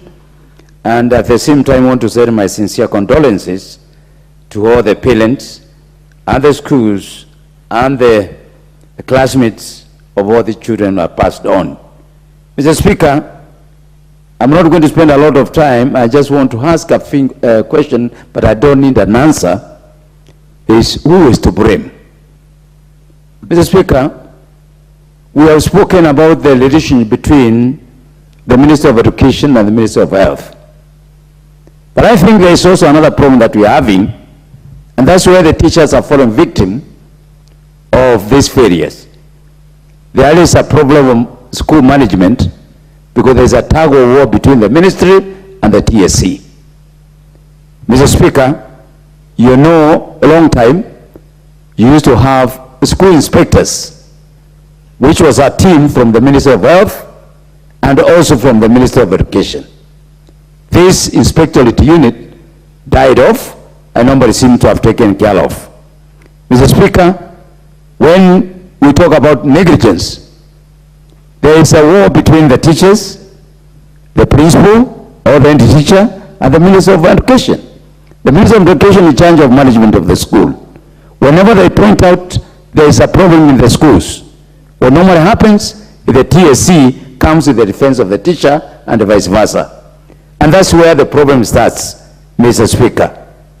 I want to say this. We have spoken about sanitation, but it's very unfortunate to note that a lot of washrooms for our schools are still the pit latrines in this era.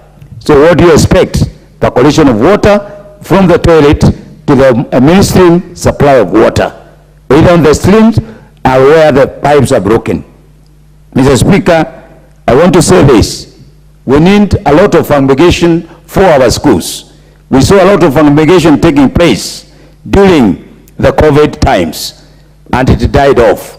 And that's where we started now losing some fight against some diseases.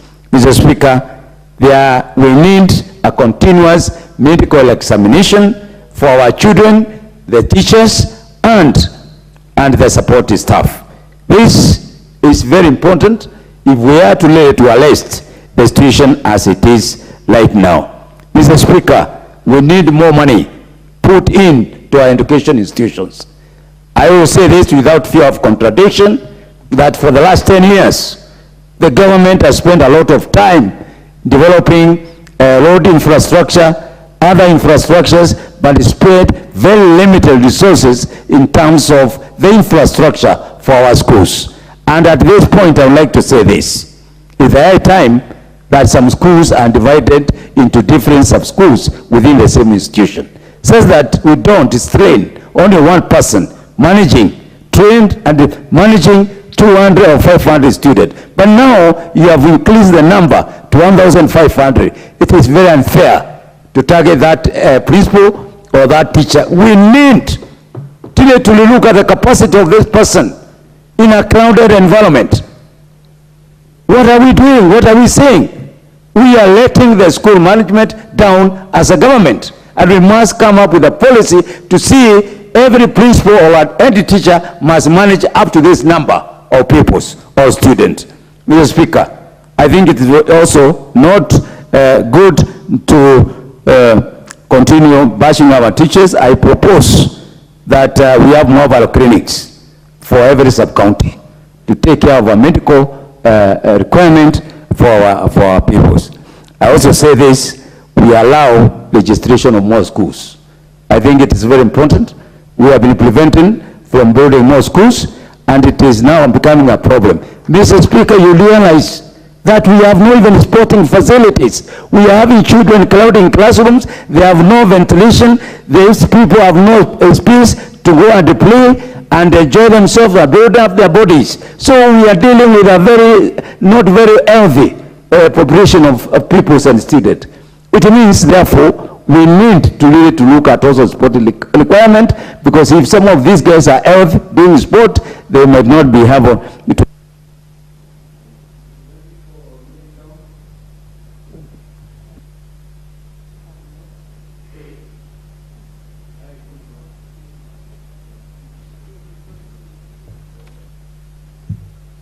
Thank you, Mr. Speaker, for this opportunity.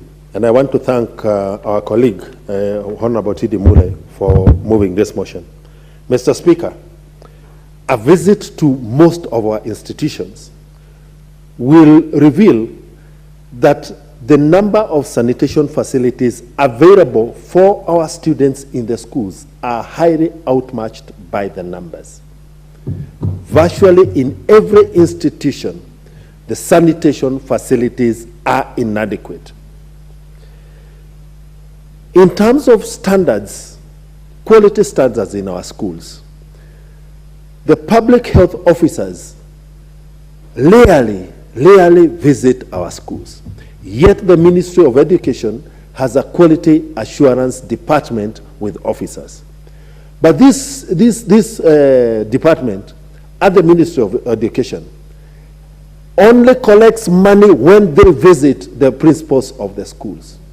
And therefore they keep grossing over, glaring inefficiencies and inadequacies in our institutions. I think, Mr. Speaker, that this crisis, unfortunate as it is, should serve as a wake-up call, that it is time that we had a task force that goes around our schools and inspects the facilities that are available in terms of both boarding, sanitation, classroom sizes versus the numbers of students. There is a scrabble by school administrators to attract as high as many number of students to the institutions without looking at the available infrastructure in competition for capitation from the Ministry of Education. Most of our dining halls, Mr. Speaker, in our schools have a characteristic smell that informs us of the suboptimal hygienic conditions in our institutions. There is a crave to even convert existing schools into boarding schools. Most of the schools are in the new business of providing food in schools. Yet, we have no standards, we have no coherent policy on food purchase, food storage, food preparation, even the standard for the kitchens where the food are prepared, all the food handlers and food preparation. When you look at the cleaning area, where the utensils that our students are using in our schools, you find it is completely unhygienic and a fertile ground for disease manifestation. When we go to the health clinics or the school clinics and do a mere inspection of the drug catalog, you will find that there is a very high turnover of use of medication that is associated with stomach upsets, diarrhea, hyperacidity, and food poisoning. So the red flag has been with us for some time. This is a wake-up call. This unfortunate crisis must serve as a wake-up call for all of us to wake up and act. And I therefore, when I thank our colleague for this motion, I urge this House that we must go beyond the talk and the passage of the motions. Mr. Speaker, in my few months in this House, we had a motion on the policy of feeding in our schools. Yet, We did pass the motion. Nothing has happened. Now this crisis is with us. This House must become more forceful in terms of the registration. And I want to thank you, Mr. Speaker, for the kind of guidance that you keep giving us, the young legislators, in terms of how to get the businesses of this. The Member of Parliament for Samburu East, the Honorable Jackson de Commentary. Thank you, Honorable Speaker, for this chance. I want to, first of all, to condole with the families of the student we have lost, and even the teacher. Mr. Speaker, I think many issues have been raised, and I want to say, Mr. Speaker, our schools have serious issues.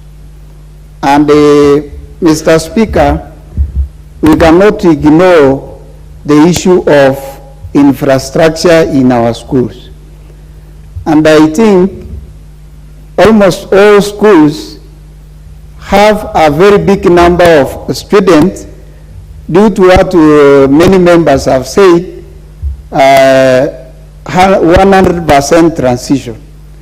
And I remember, Mr. Speaker, one time, Minister for Education said, telling the principals, I want you to admit all of them, put in the tent, and tell me they are in the tent. So, Mr. Speaker, this issue has been there. And I think, Mr. Speaker, our principals and teachers are really trying. I sympathize with the principal who was chased away by the minister and even the board. Mr. Speaker, I watched that principal in one of the functions, I think the burial of one of the students. And the principal was saying, if it could have been possible for me to give my life to my daughters, I could have given. But Mr. Speaker, that is not the right target to be targeted. I think the Ministry of Education should wake up. If they are really serious about this 100% transition, then they have to provide support even the members of parliament who are funding the schools. Otherwise, in some of the constituencies, the schools are even few, such that there are nowhere the student can go. So we just have to have those students there if really we need to support them. And it is not the issue of even the school fees. Mr. Speaker, in some other areas, the parents are not even able to pay the school fees. So the issue of the school fees is not there. I think this issue of congestion and the facilities, sanitation and all that, it is the big issue we need to address. And I think the Ministry of Education has a huge budget. They have to come in and support these schools, if at all we have to help the student. And Mr. Speaker, it is very embarrassing to see we are losing young lives just like that, and the minister wake up and go and chase the board and the principal without solving the problem. I support this motion. We have to work together. Thank you, Mr. Speaker. The Honorable Mary Masi. Thank you, Mr. Speaker, for this opportunity to contribute to this adjournment motion as a matter of national concern. Mr. Speaker, you know, when we bid our children farewell with a hug and love in the morning, it's our hope that school is a safe space. When you send your child to boarding school, it is our hope and belief and trust that that is the safest place for our children. Mr. Speaker, what has happened in Mukumu is sad. and very painful. And I think it's a wake-up call to the Ministry of Health, to the Ministry of Education, and to us leaders. And probably it is just a symptom or a warning of something more bigger, brewing and waiting to explode. Mr. Speaker, I want to agree with members who have alluded to the fact of overcrowding in schools. There is serious over-enrollment, and that automatically compromises quality of many things, health, sanitation included, that has deteriorated in a number of these schools. And Mr. Speaker, I want to differ with the argument that overcrowding in these schools has been caused because of the 100% transition, or because of the need for more schools. Because, Mr. Speaker, there is an ending appetite in some of the schools in this country to continue to over-enroll, even in circumstances where there is inadequate capacity to accommodate these students. You will find in some dormitories 3-decker beds. And you know, when disaster strikes, Mr. Speaker, the damage is bigger, it's immense, it's more painful. Most of those schools over-enroll so as to attract capitation because of more numbers, so they'll attract more capitation from the ministry. And some of these schools is because, I want to call it a fallacy, that the school is doing better in terms of performance, even when we know that some of these schools are practicing exam cheating. So you'll find more parents preferring to take children to these particular schools, yet I want to tell you, Mr. Speaker, even in my own constituency, I have some very good schools with very good facilities.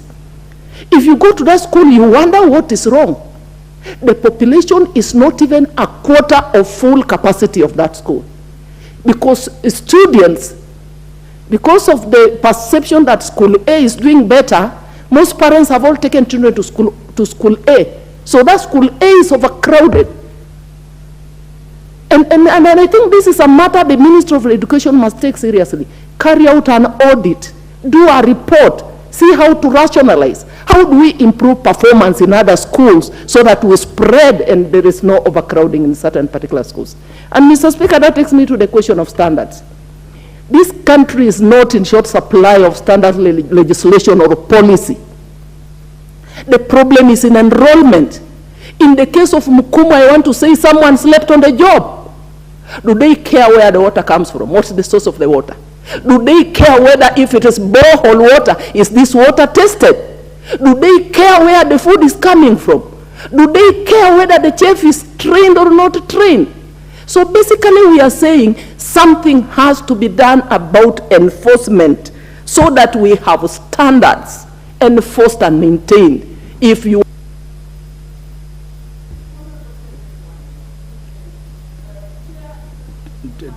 10 seconds. 10 seconds. We have so many members waiting to contribute. Members contributing or having the chance, I would request to use even less than the time you are given. Thank you, Mr. Speaker.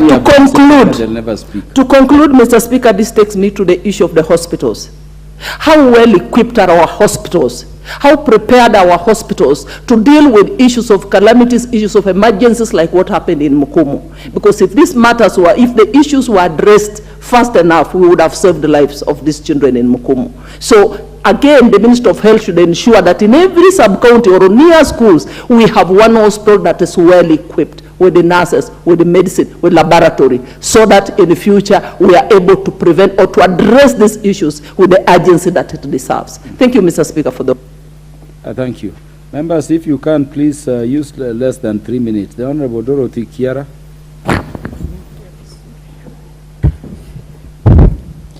Thank you, Mr. Speaker, for giving me an opportunity to contribute to this very important intervention. Mr. Speaker, I rise to support this important motion this evening. As much as it is a time of crisis, Mr. Speaker, and before I do that, allow me to join the families of the departed souls. I condole with the family of the girls and students who have lost their lives. I too join the family of the teacher who lost her life in line of duty. Mr. Speaker, it becomes quite an interesting debate when we are debating a crisis because it has happened, Mr. Speaker. And it perturbs me the more when I see the Minister for Education appearing in Mukumu Girls in person, whereas it is his responsibility to tour all these schools and have the knowledge and know how schools are run. Mr. Speaker, just like we normally do, we are very good in being reactive when issues happen instead of being proactive. I'm saying this because members in this House have raised issues on over-enrollment of schools, congestion in schools, overpopulation in schools, and I want to state very clearly in this House, Mr. Speaker, it is not in the mandate of any head teacher or any principal to overcrowd a school. The school enrollment is done at the Ministry of Education. They are the people who keep the statistics. It is the ministry that knows school A has so many students. It is the same Ministry of Education that is in charge of infrastructure, Mr. Speaker. And when a crisis happens like now, one wonders then who is to blame. Mr. Speaker, sir, it is unfortunate that we are talking when we still have students who are in hospital and maybe struggling and fighting for their life. It's very unfortunate. But I want to be told, what is the Minister for Education doing other than saying I have sacked a principal? What is the Minister of Education doing now that schools will close in 2 weeks' time? What measures is he putting in place to ensure that all schools are safe come January? Mr. Speaker, we even have programs through the Ministry of Health where all people can be immunized against certain diseases. For example, cholera, Mr. Speaker. There is a jab for cholera. I should imagine the CS Education as at now should be looking for the Ministry of Health so that all students are immunized against cholera before schools open, because I'm sure we can't be able to do infrastructure in the coming 2 weeks. Mr. Speaker, I want to support Member of Parliament for Taita Taveta, the Honorable Lydia Mzigi. Thank you, Honorable Chair, for also giving me an opportunity to add my voice in this very important adjournment motion. And Honorable Chair, I also want to appreciate Honorable Tindi for bringing such a motion. And I want to begin by also sending my condolences to the family and friends of the departed souls. Mr. Speaker, it is very unfortunate that as a country we are in such a sad state of affair, a very sad state of affair. That, Mr. Speaker, you can send your child to school to learn and they come back in coffins. Mr. Speaker, it is very, very scary. It is worrying. And the parents in Kenya are worried about such kind of a situation. A lot has been said, Mr. Speaker. We have heard of food poisoning. We have also heard of water. We have heard of a lot has been said regarding this case, sanitation and stuff like that. But Mr. Speaker, we have policies. We have policies on matters sanitation. We have policies on matters hygiene in our school. And the biggest problem that we have is implementation. If we can, all the policies can be implemented. Therefore, Mr. Speaker, such kind of situations can be avoided in our schools. Today we are speaking of 2, 3, 4 schools, but this situation can escalate, Mr. Speaker, if we are not careful, if we are not making the necessary follow-ups to what is supposed to be done to our schools. Mr. Speaker, we used to have frequent inspections when we were in school. We used to see different inspections taking place in our schools. What happened to those inspections? Where did they disappear to? There are people who are sleeping on the job, Mr. Speaker, and they need to wake up from that slumberland. We cannot, as a country, continue to lose our students in school because of people who are not doing their job. So, Mr. Speaker, I really appreciate that Honorable Timbi has brought this motion of adjournment so that we can discuss such kind of a situation, so that, Mr. Speaker, as the school closes, we want to see action. We want to see our schools being cleaned, being inspected. We want to see the Ministry of Health, we want to see the Ministry of Education moving its speed to making sure that our schools are safe for our children. Thank you, Mr. Speaker, for this opportunity to add my voice on this. Honorable John Waluke. Thank you, Mr. Speaker, for giving me a chance also to contribute on this. First, I want to thank Honorable Tindi Mwale for bringing up this matter, this motion. I rise to support it, Mr. Speaker, that officers, health officers, Mr. Speaker, are sleeping on their job, because as we speak, even today, Mr. Speaker, they have not told the nation, the country, about the problem that really affected those schools, Mr. Speaker. Before I continue, Mr. Speaker, I want to pass my condolence to the families that were affected. Sorry for that, losing their loved ones, Mr. Speaker. Mr. Speaker, this country, sometimes people earn money for not working. The Minister for Health, as we speak, Mr. Speaker, she needs to consolidate or to mobilize all doctors in this country, Mr. Speaker, to visit the 7 schools, Mr. Speaker, that has been mentioned adversely about this disease. Although they have not mentioned exactly the disease itself, Mr. Speaker, that is to show weakness about maybe our officers, health officers or public health officers, Mr. Speaker, who are concerned. Mr. Speaker, when something like this happens, the country takes so long to tell or to announce to its citizens to know a problem like this one.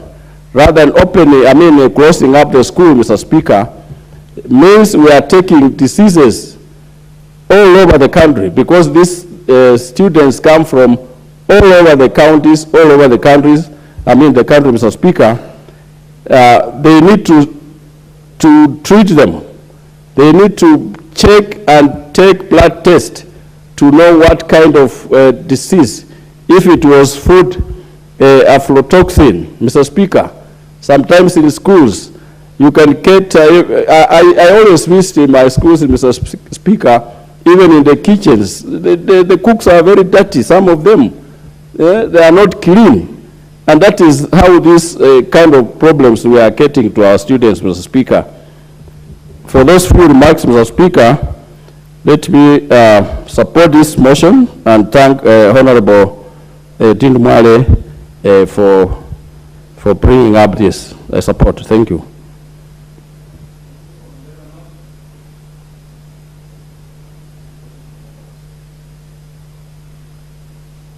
for West Mugirango. The Honorable Stephen Mugaka. Thank you so much, Mr. Speaker, for this opportunity. I thank Honorable Tini Mwale for moving this very important adjournment motion.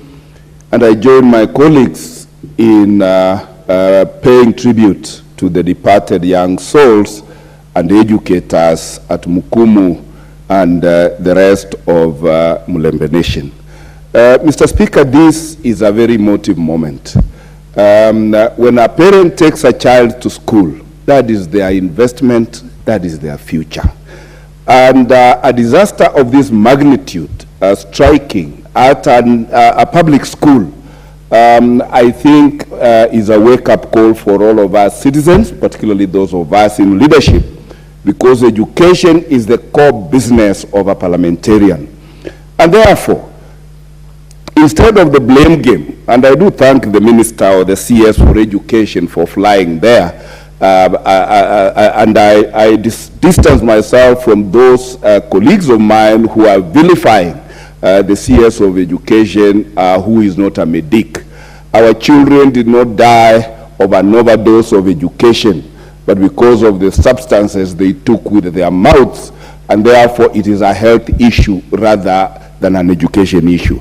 And therefore, we really must be worried as a nation if 2 weeks later we do not have a diagnosis or a pathological report showing us the cause of death of our angels at Mukumu.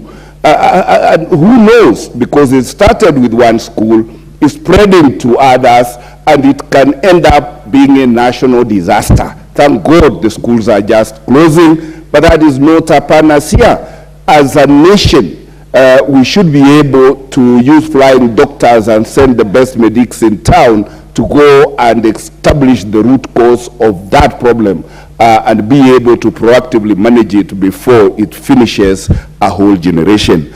And on behalf of the people of West Mugirango, I want to condole with the parents who have lost their children.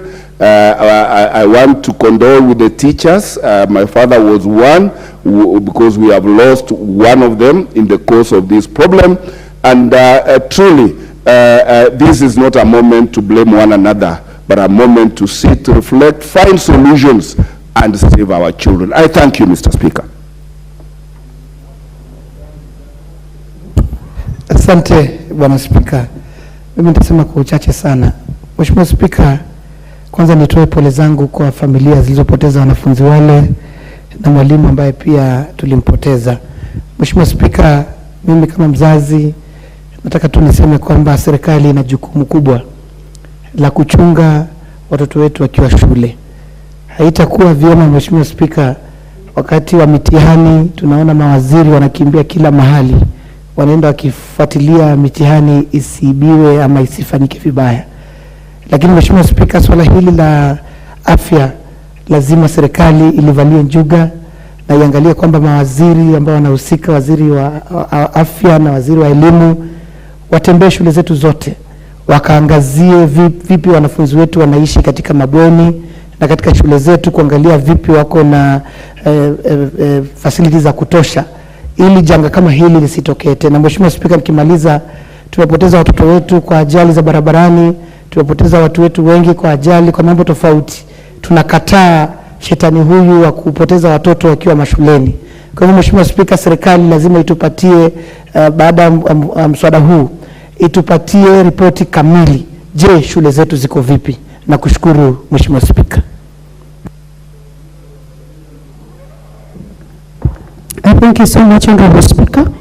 Allow me, on behalf of the great people of Rangwe, to empathize and condole with the families who have lost their beloved ones by way of our children and our teacher. It takes so much to train only one teacher. The country puts on so much to train a teacher. Teachers work as well. When we lose them by the food they eat, it is really very painful. I also have contributed to this matter, Honorable Speaker, as a food scientist, because this is entirely food science, and it entails concepts of food safety management systems. There are already established food safety management systems that could have been used and adopted by the ministry, such that before any feeding program or before any school is allowed to offer food in school, they should show that they are going to manage the safety of the foods that they give the children. We have basic food management system, and the cheapest and the oldest is good manufacturing practice, otherwise called good hygienic practice. Just putting basic hygiene to the processing and management of foods. Raws are put separately, the cooked ones are put separately, and we have safe food. We look at the hygiene of the food workers in the school systems. I believe this can be adopted. We have what we call HACCP system of food safety management. HACCP system is Hazard Analysis and Critical Control Point Concept, Honorable Speaker. This is a mid-modern food safety management system that was built in the early 60s. We could adopt this, Honorable Speaker, and save our children from dying. Honorable Speaker, we have the ISO 2018. We had 2015 version, but right now we are practicing the 2018 version. If these basic food management systems are adopted, Honorable Speaker, then we could have our children put to safety, especially with the food that we eat. Who is to blame? Members have already mentioned who is to blame. Management system, blah, blah, blah, blah. But I want to say, Honorable Speaker, the persons to be blamed over the death of our children in the schools are these members of parliament, especially from the 290 constituencies. They are endowed with money. They could build good infrastructure for use by our head teachers in managing the safety of our foods. I want to say, members, why don't we build dining halls? Why don't we build modern kitchens for use by our schools? Time is not on my side, Honorable Speaker, but I want to say I pass my condolences to these families. Long live Kenya, long live our schools, long live our school principals, and I pray, oh God, that you may condole, help with the families who are bereaved. I thank you, my Speaker and grandson of the great Rango constituency. Thank you, Honorable Kalunga. Thank you, Honorable Speaker. Thank you, Honorable Speaker. I want to also take you and support this motion by Tendimwale. Honorable Speaker, without wasting any time, I want to first pass my condolences to anybody who has lost his life, the young angels and the teachers. Honorable Speaker,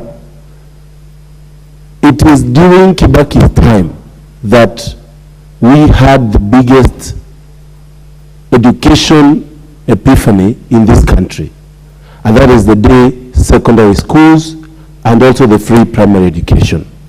Honorable Speaker, since then, this country has gambled and done less in our education system to an extent where today everything looks confused. Honorable Speaker, I want to really appeal to the 13th Parliament to actually try to bring in line our education sector. And I know, Honorable Speaker, many people are saying that this Parliament cannot achieve much. I've heard people say today that they cannot trust this Parliament. But, Honorable Speaker, I and many members are willing to go that extra mile to be able to correct what has been done wrong, Honorable Speaker.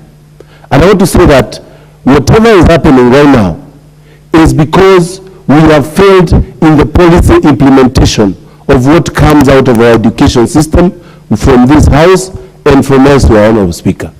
I want to call upon the Ministry of Education and, Honorable Speaker, for the issue of feeding. It should be obvious that food should be safe.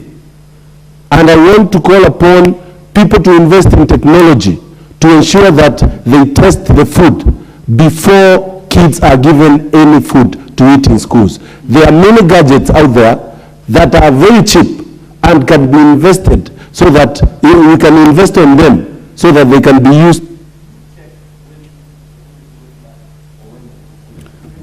Honorable Beatrice Elachi for 3 minutes. Thank you, Mr. Speaker. Mr. Speaker, I also stand to give my condolences to the girls and the teacher of Mukumu girls, and just to take home that indeed it is our responsibility, Mr. Speaker, as an institution. We are the ones who have been building the schools. It is time to look at all the schools, whether they still have the asbestos roofing. We need to remove those roofings. They are poisonous. Whether a school has taken, these are old schools that were best schools, Mr. Speaker, we need to have new roofings. We need to see where they get their water. We need to look at the food of aflatoxin and ensure all the signs that are there, Mr. Speaker, of these girls, you find that either it was food or water. But more importantly, going forward, it is that it is time also the Ministry of Health to give the findings to the parents, because this thing that the children are just at hospital, failing organs and everything, is going to bring us another issue, Mr. Speaker. It is fair enough before the parents bury the bereaved ones, they should know what has just taken their children. So I want to plead with the Ministry of Health, do not keep the parents wondering with anxiety. They are already lost their best ones. They've already lost what they have invested for many years, and now they are here. So with those few remarks, Mr. Speaker, I beg that this House will go to every school. Go and see the last time they washed their tanks. Go and see what is happening in the kitchen. They might be staying with the rats, with all the members, and we are just here. Thank you, Mr. Speaker. Thank you very much, Honorable Beatrice Elachi. Honorable Bisao Kakai. Thank you, Mr. Speaker, sir. On behalf of the Kiminini people, would like to send our condolences to the Mukumu girls for those losses. Indeed, Mr. Speaker, lots of challenges, infrastructural deficits, and we continue to see this even in my own backyard. And one of the reasons is because of the minimal budgets that have been put from the Ministry of Education. Today, what most institutions are trying to do is quick fixes. You find makeshift kitchens, dormitories, dining halls. There are even those who are not having sufficient places, like especially now it's raining, you'll find that there are kids even who don't have a place to feed. Again, we see also that the purposeful planning is not possible because of the limited budgets that we have. And looking at what is happening, this is just the beginning, and this trend will continue because the population increases, our infrastructure is very, very poor, there is improper designs, buildings and compound layout is not completely acceptable. So again, lack of basic amenities, an example, lavatories, water continues to haunt these schools. To conclude, Mr. Speaker, I would wish that through this House, we ensure that we've got like standardized designs, whereby we ensure also that there is a maximum number of kids that have to be there. Because today we continue to see principals even admitting more kids than the facilities that are available. But it's because of the pressure based on the population in those areas.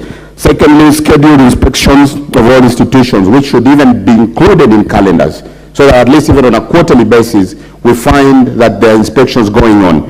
And most important also, Mr. Speaker, sir, to ensure that in every institution or in every sub-county, there is a medic who... Order, honorable members.